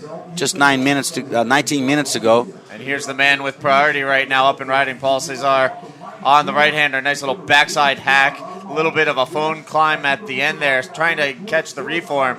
And on the way behind him, Santiago Muniz goes down. Meanwhile, we stay with Paul Cesar, still milking this thing. Yep. Just hopping on down the line, gets another section to hit off of. So a long right-hander for Paul Cesar on that one. Meanwhile, behind him, Santiago Muniz looked like he was having some technical difficulties. Yeah, well, he's struggling. He's having a slow start. He needs to run back on this race here. Meanwhile, Surfing White, Dimitri is trying to squeeze anything out of that little thing out there, a little wave that he's got. I wanted to comment on Paul Cesar's last wave. I really like the stance that he's got, the movement on his legs. He really keeps, you watch that replay right now, what I'm talking about is he's got body language there, and you see his legs, his knees are bending forward, so he keeps getting more speed. He's not a small bloke, so he needs to get every little inch of speed on that surfboard, and he's got the style there, nice style, nice movements with the arms and stuff. It makes a total difference when he's turning either backside or front side. Well, talking about backside, you guys excuse us.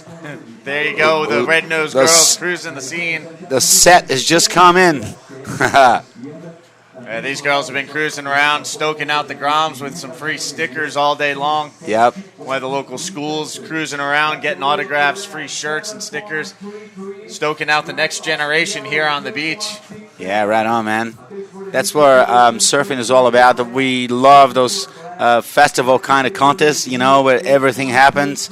Tomorrow, actually, I don't know if you're aware, but I'll be playing here just on stage here tomorrow late afternoon with my band, and there'll be another band also playing down, and we're going to have some fun because, surfing contests are fun. You're going to have to check that out. And you were talking about how you liked this wave from Paul Cesar.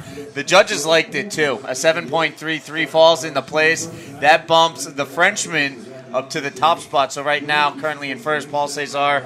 In second, Thiago Camarão, as we count down towards the halfway mark.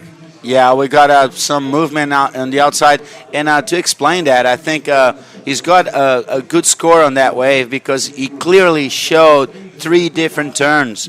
And he made them very clear. He went all the way to the bottom, established that he was going up for a turn. And when he did it, he threw a lot of water in the air there. He went vertical, kept his board moving. Try not to hop too much, using more of the rail work there, and that counts, man. Well, that's Santiago. Rail-to-rail surfing is essential to good surfing. Yeah, for sure. Something I was told when I was a Grom, something I heard all the time managing a surf shop once upon a time. You got to be able to ride top to bottom, rail-to-rail.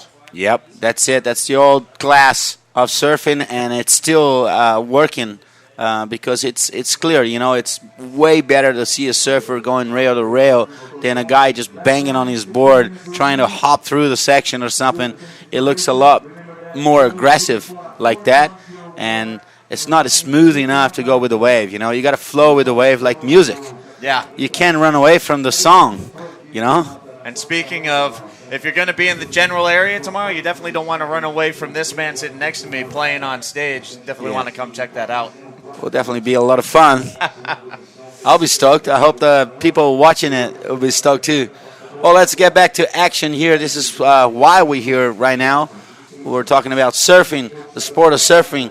And right now, the French guy, Paul Cesar Distinguy, he's in first place, way out in front of everybody else in the heat. He's got 13.83, while second place, Thiago Camarão, only has a sum of 7.83. There's like 6 points separating those guys. It makes Thiago Camarão needing an 8.33 if he wants to go to first place. While we're watching next heat's yellow jersey, can you go take us through the next heat? I was just watching the scoreboard here and I forgot to tell. Yes, coming up on deck in Heat 7, we're going to see Garrett Parks from Australia, Wade Carmichael, his fellow Aussie, go up against Timothy Biso from Guadeloupe and Jose Ferreira from Puerto Rico. Meanwhile, back out in the water, the Frenchman Paul Cesar continuing to do work. Yeah.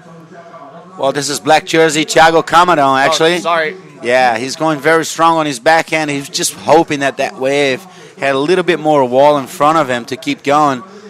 He started off pretty good. And here we have That's Paul Cesar. Cesar.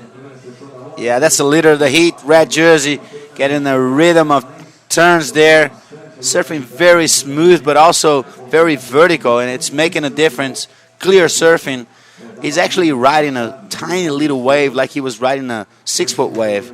You know, it's impressive. Well, he comes into this event with a season-best 9th place finish at the Maui and Sons Arica Pro in Arica, Chile, back in July.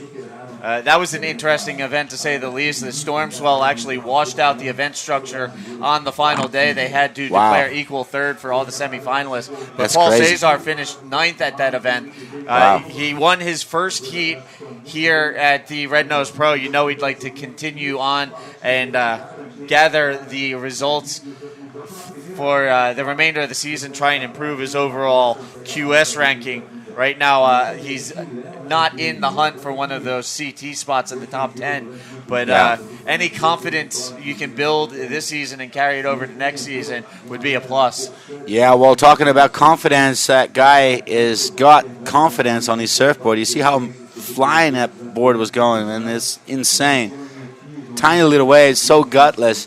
He just kept going, and it seems like he's riding a 6-foot wave. That's what was, it was so impressive out of his surfing. And now you can see a man who is neither tiny nor gutless, Wade Carmichael, coming up in the next heat. He's one of those bigger guys.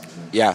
And here you have Thiago Camarão, and look on the Red Nose replay, and he got a solid score off of this ride. A 6.87 falls into place. That moves Thiago Camarão into second spot. Well, actually, he was in second spot, but this firms up that score. He's now sitting on a combined total of 12.37. Now the distance is increased for Santiago Muniz and Dimitri Ovre. Santiago needs an 8.57. Dimitri on the hunt for an 8.47. They've got some work to do in the back third of this heat. Yeah, well, Thiago has just thought, I better surf in the same heat as the first place, not as the last place. And that's a lot of points separating the qualifying surfers for the loser ones. And I guess Thiago Camarão wanted to make part of that winning team. He's just got a very good wave. He's backing it up with a 5.5. And he should be stoked. Santiago now is in a mission. While Dimitri Ovre, he needs an 8.47 to go to second. He's in fourth place. He's holding priority. And right after him, Santiago Muniz in third place. He's got second priority. So let's see if the bottom two surfers of this heat can make a difference in the last 10.5 minutes to go. There you can see the riders out in the water. Just a moment ago, you saw Paul Cesar signaling for a time check. And periodically, you'll see these guys out in the water signaling for a situation update from the beach announcer, whether it's a score update or the time. Yeah, we got yellow up and riding. Santiago Muniz, he needs to do something here to get back in the race. Nice couple of quick off the top stair, followed by another one. He's got a connection of a lot of turns here. And, unfortunately, he fell off on the last one. But that's a much better score than what he had before, a much better wave. He didn't have to hop through connection. He didn't have to struggle to get to the inside. He just kept going. And now with Santiago taking that wave, he will drop down to fourth priority, now moving into top priority. The man currently in fourth position, Dimitri Ovre. He needs a pretty sizable 8.47 right now. So, hopefully something good rolls his way. He gives him one last crack at things. Yeah, let's watch the replay of Santiago. Let's hope he'll be stuck with this wave, except for the last little turn. It might damage a little bit of that score. It could have been like a really high score, maybe up to the 8s or something, if he had made all the turns there, if he had finished that wave well. And but even though, I think he's going to get a pretty good score, so let's wait and see.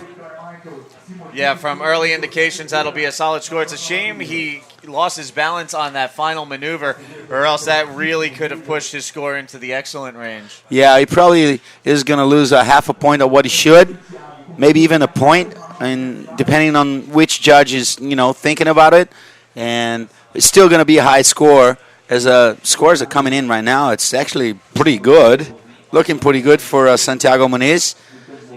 He's got to hope he's got enough time to get another one to replace, because he's only counting on a 367 and a 380. Those two scores are not scores that you want to have on your sum, Yeah, I inadvertently said, these guys were looking for one last chance to get a crack at things. But we still have 8:25 on the clock, still plenty of time for these guys to dial in a few more waves, as long as Mother Nature cooperates, and that's always a big X factor. Yeah, for sure, man, that's for sure. But in the last, couple hours, we've seen the surf having a pulse, getting a lot better than this morning, which is a great call from the contest directors and also the head judge and the representative of the surfers on the first couple of heats. They're all there discussing the situation early this morning, and then again halfway through the day. And it was a great call. Everybody's happy about it because it's been, the best time since yesterday of surfing. Yeah, it seemed a little hit or miss when we came back for the 1 o'clock check-in, but the judges and competitors gleaned something, and you know what? It has paid off because it is actually better now than it's been all day. Yeah. And these guys are taking advantage of it. And as we were talking about, Santiago Muniz taking advantage of that wave, last wave for the most part. He drops in a 7.73 on his scorecard. That helps him improve his overall combined heat total, but he still sits in third, chasing a 4.64. Yeah, well, we're having a great view of the south side of Santinho Beach. Now back to the contest tower. We're watching, the whole structure. There we go. We got the south side of the beach there. It's a beautiful scenario here. We got the nice resort of Costão do Santinho right in the back there, supporting us fully. How great it has been to stay there at the hotel. People are so nice, and you have a full dream stay there because you only touch your wallet on your way out. It's all included. How good is that? Yeah, if you ever travel to Florianopolis and you're looking to surf, and you have some money you want to put into your accommodations, Costão do Santinho is definitely the place. I mean, these guys have really rolled out the carpet for us and taken care of us. It's just been unbelievable. I mean, today with the sun out, they actually put out the beach chairs for the hotel guests. Yep. People have been hanging out on the beach, going out for surf lessons, watching the surf contest here. It's been an amazing experience for everybody involved. Yeah, for sure, man. It has been for sure. Well, back to action here. We got Surfer in White sitting further out with priority. He is in a mission right now. He needs an 8.47 to get to second place and qualify for the next round. Meanwhile, Santiago Muniz is in third. He's so close. He needs 4.64 to get to second place. He just got a 7.73 in the last wave. He's got 5.5 minutes to go to do it. Wow, what a mission. And just to give you an idea of what's going on priority-wise, rider in white, Dimitri Overy, has priority, second priority in the hands of Thiago Camarão, the man in the black jersey. Third priority to Paul Cesar in red, and fourth priority, Santiago Muniz, currently sitting in third. So Muniz in kind of a precarious situation. He's in third looking for a score, but he's in fourth priority. So he's the last man on the pecking order. Yeah. Well, that's really funny about, rules of surfing, because you see four guys out there, they used to fight for a position, used to be in four-man heats. You had to be inside the peak to have priority for the wave. So there was a battle all the time for that peak. And when you had shifting multiple peaks at a beach break like this, you just had guys sitting on each other and hassling like there was no tomorrow. Yeah, well, this guy didn't care. He used his priority. He's having great lines of surfing here at the highlights of this heat. Surfer in red is dominating since the start of the heat. He's keeping it up. He's got quite a few pretty good scores to back him up. A 6.5, a 7.33, and then He's got a third score of a 5.73 if you compare to all the other surface scores. That's pretty good. Well, I mentioned earlier today that Mother Nature and the ocean are the great equalizers when it comes to competitive surfing. When you have small waves, it's anybody's game. Just looking at the current rankings for these four riders out in the water, Paul Cesar is leading the way, but he's also the lowest ranked rider in this heat. Came into this event ranked 175th, but he's been controlling the way. Yeah. Well, that's the magic of surfing, competition of surfing, because, like you said, a matter of wave selection can change. Can give a slight chance for a last place in the ratings up against the first place in the ratings, the winner, and he can still have a great heat and win it like he was a leader. And that can happen anytime. It's just a matter of a surfer connecting to the sets and catching all the good waves. Like Santiago right now, he has no priority at all, and he just caught this little wave here, is looking good in front of him. Couple of nice starting turns there, but the wave just died out. I guess it's more over the channel there where the waves don't really break. Well, with 3 minutes remaining and sitting with fourth priority, it was worth a shot. Yeah, worth a shot. Talking about shot, look at that. Bird is just having a look at it. What the hell is that? Is that a bird? Is he got wings or something? What is that? So you see the total points there is so close, huh, right now? Yeah. First, second, and third. 2:40 left on the clock, and, it's pretty tight in there. You've got Paul Cesar leading the way as he has. Yeah. Tiago Camarão currently sitting in second, but Santiago Muniz only needs that 4.64. He's so close. He's so close that if he catches a pretty good wave, like over 6 or something, he might even jump to first place. And then Paul Cesar is in a hot seat that he might lose position for Tiago Camarão. He's going to be pushed to third if that happens. So keep an eye on these ending moments of this heat. Great shot from the drone there, looking from the outside all the way to the beach.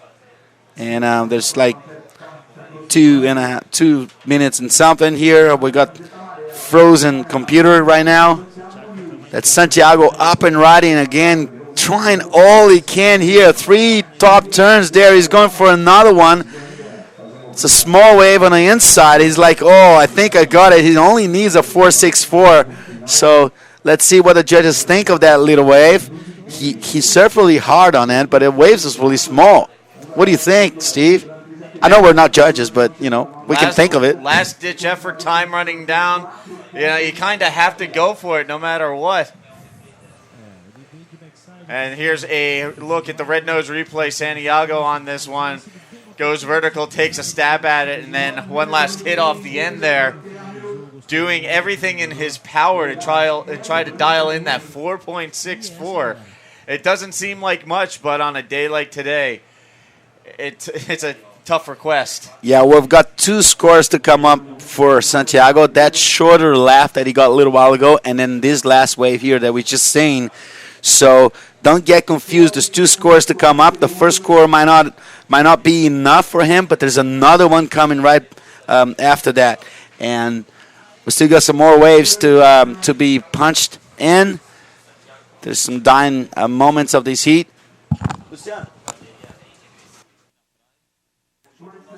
So again, as we count down the tail end of this heat, just waiting for scores to come in, we could very well see a change in situation. So stay tuned for that. Yeah, I think our computer page here just froze, and we don't know what's going on. We're going to try to stick an ear out of the phone here and see what the beach commentator can say about the last exchange. Meanwhile, here's the red nose recap for the heat. Take a look at Paul Cesar. He came out looking pretty strong and led the way throughout the course of this heat. Pretty impressive performance by the Frenchman. Yeah, he was surfing really well. Very nice and smooth and vertical. Meanwhile, that guy was sitting on second place, which is Tiago Camarão. He went very vertical and very strong, but his wave selection was kind of poor compared to the surfing red. And then Santiago had a great comeback here in his last 5 minutes of the heat. Just came straight from 4th place, and he kept climbing up, and that was his last wave. We're still waiting for the scores of that. He might be changing the heat result with that. Let's wait and see. See how fast he's going on those turns? It's amazing. That guy's got so much energy on him right now. He's kind of claiming there. He thinks he's got it, huh? Yeah, he got mired down in the 3rd spot for a large portion of that heat, but that last charge, those last couple of waves could change things. We'll get into those scores right after this.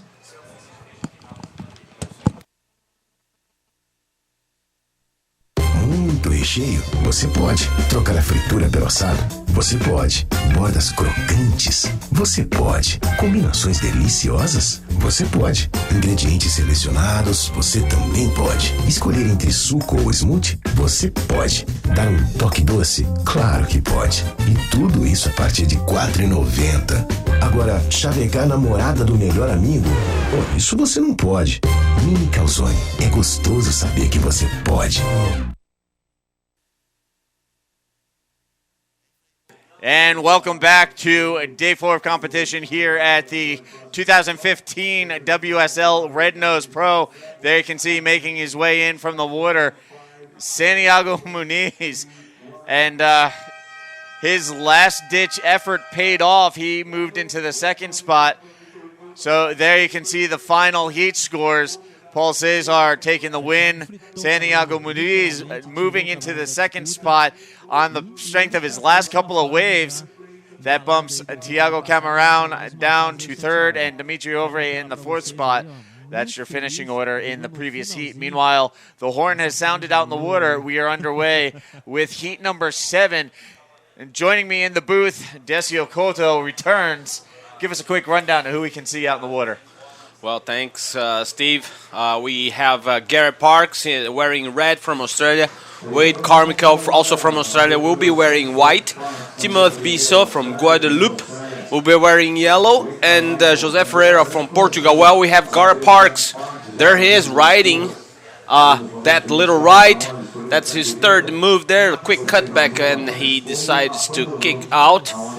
Garrett Parks is wearing red here on heat number 7 of round 3. So, I believe I saw it from the sand when I was walking in here. Santiago Muniz catching a left. As I was walking from Costão do Santinho to here, I could see him shredding this left, but I wasn't here with you, Steve. So can you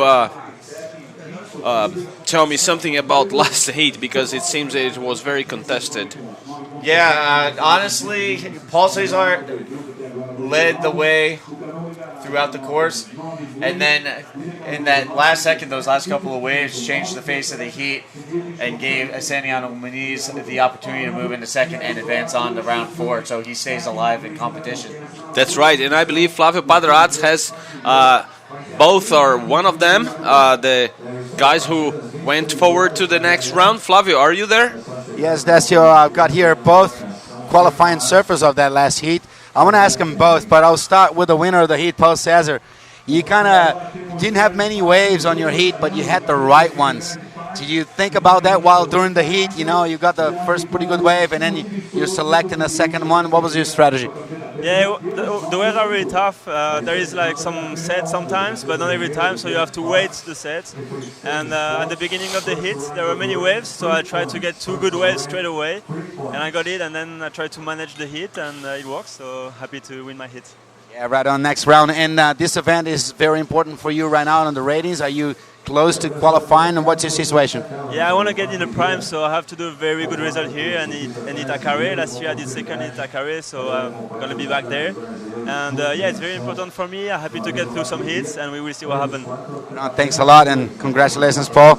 Yeah, well done. Well, I'm going to talk to Santiago, but he asked me to talk in Portuguese so his grandmother can understand. So I'm going to ask him, Santiago, você teve uma bateria difícil, começou devagar e nos últimos 5 minutos você definiu seu resultado. você sentiu nervoso durante a bateria, que as zonas não estavam ouvindo. Conta um pouquinho como é que foi esse final de bateria, por favor. Cara, primeiramente queria dizer obrigado a Deus que mandou a última ondinha. Realmente começou a bateria meio difícil, cara. Um pouco lento, com 2 notas muito baixas, 2, 3 pontos. O bom é que a organização fez 30 mil de bateria, isso é muito bom, 5 minutos fazem muita diferença.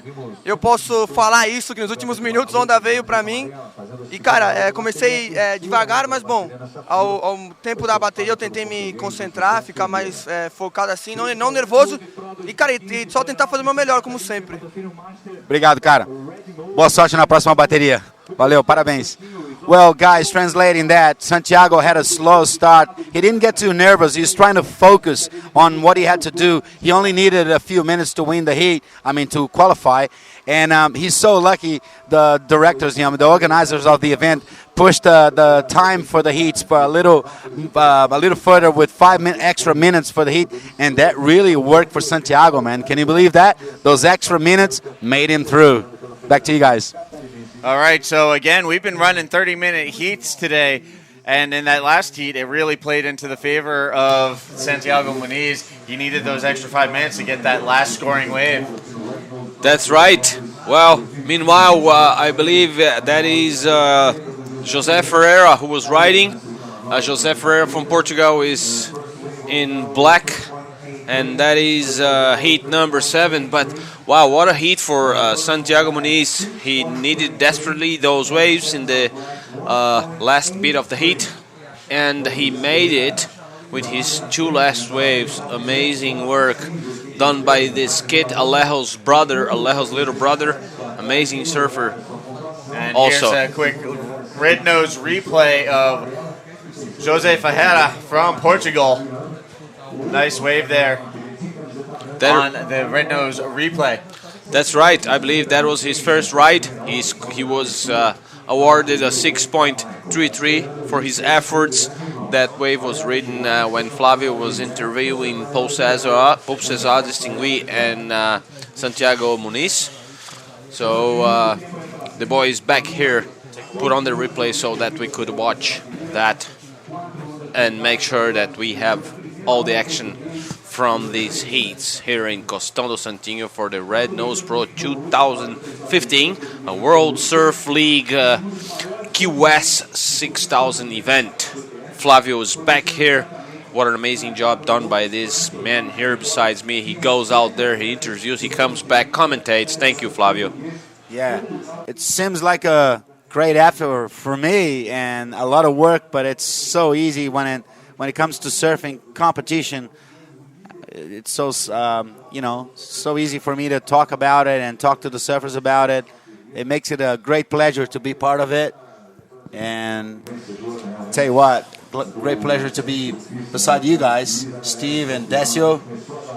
Thank you so much, Flav. Yeah, giving a little bit of entertainment for the people at home watching us through the web. And that's been the key for this sport lately. On the last, 5-6 years, our webcast has just been so followed by many other sports because, we're putting everything we can to provide all the best footage, all the best comments, and the best information for everybody else. That's right. Meanwhile, Red was up and riding. He's pedaling back out now. White was also riding. We don't have him on the screen. That's yellow, quick in and out. Quick rides only. Yeah, this is one of the bigger sets that we found today, and we've seen it hitting it more often lately. In the last couple of heats, it's just we're having a little bit more pulse on the swell, even though the waves are getting with less formation, more peaky, as I should say. Well, there it is. José Ferreira doesn't care about that. He's getting into business and putting some action into his waves. There it is, a re-entry there by Mr. Ferreira. Back there is, I believe, Carmichael from Australia in white, doing an off-the-top re-entry there to finish off his left. Yeah, thicker guy there, huh? Wade Carmichael. He's a strong guy. That's right. Well, that's yellow jersey Timothy Biso from Guadalupe. He trying to squeeze everything he can out of this wave, but it's got no wall in front of him. He keeps cutting back to the whitewash and then he's got a little moment there, but that was it for Timothy Bisso. Still hanging in second place for now. That's right. Meanwhile, Ferreira from Portugal wearing black leads this heat. So the Guadalupean surfer needs 4.94 to overtake him. Gary Parks wearing red is currently in third. He needs only 1.44 to go to second place. And Wade Carmichael needs 3.54 to move to second place with 21 minutes and 5 seconds remaining. Yeah, this is heat 7 of round 3. We just got Wade Carmichael just moved to second place with a 4.13 on his last wave. And, well, you know, if counting on those scores that you see, that we see on the scoreboard here, only José Ferreira has a decent score with a 6.33, and that was his first wave. That's the only wave I consider to be countable for the end of the heat. I guess, you know, every surfer would like to hope that, you know, he's not counting anything under the 6 or, you know, something like that. So he should be pretty stoked with that first score. He only needs another one to be in a comfortable position. That's right. Meanwhile, Wade Carmichael has his second ride clicked in. He had 4.13. We've got some results here from the previous heat. We had heat number 1, number 2, and now heat 3. Dave Cathos has won the heat. He defeated Hiroto Ohara and Ian Gouveia and Dylan Lightfoot. And now we got Red up and riding, a couple of top turns there, followed by a cutback. Let's see if he's going to get something on the inside here. He's pumping his board to see if he can get right to that next little section there. He's got it, but just enough to kick out. That's right. Gary Parkes. That's right. The surfer in red from Australia just finished off his 4th wave in this heat with 19 minutes 30 seconds on the clock. He's battling back out for more. That is the area in the competitors area. White is up and right. That's Wade Carmichael. He's hopping through to that section, hits it off the top and finishes off his right. Well, José Ferreira is also riding with a quick... he tried a re-entry there, but it wasn't successful. It looked like he lost fins there or something, because, you know, he slid the tail there and kind of lost control. Bummer, but he should be stoked because his previous wave was 5 points, and that makes him well in the lead on this early time of the heat. Still 18 minutes and 40 seconds to go. He's on a comfortable lead so far, and he's going to try to maintain good wave selection. But we got Yellow on the outside with priority, needing only a 1.9 to qualify to get back to second place and qualify through. He's there asking, waving his arms, asking for the less wave scores and the heat time probably or something. Right on, Flav.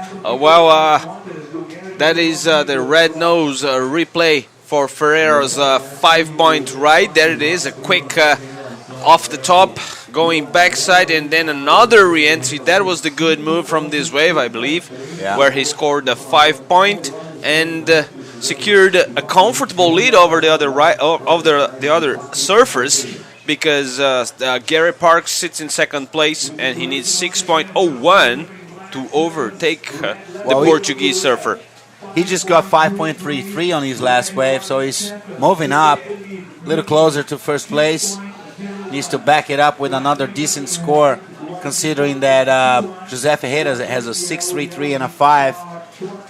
4 surfers are out in a lineup with Yellow first priority, Black holding second priority, Red holding third priority, and in fourth priority, surfer in White here on the south side of the competitors' area.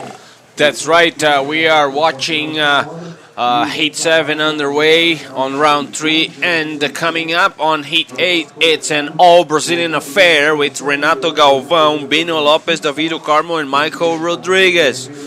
Oh, Jesus. What a good heat, huh? Well, yes. It's going to be a tough one. That's right. All these guys are looking for a place on the elite level on the World Tour, so they are trying to qualify through these events on the World Tour, on the World Surf League. Michael Rodriguez won the event, the similar event last year, which was held in Joaquina Beach, and he did it in a very good manner. Renato Galvão was a previous national champion, so we got some heavy dudes out there, heavy names.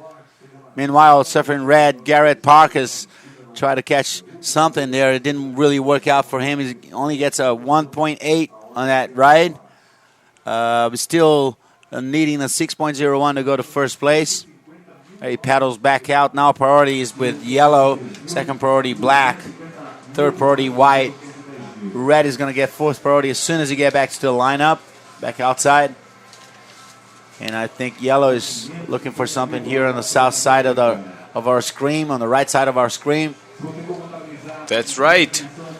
Well, with 15 minutes and 45 seconds on the clock, surfers are waiting for a better pulse of the swell. It's really small here today in Santinho. Conditions changed dramatically from the previous days. We had very good waves in the first few days of the event. Yeah, well, if you consider the whole time of the event, the whole window time of the event, it was a good call to wait until 1 o'clock so they can have another look and try to get as many heats done today so they can wait for the best time of the swell for the rest of the contest. This is it. José Ferreira from Portugal having a couple turns. He thinks his lead points are not enough, so he's going back trying everything he can on this whitewash. Meanwhile, in white, Wade Carmichael outside pumping his board, trying to get on the inside. One more heavy turn there. He's a heavy bloke, trying everything he can. While Timothy Bisso, right in the right-hander here, trying to find some momentum. Nice off the top there to finish off. So these next scores could change and could actually give us a clear idea of who's ahead of who here, huh? That's right. Well, Wade Carmichael just rode his fourth wave.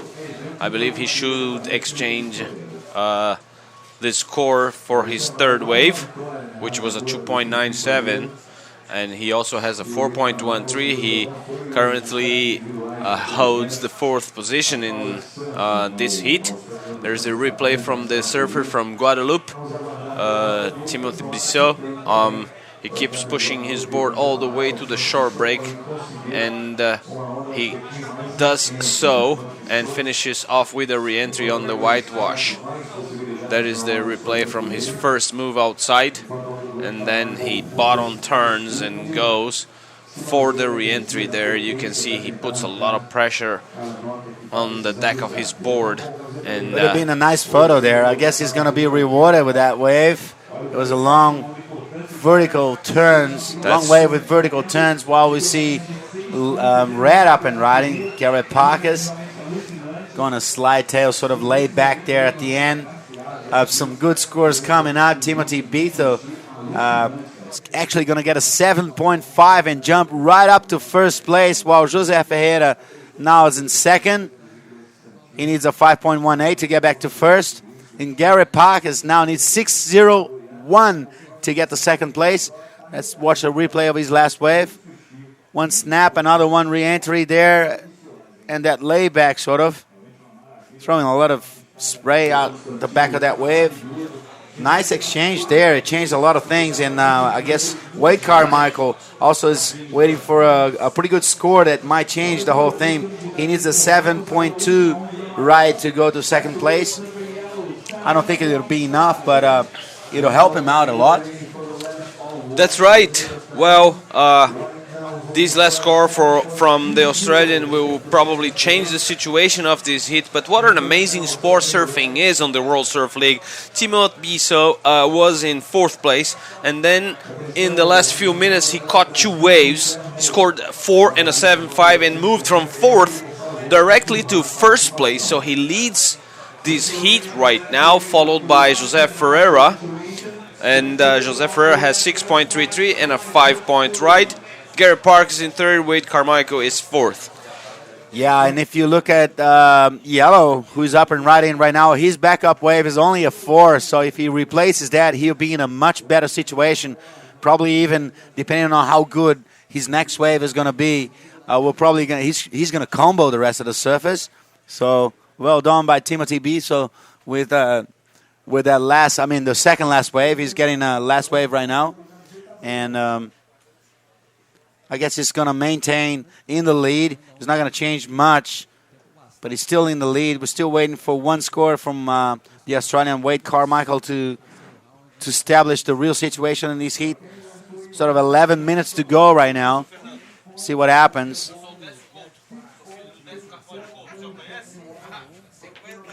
Well, we got Yellow going back to the outside right now. Priority sitting with black jersey, followed by White with second priority, and Red just got to the outside, got third priority, and Yellow paddling back out as soon as he gets to the lineup. There he is. He's going to get fourth priority and be in line for the next wave that comes in. And you look at the points, there's only like 1.37 separating first to fourth place. First to last place in this heat, there's only 1.5, man. It's amazing. How close is that? Yep. Amazing. 10 minutes. That's how competitive this thing can get. That's right. Real nerve game out there, mind game. Right on.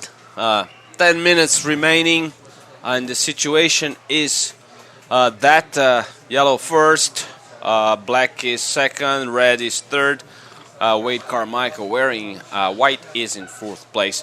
But the scores they need to change the situation is very close. White needs 5.34 to move to second. Gary Parks in red needs only 6.01 to move to second place. Meanwhile, José Ferreira from Portugal, wearing black, he's in need of a ride that comes to 5.18. And there's Yellow, the leader of the heat. When an off the top, he goes over another vertical off the top. He goes through that section and ends up with another snap on the short break. Well, Timothy's just found the rhythm of the waves there. He just back in every turn with another one, while Red has just got a pretty good one here. He is in third place. He needs a 6.01. He's hoping that wave is going to help him. But Timothy Biso is just on fire there, having such a good rhythm, perfect timing on the wave between turns. Whenever he goes to the top of the wave, it's the right moment to do it. And he comes very clearly down, throw his tail on the back of the lip, and he's doing everything he can and pretty much accomplishing the criteria of the judges. That's why he gets a 7.5. He's probably going to get another good score here.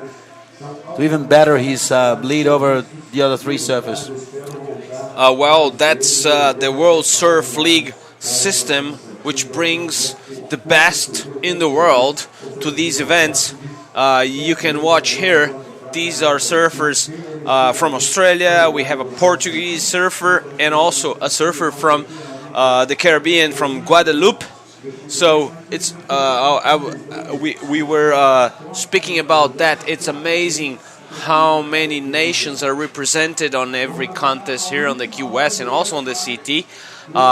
We have surfers from everywhere, including countries very far away that don't have good quality waves. Places like Italy, Belgium, or even Germany, who doesn't have any waves. But we have a surfer from Germany. He represents Portugal, Nick Van Rupp. He was surfing here yesterday. So that's the World Surf League. So amazing work done by these people to bring you the best on the sport of professional surfing. Well, Daciel, we got Yellow waving his arm out there. His arms looking for results. He wants to see his last score. He's got a 5.23 on his last score. That increases his lead. It makes Gary Parks in second place now needs a 5.47 to get to first place. And, it just can't get away from the others as much as he wanted. Black quickly in and out. José Ferreira he was leading the heat for a while there, and then all of a sudden the other two surfers are getting good scores. Look at Gary Parkes, gets 7.27 on that last wave. So he should be stoked with that. That's right. That it did help his situation on the heat right now, because now he only needs 5.47 to go to first place. Meanwhile, Ferreira, who was leading the heat all the way through, now sits in third place. He needs 6.28 to go back to the classification, which is second place at least. And Wade Carmichael still holding fourth place. He needs 6.61 to move to second place with 6 minutes and 8 seconds on the clock.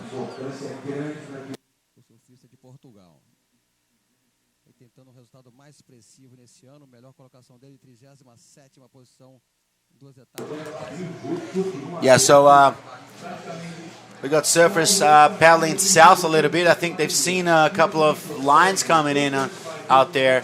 And yellow has got second priority. Now red has got third priority. He decided he want to go.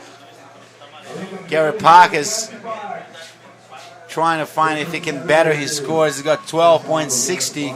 He's so close to first place, but he's close enough to the third place, José Ferreira, who only needs 6.28 to get the first, while White needs 6.61, so very makeable for all these surfers. In the last 5 minutes of the heat, they're going to really think about their wave selection, Decio. That's right. Well, waiting they are, because there are no sets at this moment, and the situation stays very close indeed. If you look on top of the screen, you can see 12.73, 12.60, 11.33, and 10.13, and that is Carmichael in white. He goes off the top, but that was it for his efforts. He couldn't quite finish that wave, so he will pedal back out for more. Yeah, Carmichael's hoping to get something to replace a 4.13. He's got the lowest backup score of all four surfers. That is making a difference. If you think that he's going to get a wave as good as his best wave, which is 6 points, he could be right up to the lead. So it's that's how close it is, you know? That's right. So battling out for points and qualification here. Timothy Bissot, Gary Parkes, José Ferreira, and Wade Carmichael are being very patient, waiting for something to move on. Yeah, Timothy Bissot right now out in the lead. Well, I can't believe our director, Luciano Jardim, just brought us quite a few temakis here. We're having a Japanese food delivered to our table. Excuse us. 5-star treatment here on the beach at Santinho. So stuck. Thanks a lot, Luciano. We love you, mate. Thank you so much. To have that. Just as we watch four surfers patiently waiting for the next set to come in. Hopefully it'll come in before the end of this heat. There's only like just over 3 minutes to go. This is round 3, heat number 7. We got another 5 heats to go today. We're probably going to late afternoon time, considering it's 5:15 right now. And we got red up and riding. On backside, Garrett Parkes, he sits in second place. He wants to better his points, so he gets further away from third place. Sitting on a dangerous spot right now. That's him. Anyways, I believe we're going all the way through the evening, because we might finish around 7:30. We started a little late today. The contest director and the people involved, the surfers, decided to wait. Conditions were really small this morning. Wade Carmichael doesn't care about that. He's putting a lot of pressure on his board and squeezing everything he can out of that little left, and try to move from fourth to second place. He needs 6.61 to go to second. José Ferreira, meanwhile, is in third place. Well, there it is, the leader of this heat in yellow, the surfer from Guadeloupe, Timothy Bissot, just rode a quick right-hander and is spelling back out for more. Well, thanks a lot, Decio. Took the drive here while I was chewing a little bit of tamaki. Excuse us here. It's hard to have lunch when you're hanging on the whole day, watching the surf and commenting everything that's happening out there. So we got to eat somewhere. An empty bag won't stand still, eh? That's right. Flavio is a little skinny kid, so he needs a lot of food to keep going. So you gotta give food and coffee to this man. So yeah, I'll tell you what, surfers get hungry, man. They spend so much energy out there in the surf that we eat a lot. And the only reason why we're not gaining that much weight by the amount of food that we eat is because we spend all that energy out in the surf. You see, I mean, sometimes you look at the guys sitting out there, you think surfing is easy. It's not that, that hard to get all those exercises out there. But if you look for the time that he's been paddling around on the outside, considering black jersey here, going back and forth for position, it takes a lot of effort to paddle that much. Well, there is Jose Ferreira trying to get back in the first place. He was leading the heat before. 30 seconds to go. That's it. Wow. Well, that's not good news for Jose Ferreira because he currently sits in fourth, and that wave's not going to help him at all. Wade Carmichael is in third place and he's 6.61 to move to second place. And with 10 minutes remaining, I believe that's the situation we're going to have. So Timothy Bissot from Guadeloupe leads and wins this heat. Gary Parks in red from Australia gets second place. So they move on to round number 3. Heat 8 starts right now. So we're going to a quick commercial break and we'll be right back after this. Do recheio? Você pode. Trocar a fritura pelo assado? Você pode. Bordas crocantes? Você pode. Combinações deliciosas? Você pode. Ingredientes selecionados? Você também pode. Escolher entre suco ou smoothie? Você pode. Dar um toque doce? Claro que pode. E tudo isso a partir de R$ 4,90. Agora, chavecar a namorada do melhor amigo? Oh, isso você não pode. Mini Calzone. É gostoso saber que você pode. Welcome back. This is the Red Nose Pro 2015, a World Surf League Key West 6000 event. This is heat number 8 of round 3. Renato Galvão in red, Binho Lopes in white, Ovidio Carmo in yellow, and Michael Rodriguez in black. It's an all-Brazilian affair on heat number 8. We have some great surfing coming up. Conditions have changed a little bit. For those who are with us today, we had very good surfing on the previous days, and the swell direction has changed, primarily coming from southeast. So the swell hasn't hit yet. I believe we'll have some more waves tomorrow. The winds should be a little bit stronger also, but as long as we have the waves, it'll be all right. So I have on the booth here, Steve is back with us. Hello, Steve. What's going on, Decio? Well, good surfing. I'll tell you what, some good surfing has been done by these kids, and we are just watching here and commentating a little bit about their performances out in the water. I tell you what, in the competitors area, they were going nuts during that last heat, cheering. And, you know, all eyes on the action out in the water. We may have smaller wave conditions, but we've had no shortage of action out there today. There he is. Well, there he is. That's Renato Galvão, I believe. Or maybe not. That's Binho Lopes in white. I'm sorry. Now it's Michael Rodriguez, the winner from last year. This kid did a great job, and now here he is, trying his best to go on with that right-hander. He keeps pumping his board. Watch out.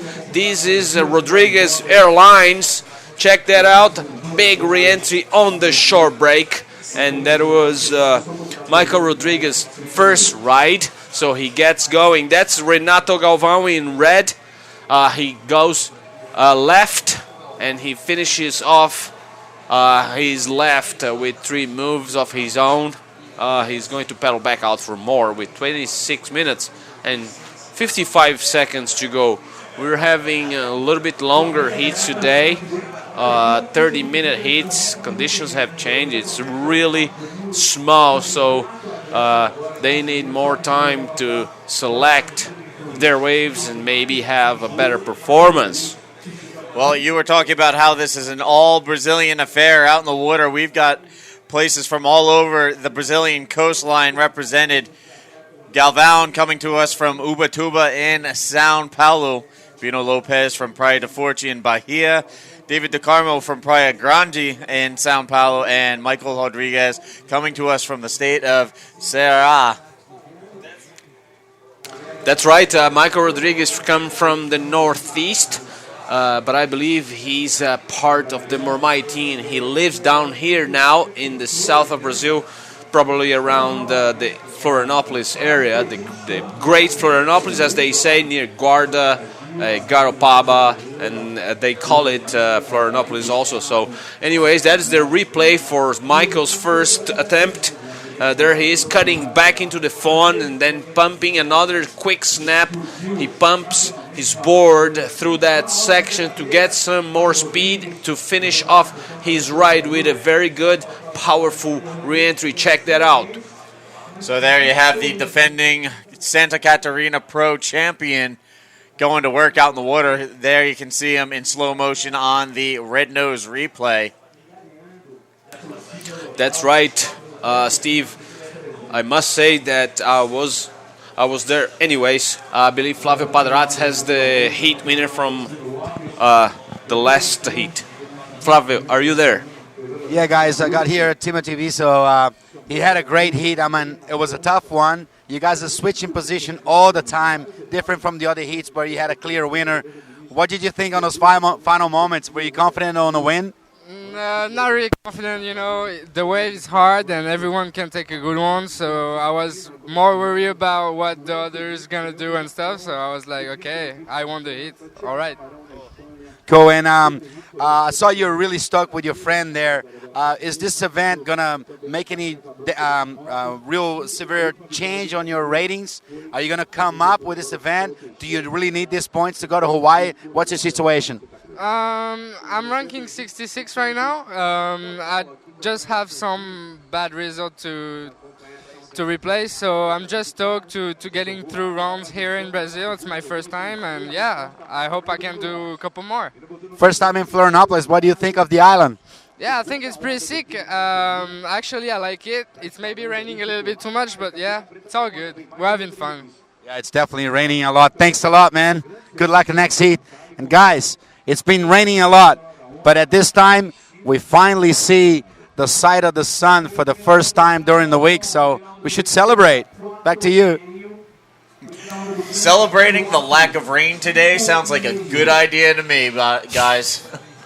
Right on. I think the surfers, Renato Galvão scored 4.5 for his efforts on his first wave. Bino Lopez, a 5.5.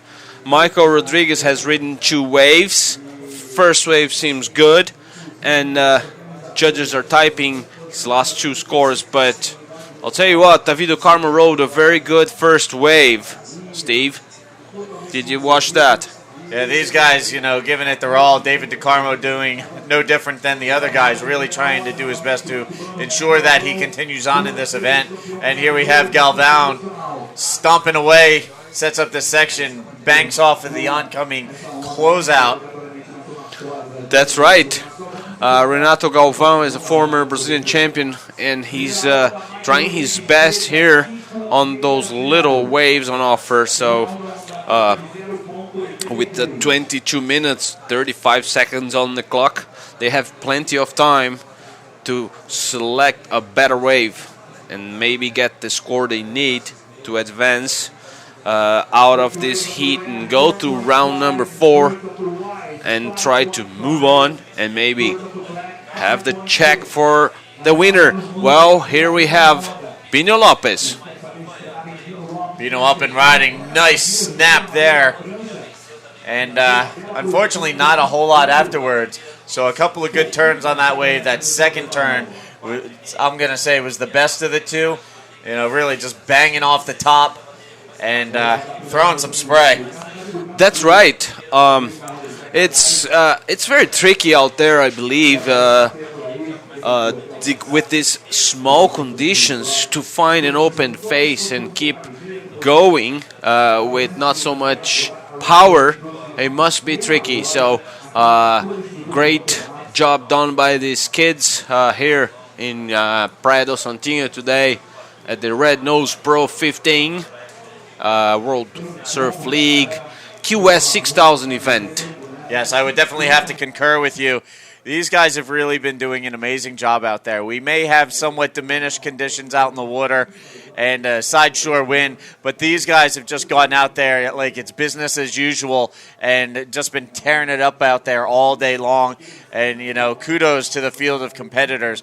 They've been showing why, they deserve an opportunity to compete on the QS, get to a point where they can either qualify for the QS 10,000 events or even better, qualify for the championship tour in 2016.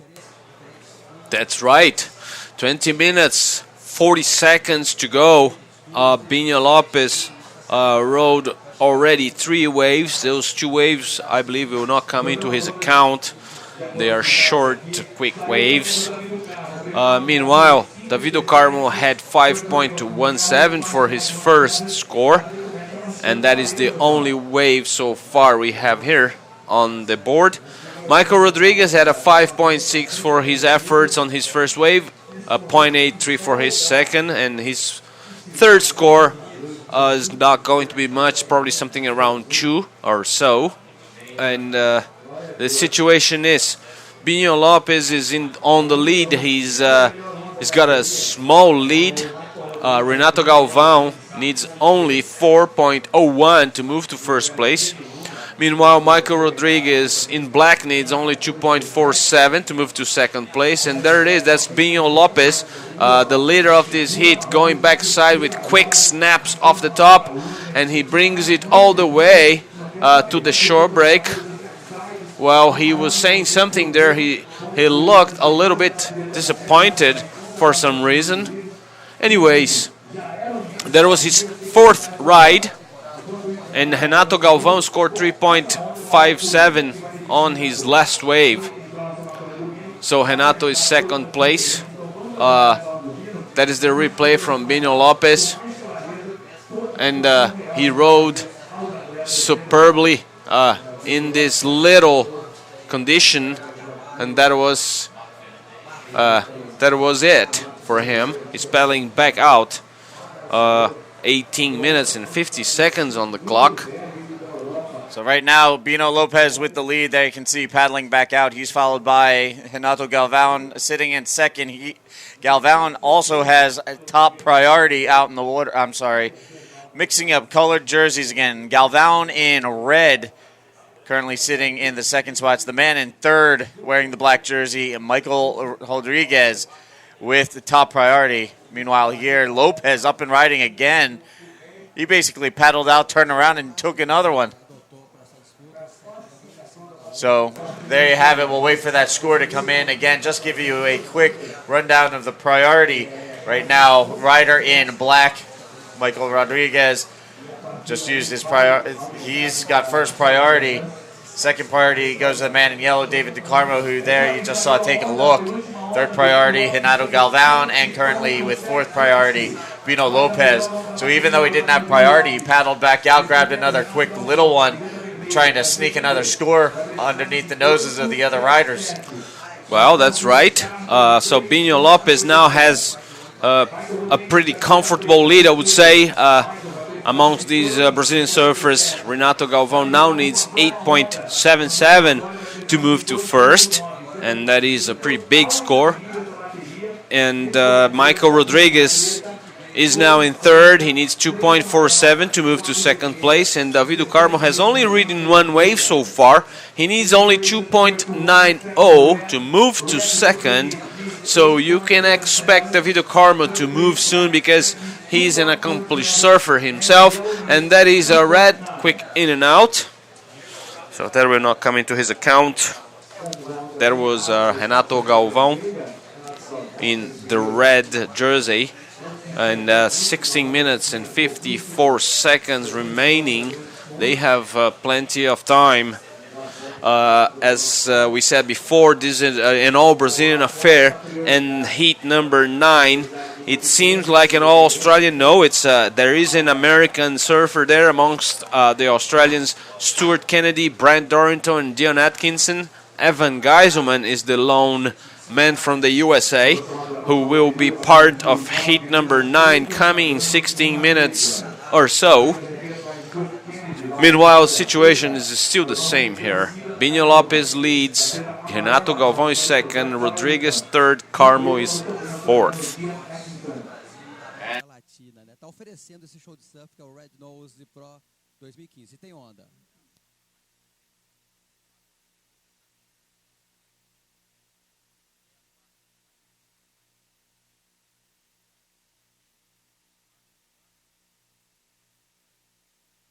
And here we have David DeCarmo, who we were talking about previously.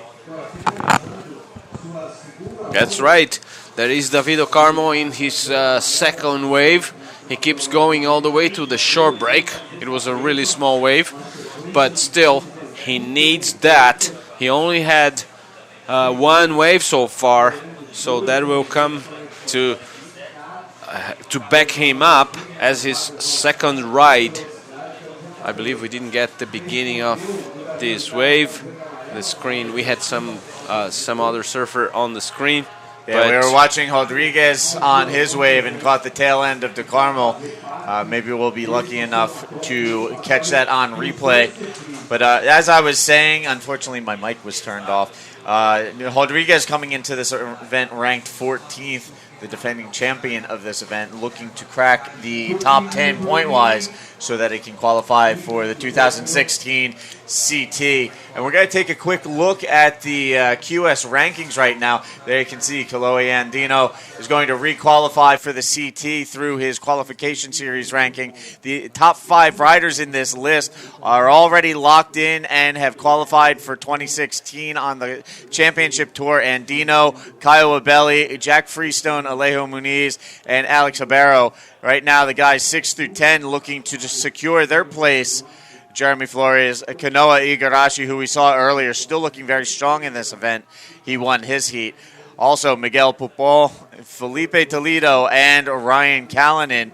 And here is 11th through 20th. All of these guys need to dial in some serious results between now and the end of the season if they're going to qualify for the championship tour next year. Melling, Husino, Duru, Michael Rodrigues, who we're talking about out in the water right now, currently sits 14th.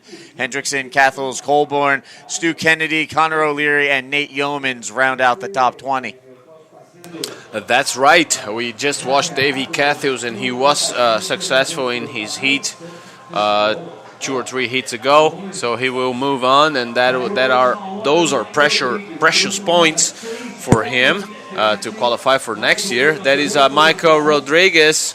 I believe this is a replay for the wave we missed. That's the 6.27. It's amazing, that board he's riding, it seems perfectly fitted to him because he's got so much speed out of every turn. That is Davido Carmo, the wave we didn't get the beginning. That's the 517. So much pressure on the rail from Davido Carmo. This kid can turn his board with a lot of power, I should say. And there it is on the short break. And he will pedal back out for more. I believe that was his second wave. And he should change the situation. He should improve a little bit. And probably he will move from 4th to 3rd place. Yeah, there you can see 12:40 on the clock. Bino Lopez leads the way. Michael Rodrigues moves into the 2nd spot. Now, Renato Galvão currently sitting third. He has priority. He needs a 7.33 and currently sitting in the fourth spot. David DeCarmo waiting for this last score to drop. He needs a 6.70. We'll see how that comes in. Meanwhile, here we have Galvão utilizing his priority. That's right. Well, Renato Galvão's efforts were not very impressed. So Michael Rodriguez scored 6.27 on that wave, so he moved to second place. Now he needs only 7.01 to move to first place. David DeCarmo, meanwhile, scored 5.43. He sits in third. He needs 6.44 to move to second place, and Renato Galvão is now fourth. Renato needs 7.37 to go to second place with 11 minutes and 30 seconds on the clock. All right, so just to touch back on what we were discussing previously, looking at the current rankings and best results of the year, we had mentioned Michael Rodriguez coming in as the defending champ, still looking to put together some more solid results to improve his 14th place in the rankings. Again, here's a quick look at the qualification series rankings. Rodriguez out in the water, currently ranked 14th on the outside looking in, but he still has time to put together some solid results and jump into that top 10. Plus, keep in mind, the riders that qualify for the championship tour, through the championship tour, this will not affect them, and so the next person down will advance on. So we could very well see, some names outside the top 10 advance on, based on the fact that a couple of these guys are going to move forward. Well, that's right. I believe they should move on because maybe if Kolohe Andino or Aiden Melling, if they do well in Portugal or in Hawaii, they won't need these points and these excellent classifications that they have right now. So the surfer below them will move on. So Michael Rodriguez might be looking in after this event or the next one, who are coming in the northeast. In Itacaré, they're moving to Bahia and then Maresias before Hawaii. So that's the schedule for the QS. Meanwhile, we are having the CT event in Portugal. They started the event today, and we are here working, so we couldn't follow that. But those who are at home, you know better. Meanwhile, 9 minutes, 20 seconds to go here. Situation is Bino Lopez in white first. Michael Rodriguez is wearing red. He is in second place. He needs 7.01 to move to first place. David DeCarmo sits in third. He needs 6.44 to go to second place. Renato Galvão is fourth. He needs 7.37 to move to second place. And right now, the current heat leader, Bino Lopez, with first priority. David DeCarmo in the interesting position right now. He's in second priority. While sitting in third spot, he needs a 6.44. Third priority goes to the man currently in fourth position, Renato Galvão. And the man in second spot, Michael... Sorry, I keep mixing up red and black today. Michael Rodriguez in black sits in second position. Now in third priority, the man with the red jersey, Renato Galvão. That's right. There was David DeCarmo, who just rode his third wave. He needed 6.44 before this exchange. So he might get second and steal Rodriguez's place.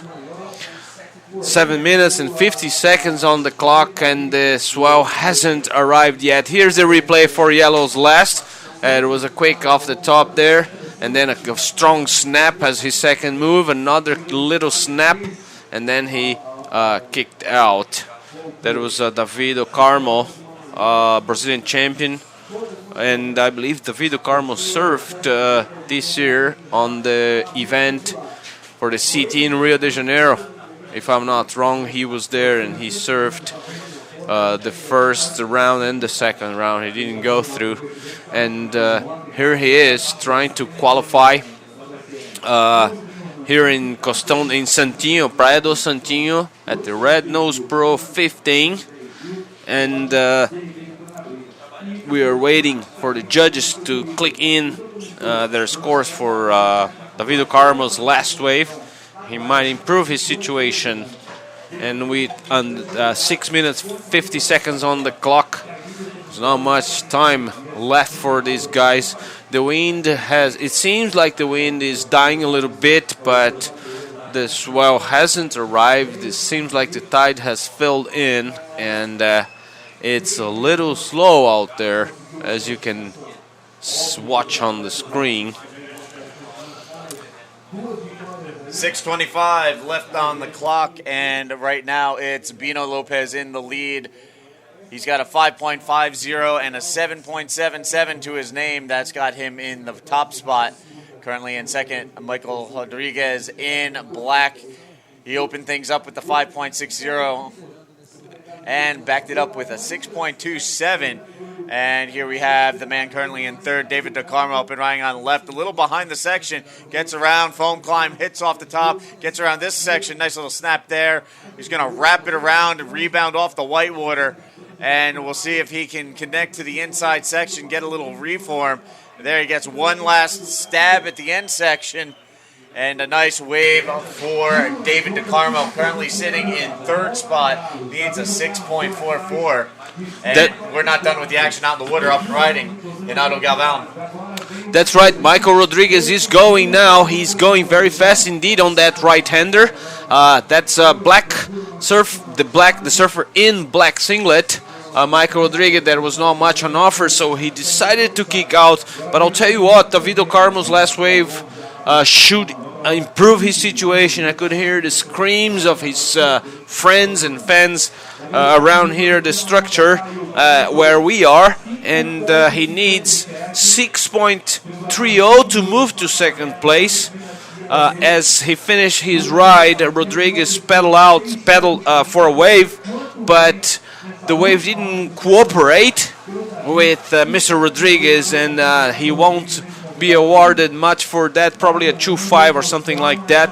But Davido Carmo's wave, there is the replay, watch that out, how much speed he can generate out of that board with a quick snap, another cutback. He brings it all the way to the inside, pumping and hopping through that section, and he finishes off very strongly indeed with that re-entry.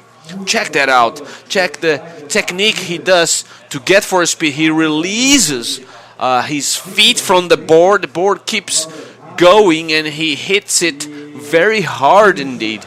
Look at that. It's such a small wave, and he connects that move with another snap. Perfectly balanced on his rail, and then he gets out of the foam and pumps again. He made it all the way to the shore break for another re-entry. So we gotta wait for the judges' call, and pretty soon they will click in the scores, and I believe he should improve his situation and move on from third place. So Renato Galvão now sits in fourth place, and with 3 minutes and 25 seconds on the clock, he needs 7.37, so he's desperate for something. Well, keep in mind, these guys on the qualification series, if you want a legitimate shot at the championship tour, you've got to be able to rip the little stuff as well as the big stuff, and these guys have been doing just that here. And it looks like we have a priority interference situation, but actually, DeCarmo calling attention to that, but he was in fourth priority, so a little bit of a miscue for DeCarmo, as the rider in black, Michael Rodriguez, had priority on that wave, and DeCarmo took off and then was signaling as if, hey, I had priority, but no, he didn't. He was the last man on the priority pole. Well, that's right. Maybe a quick misunderstanding there by the surfer in yellow, but we gotta wait for the judges. It's their call to make it. So we gotta wait.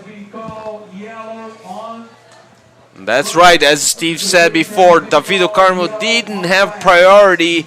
Nonetheless, he pedaled for the wave and he couldn't do that, so he got an interference called. He's going to have only one of his scores. So priority interference on David DeCarmo here. You can see it, and a little bit of a mental error out there for DeCarmo, as he thought he had priority, but it was Rodriguez. That's right, and you can watch that. He's very frustrated, but then Rodriguez too, he knew he had priority, so he was like, oh, come on, watch my cutback, check it out. I might hit you. No, maybe not, but it was just... And there you could see the realization on his face. He puts his hand to his face. A little bit of a facepalm moment out in the water, unfortunately, for David DeCarmo. And he's in fourth now, and he's going to have to deal with an interference as well. That's right. He probably was thinking, whoa, my God, what have I done now? So he screwed up. Anyways, Renato Galvão, these are good news for him. He hits it twice over the top there. He keeps going through the inside section, pumping and hopping through his board to get something going and maybe try something on a move on the inside. Check that out. Well, there's not much left, so he kicks out. He's right there on the sand with 45 seconds remaining. Davido Carmo has had an interference called, so he's out of contention. He sits in fourth place. He won't move out of that. Renato Galvão now is third. He needs 7.37 to move to second place. Rodriguez, meanwhile, is in second place. And Bino Lopez in white leads the heat, and it seems like he will win it. There he is. One last victory lap for Bino Lopez as we count down the last 10 seconds of the heat. So he makes his way in. He'll come away victorious. And following him out of this heat will be the defending event champion, Michael Rodriguez. Unfortunately, Renato Galvão will finish third, and David DeCarmo will finish fourth. Galvão and DeCarmo, their run here at the Red Nose Pro is at an end. Here's a quick look at the Red Nose replay, that last wave of Renato Galvão. That's right. He tried his best, Mr. Galvão, but couldn't quite better his backup score, so he leaves competition today. There's Michael Rodriguez coming out of the water. It seems that somebody from his family is there, or a friend. Anyways, he has gone through this heat, so he will advance to round number 4. So that is Davido Carmo thinking, oh my God, what have I done? I should have checked the board before pedaling into that wave. So Davido Carmo was getting through back then, but here's a heat recap. That's one of the first waves from, that's the first wave actually from Michael Rodriguez. A huge cut back there in such a small wave. That was his 6.27. That was his best score. And that is Bino Lopez, the winner of this heat with his top wave, which was a 7.77. Well, you might even call it a Boeing 777. No, it's not. It's just Bino Lopez. And there's Davido Carmo, replay for his best wave. He served very powerful indeed, but his strategy was not right, so he had an interference called, and he lost. And Michael Rodriguez is the man who got second place. He was wearing black, surfing this little left here, you can see. He goes all the way to the shore break and claims it. So there was a heat recap. We are going for a quick commercial break, and we'll be right back after this. Don't go away.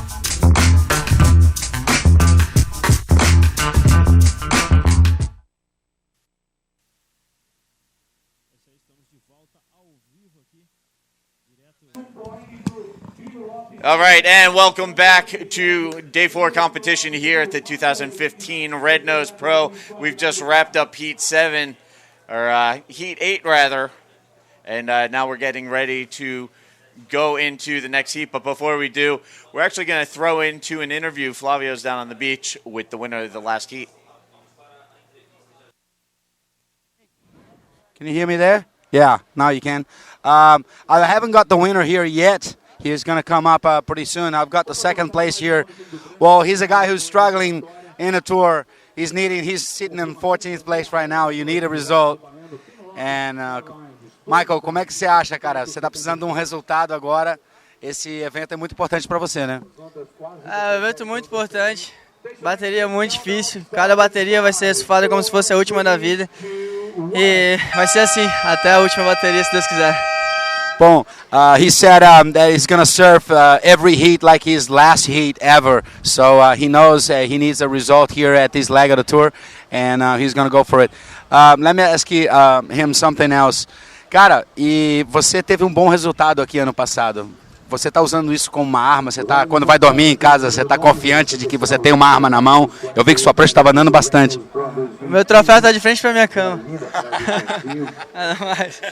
Well, that says it all. Well, I asked him, he's done well last year here, and asked him, is he using that as a strategy, you know, to get confidence to ride good out there and win the contest again? Well, his board was riding good. He said, well, I'm sleeping with my trophy right in front of me. That says it all. Thanks very much. Congratulations. Well done. Good luck next heat. Back to you guys. Thank you, Flavio. Congratulations to Michael Rodriguez advancing out of round 3, moving on to 4. So we are underway with heat number 9. And we have Stuart Kennedy, Evan Geiselman, Brent Dorrington, and Dion Atkinson. There it is. There you can see on screen the breakdown. Stu Kennedy in red, Evan Geiselman in white, Brent Dorrington in yellow, and Dion Atkinson in black. So 3 Aussies against the American from, let's see here, Evan Geiselman, New Smyrna Beach, Florida. So the Floridian has his work cut out for him. That's right. He's got a tough job. He's got 3 Aussies with him, and they're not going to give him any inch out in the ocean here in Santillon. There it is. That was Stuart Kennedy, I believe. He's in red. He's bumping his board through those sections, and he finishes off his first wave. And that was Stuart Kennedy. Well, I believe we're having a quick. That's Fioravanti, and some of those surfers are playing jiu-jitsu or something. Looks like a little jiu-jitsu demonstration down there on the first floor outside our broadcast booth. That's right. Meanwhile, Brent Dorrington in yellow keeps going on that left. This guy is so smooth. I get impressed every time I see this man surfing. He's got a smooth style, and he puts so much power and pressure into that board. You know what? Recently, Southern California had a run of really good swell, and Brent Dorrington was all over it. He scored some solid waves in SoCal, and you can actually check some video footage on surfingmag.com. I managed to stumble across that last night working on some notes, and I tell you what, this guy can get it done with a competition jersey, and he can get it done during the free surfs. I believe so. Last year he was in Jokena surfing the Key West 6000 event from the World Surf League, and he did brilliantly. I believe he finished off in 3rd place.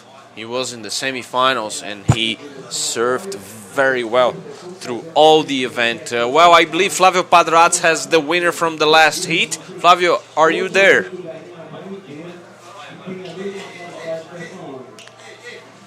Hello, Flavio.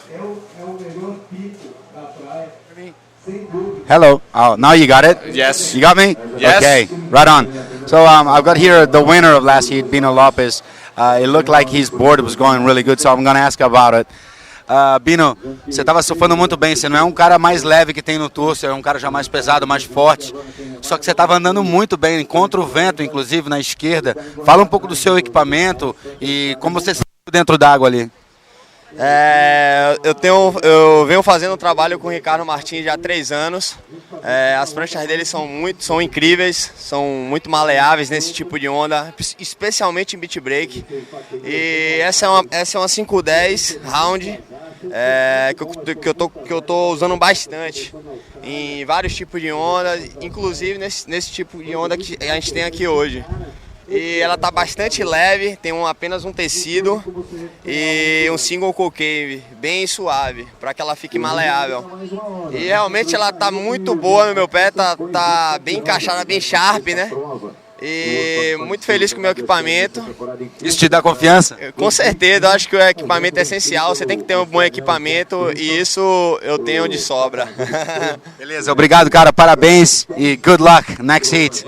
É isso aí, translating for you guys, he works with Ricardo Martin surfboards, a lot of the surfers do that.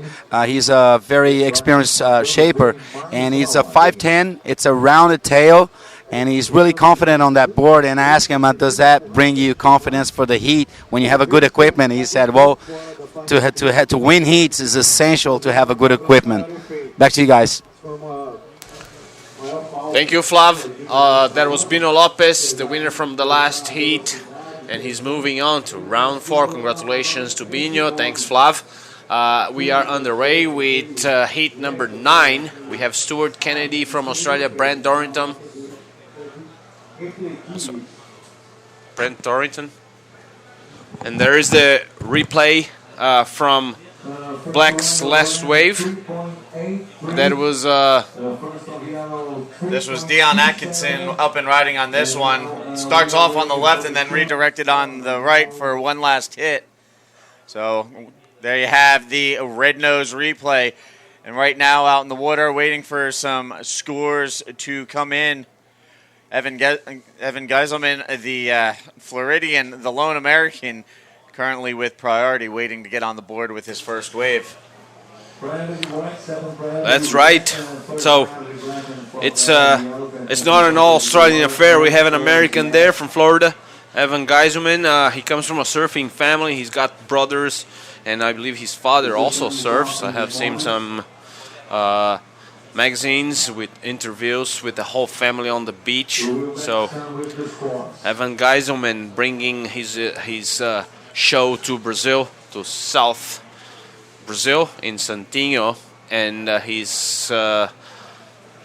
has the company of 3 Australians in this heat, and we shall see 2 winners advancing out of this heat. That is Devi Catthews in red, quick in and out.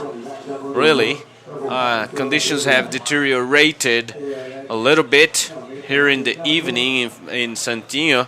You can see the tide has filled in, and there is not much on offer. So surfers are struggling to find a good ride and demonstrate all their talent here in Brazil. So yeah, we still have a little bump coming through, and these guys have still been dropping some pretty solid scores out there to pass through heat. So, you know, it's really wave selection at this point. If you can wait and get a bigger set wave when it comes through and, you know, work it to the best of your potential, you know, which is what we've been seeing the guys doing throughout the course of the day.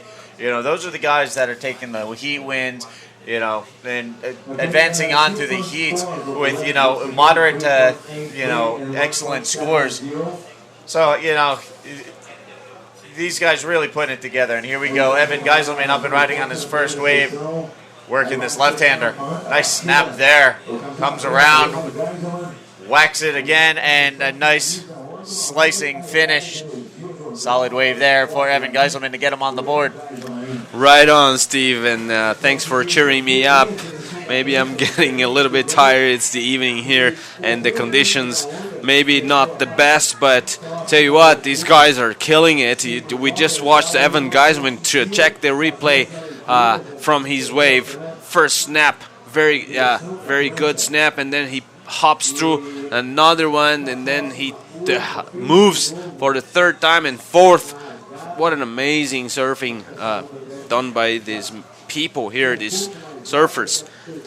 Anyways, you have to keep in mind I come from the U.S. East Coast, where if it's knee high or bigger, we're happy to get out on the water. Wow.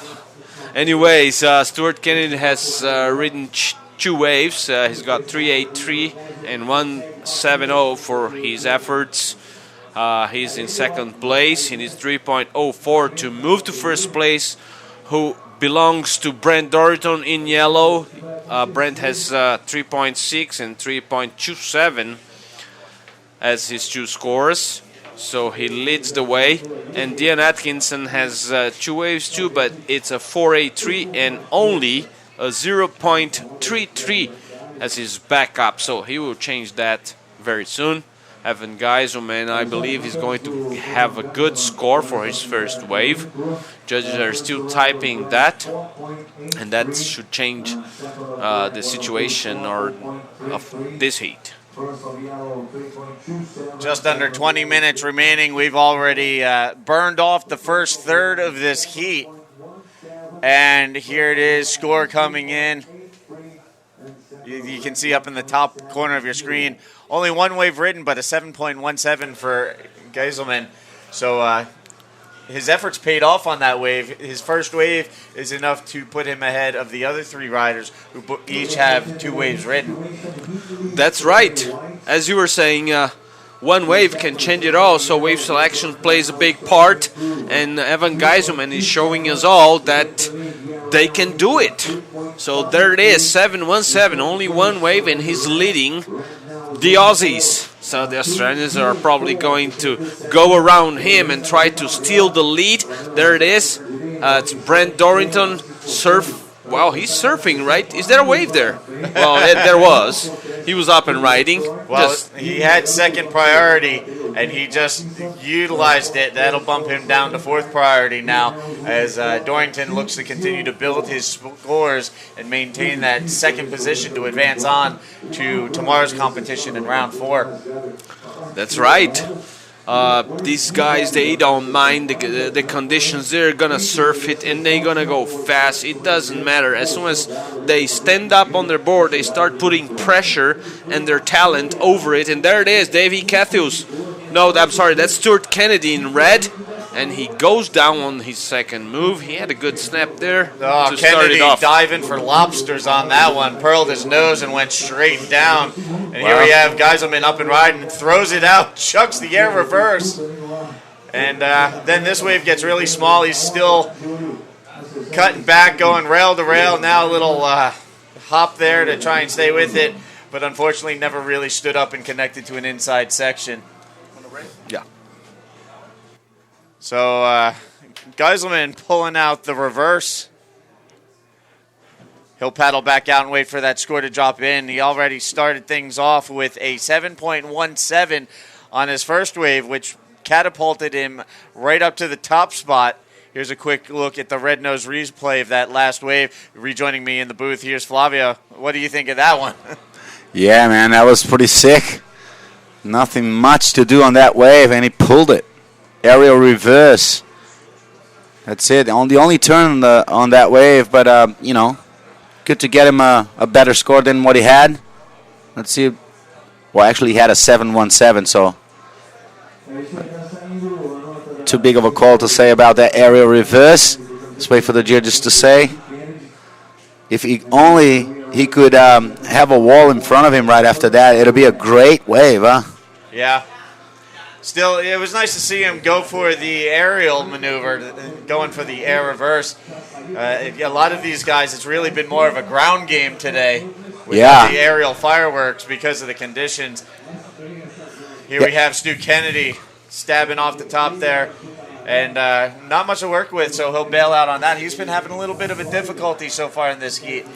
He's got a 3.83, a 1.70, still waiting for his last score to drop. But he's really having trouble putting together anything more than a moderate score so far. Well, even Geiselman just got a 4.77. that got him up to the lead. And I'll tell you what, it's been, raising a little bit in the last 2 hours. We're getting bigger sets every heat, and I think it's as well predicted. The swell should show up this afternoon a little bit, and even though it's from the south, so let's hope that there's enough east in it so he can come in the bay here and get some bigger sets for tomorrow. At least it's getting a bit better than this morning. Still going as it looks like this is going to stand up a little roundhouse wraparound, rebounds off the whitewater, floats that section. Wow, and how a little fast. fall climb there, just riding fast and fluid on that one. That was amazing. A really good wave for Evan Gesselman. Yeah, he is going so fast, and you could see there's so much effort to pushing that board. And well, he's sitting on a 7.17 at his first ride, and if he can back it up with another top ride like this one, so he could be winning the heat and sitting on a very safety spot right now with a minute and a half to go. So again, 1:30 left on the clock.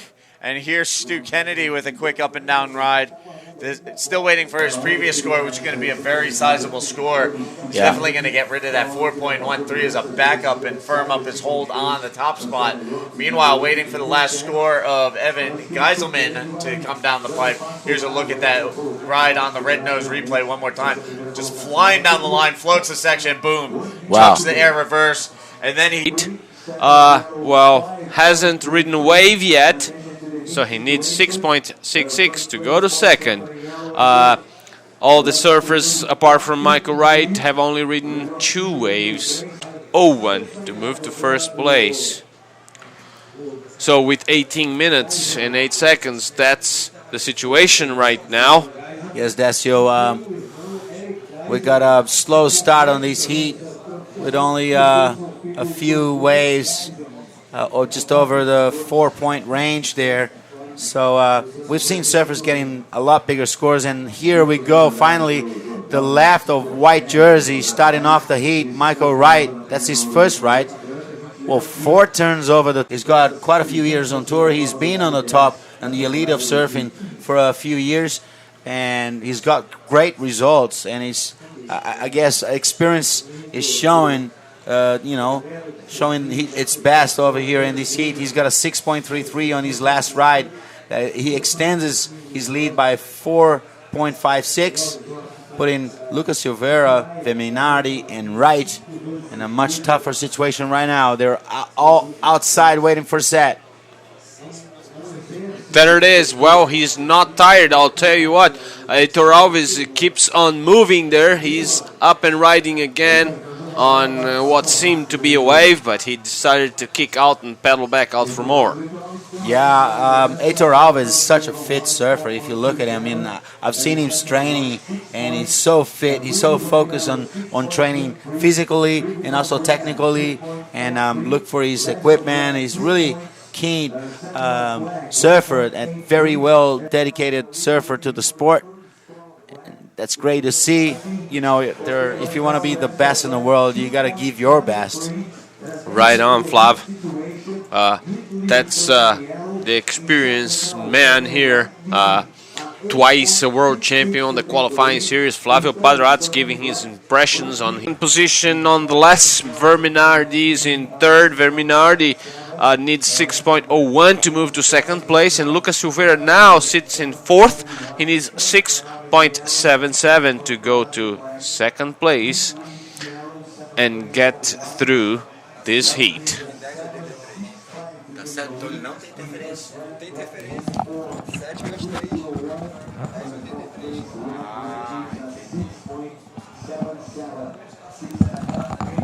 Okay, so just so you guys know, confirming he has got an interference, but he's still in second place with 10.83. That means whoever a little quicker, a very good time there. I don't know if that is the real reason or not, but he comes from an American family, and he lives in Costa Rica, and he's on the world tour. There are a lot of American expatriates living in Costa Rica these days, so not surprising to hear that.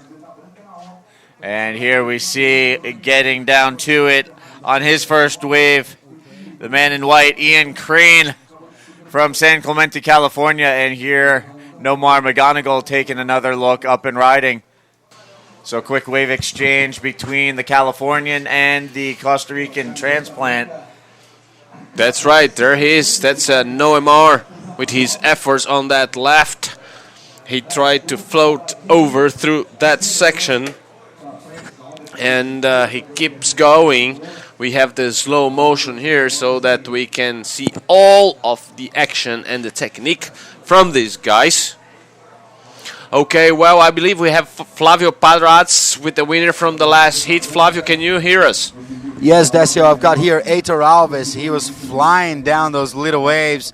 I'm going to ask him about his experience. He's so experienced compared to the other guys. I want to know if he uses that as a weapon out there to beat the other surfers.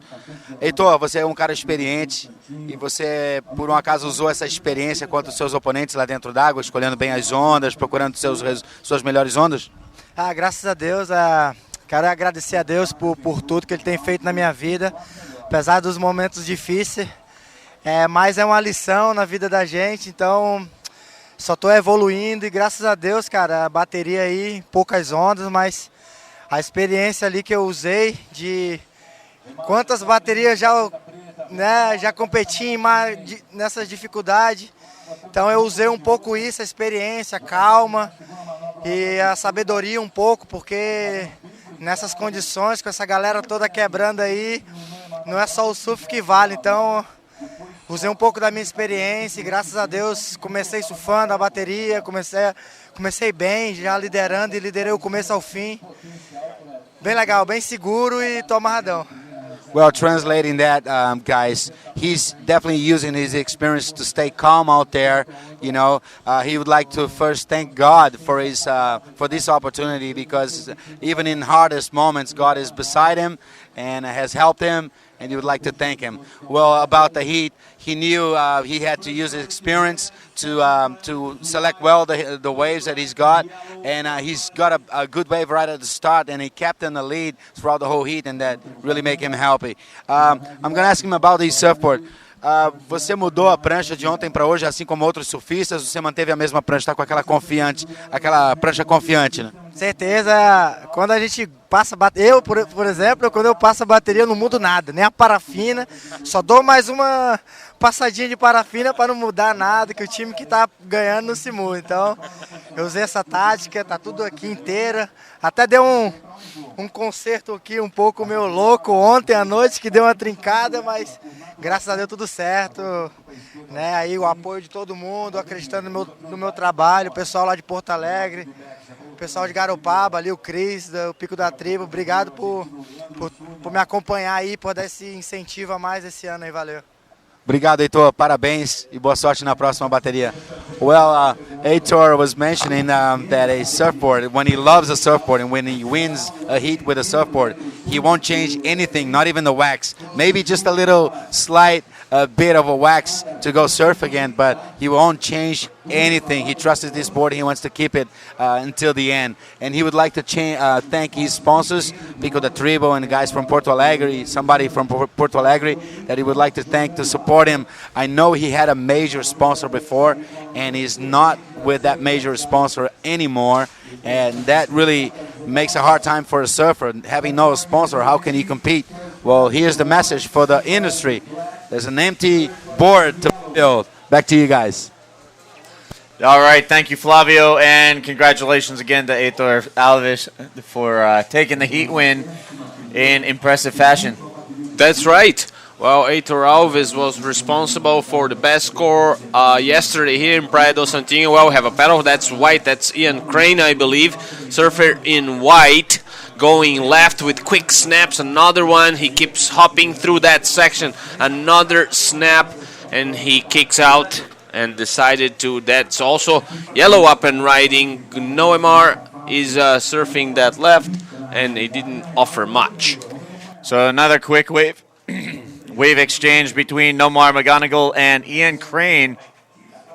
And there we can see the rider in red, Leandro Usuna from Argentina, taking a little bit of a tumble on that wave. It will paddle back out to the lineup and look for something a little better the next go around. But it seems like the waves have picked up a little bit here at the tail end of the day. Yeah, Steve. That south wind blowing all day long, and it's actually pushing a little bit to southeast, which is what we want, because that's the way we're going to push the swell. There's very straight south right now. If it turns a little bit southeast, it's going to push into the bay here. So you want it to go southeast. You want it to be on shore today, even more on shore than now throughout the night, so we can have more waves for tomorrow. And let me remind you guys that the scoreboard, the score system of the WSL right now is not working. That's why we're not providing you guys with any partial scores throughout the heat so far. But we do have priority system going on right now. So we know that black is first priority, white is second priority, red has third priority, which you see on the screen right now, pelling out, and then yellow has fourth priority. Let's wait and see what happens. If the system can be back on, so we give you results. Meanwhile, we're going to comment about what's happening out there. And there you can see on screen all 4 of our riders in view, paddling over, getting themselves lined up for whatever may roll through next. Yeah, Steve, they're having a close look at the outside. You see how focused they are. And meanwhile, we're going to see some replays here. Suffering red going directly off the top, with a lot of drive on that board. You see, it's some boards are very loose on the tail, and some of them are kind of more stiff, and they give you a lot of speed. And that's what happened with Suffering Red right there. And here we have Rafael Teixeira on the left-hander. This one a little small, getting a little small on him, but still doing his best to work his way inside and try and get something to work with.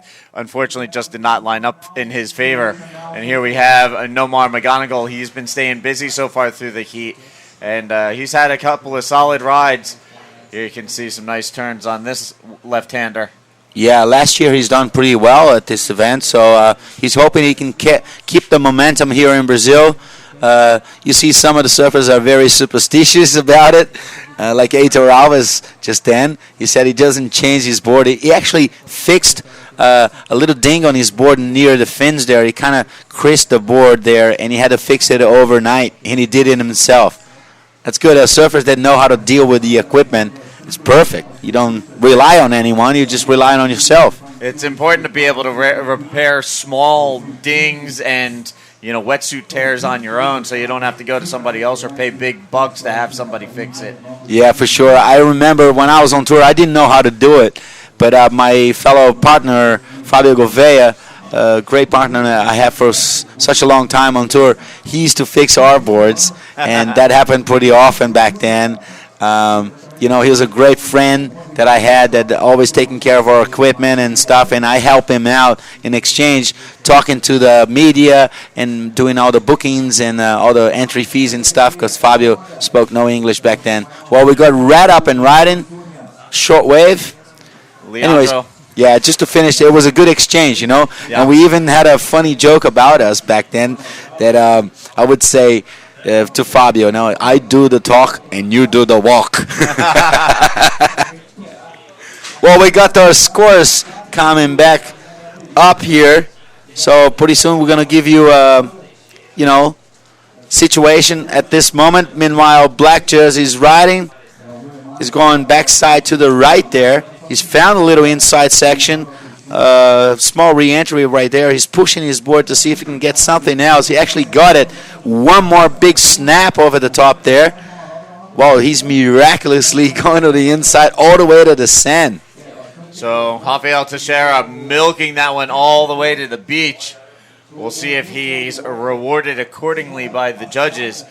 Meanwhile, he'll paddle back out and join the rest of the competitors in the field here in Heat 11 as we work through the 11th heat of the day here in round 3. Yep, one more to go, Steve, and we're done. Burning daylight today, taking it right to the twilight hours. Well, I didn't even think that we're going to go too far with with the sunlight going, down. And I guess we'll start talking to God, say, hey, God, can you wait up a little bit? And here we have the Red Nose replay taking a look at that last wave from Teixeira. Teixeira coming into this event, he was the winner of the 2015 O'Neill Coldwater Classic in Santa Cruz, California recently.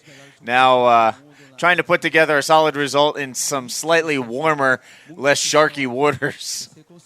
Yeah, mate, he's done a great job on this wave. You see how far he went. The wave was so gutless. He kept going. He found enough power there to do a very nice re-entry right at the end there, and I guess it's going to count for him. We're still uploading all the late scores from the last heat here on the scoreboard. It's going to take a little while.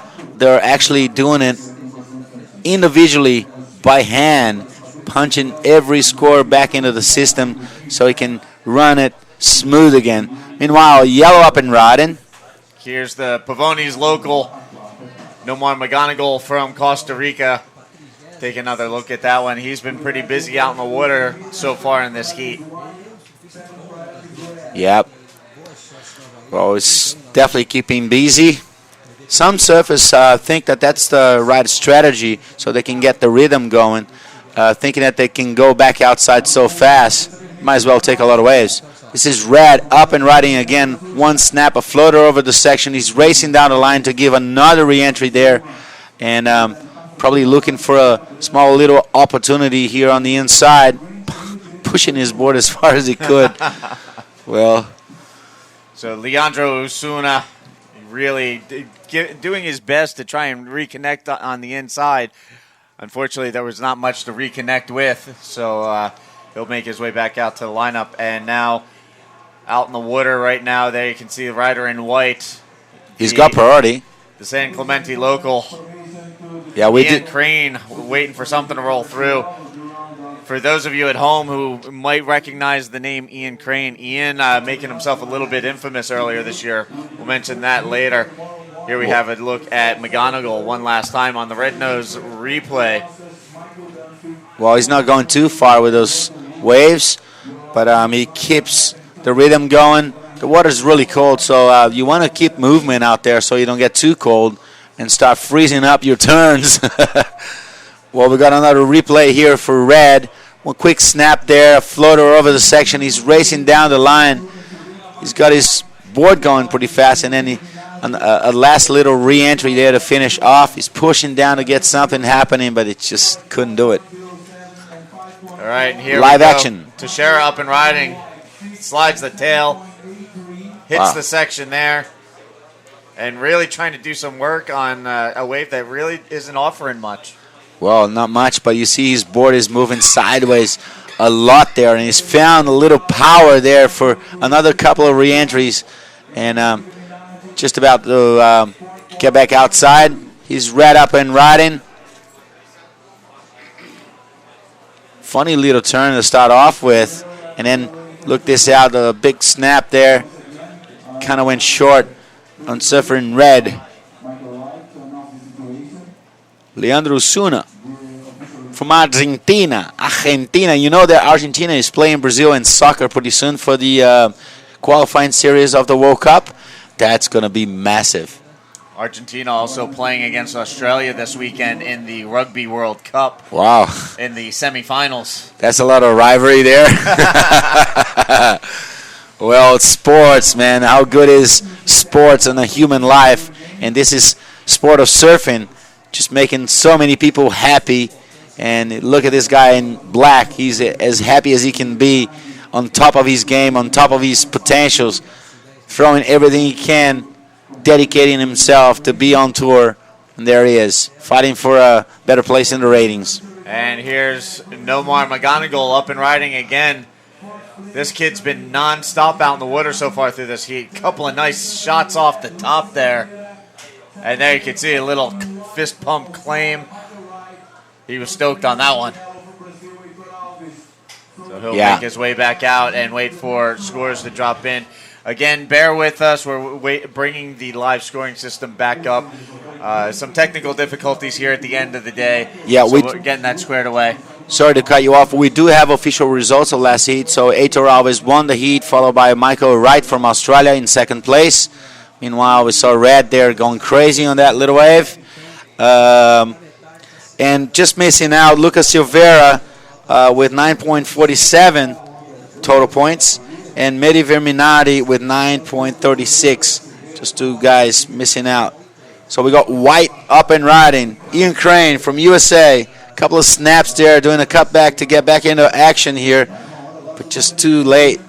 That wave died out in front of him. Now, just to finish what I was saying earlier, Ian Crane kind of created an infamous name for himself earlier this year at the Oakley's Lower Pro after a really tough heat in which he was eliminated.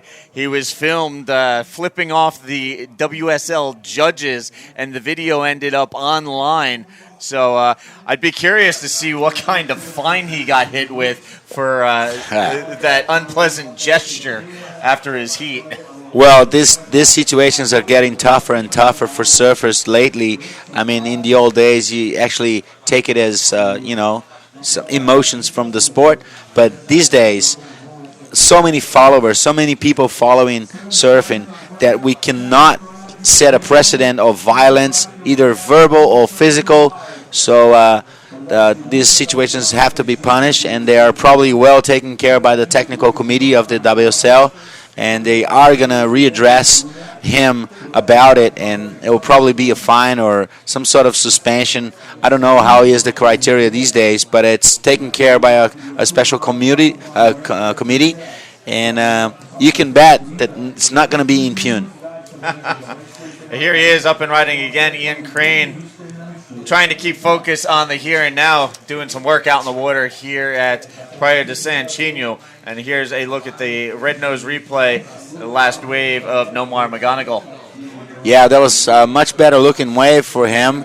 You see he's sort of celebrating there, claiming that wave, even though it was a short wave, but it was very tight surfing there for Nomar McGonigal. He's got plenty of waves ridden so already in this heat. We do have Leandro Osuna with a slightly bigger score than anybody else. He's got a 6 point on his first wave, followed by a 2.57, but he's looking to replace that on his next 2 or 3 scores that are just being recharged here on the scoreboard.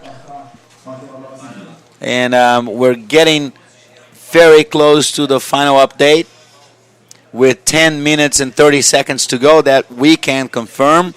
We got first place Ian Crane from USA, second place Leandro Osuna from Argentina, and he's back to first place because he's got a 4.33 on his last ride. On his last score punched here. And so he's back into first place. Ian Crane in second, needing 5.77. And then Nomar McGonigal, the guy is riding up there now. He needs a 5.07. He's sitting in fourth place. He needs a 5.07 to go to second place. And that was a pretty close call on that wave, don't you think? Yeah. McGonigal, he's been staying busy, but unfortunately, all his scores are in the lower range. He's still yet to put together a really solid wave. We'll see what that last wave scores. Here's a look at the red nose replay one more time. Yeah, as you see, he's got a sequence of pretty good turns, but the wave is so small. And actually, if you look at the waves throughout this heat, they're all pretty much the same. All in the same range of potential, Yeah, he really hasn't had much variation, not in the wave size and not even really in his maneuvers. So each wave has been pretty much a mirror image of the previous one. Yeah, pretty much. And the scores are a mirror to that. You see all the scores. There's only 1-6. And then if you look all the other scores that they have are very similar, going to the range of 4 points, and then a couple of them on the high threes. And look at the totals. They're not far from each other, and they only need small waves, small scores like 5.77, 4.71, and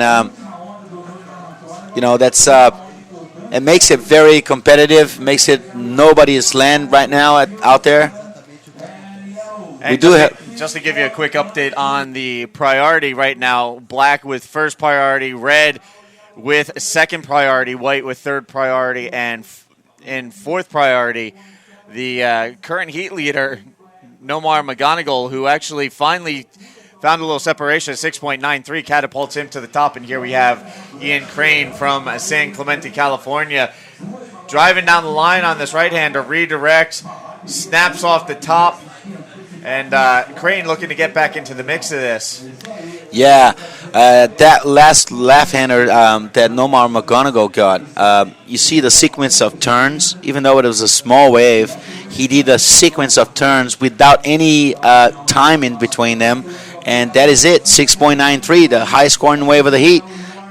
We got to keep an update with the surfers for that, because they got to know that if you get 3 turns in a row, tight turns, they're going to go really in your favor. And he's going to back it up with this new score dropping in, so his 2 best scores on the last 2 waves.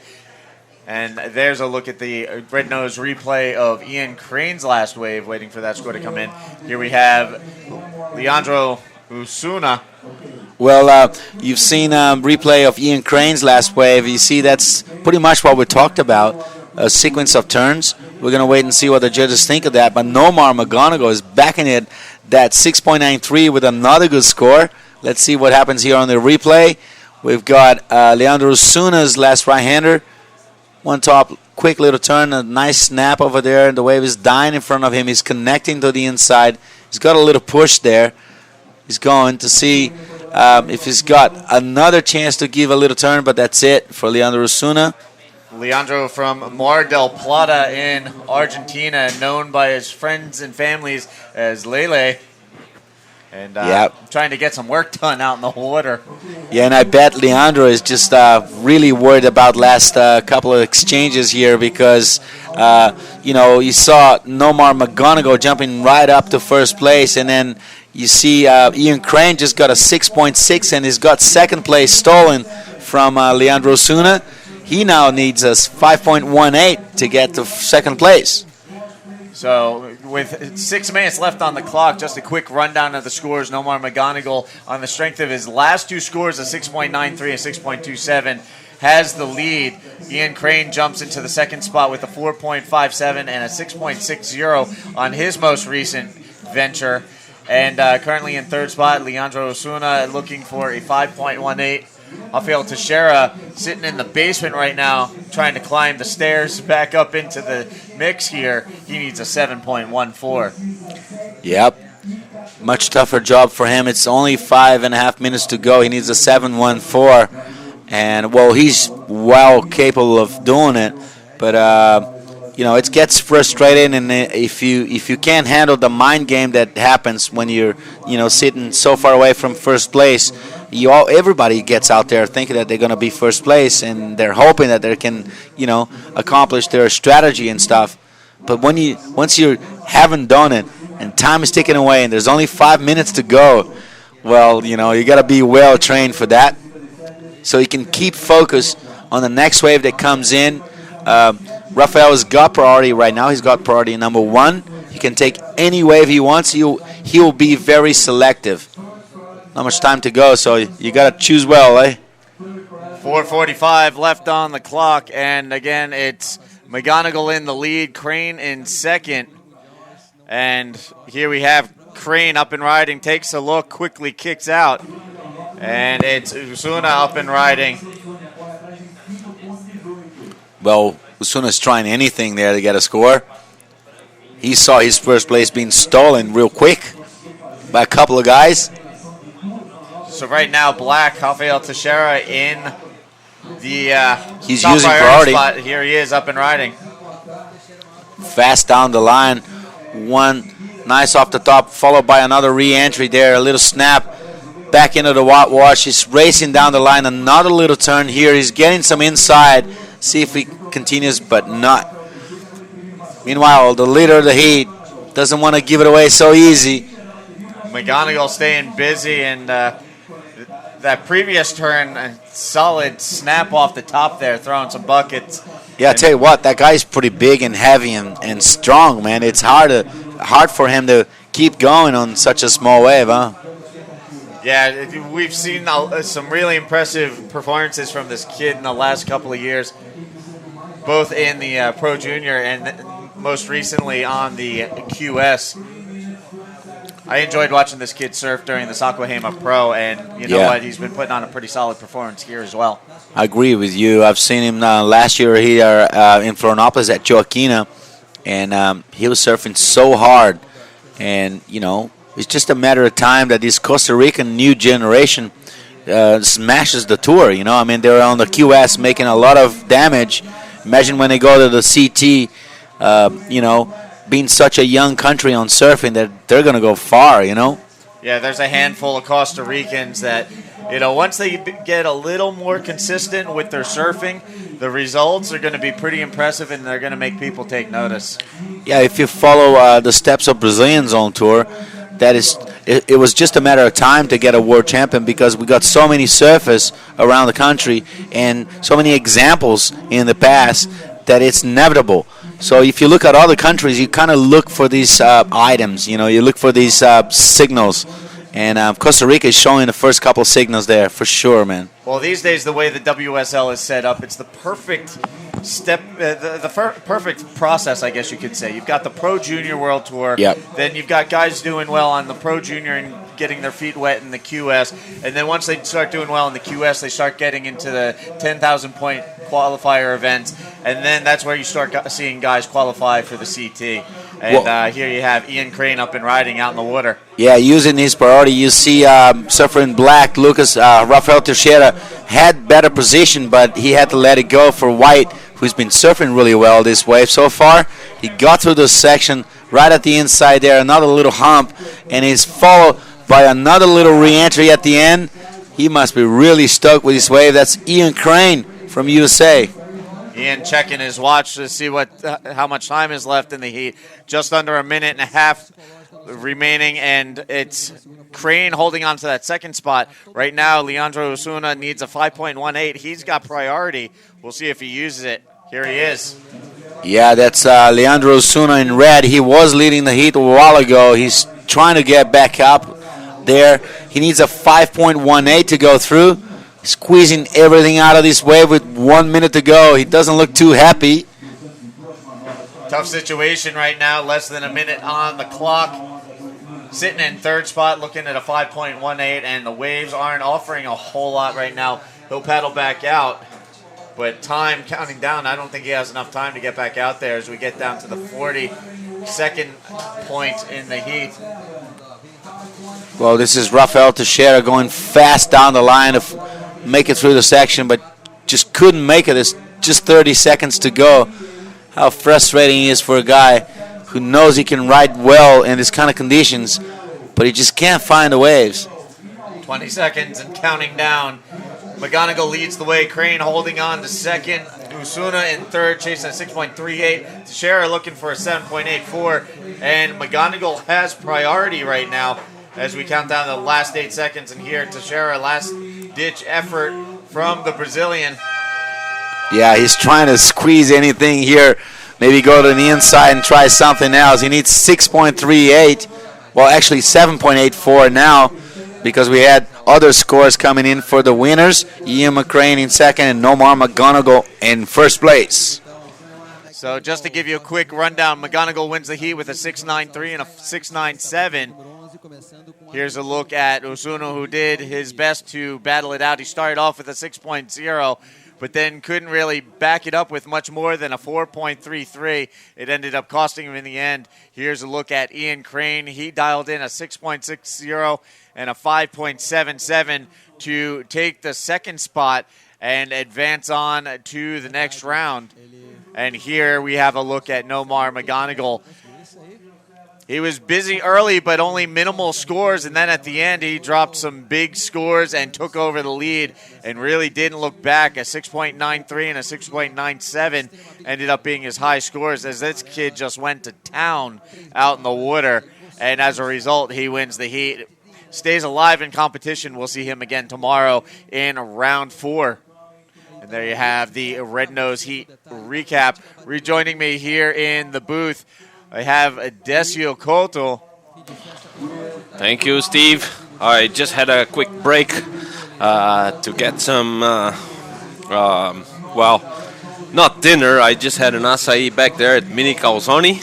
Thanks to the boys there. This is the Red Nose Pro 2015 Florianopolis, Santa Catarina World Qualifying Series 6000.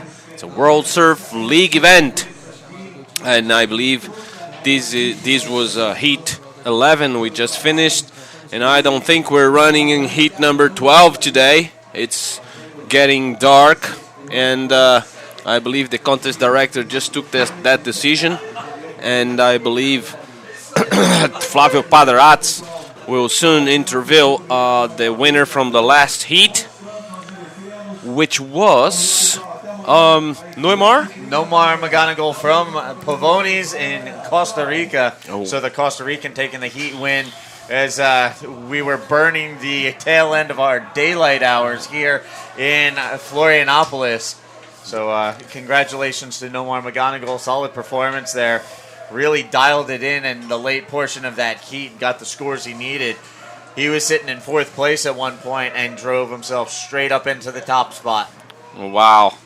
That is very good. I believe also Ian Crane moved on to round number 4. And they will be here tomorrow to contest. Conditions again here in Praia do Santinho in northern Florianopolis. All right, so I've just received official word. That's it for the day. We'll get into the last heat of round 3 tomorrow before going into round 4 action on day 5. But for now, that's a wrap on day 4 here at the Red Nose Pro 2015. I'm Steve Action Jackson. I'm Decio Kodo. Thanks for watching. I'll see you tomorrow. We're out of here for now. Stay tuned to WorldSurfLeague.com for all the latest news and continuing coverage. Until then, we'll see you tomorrow. Thanks.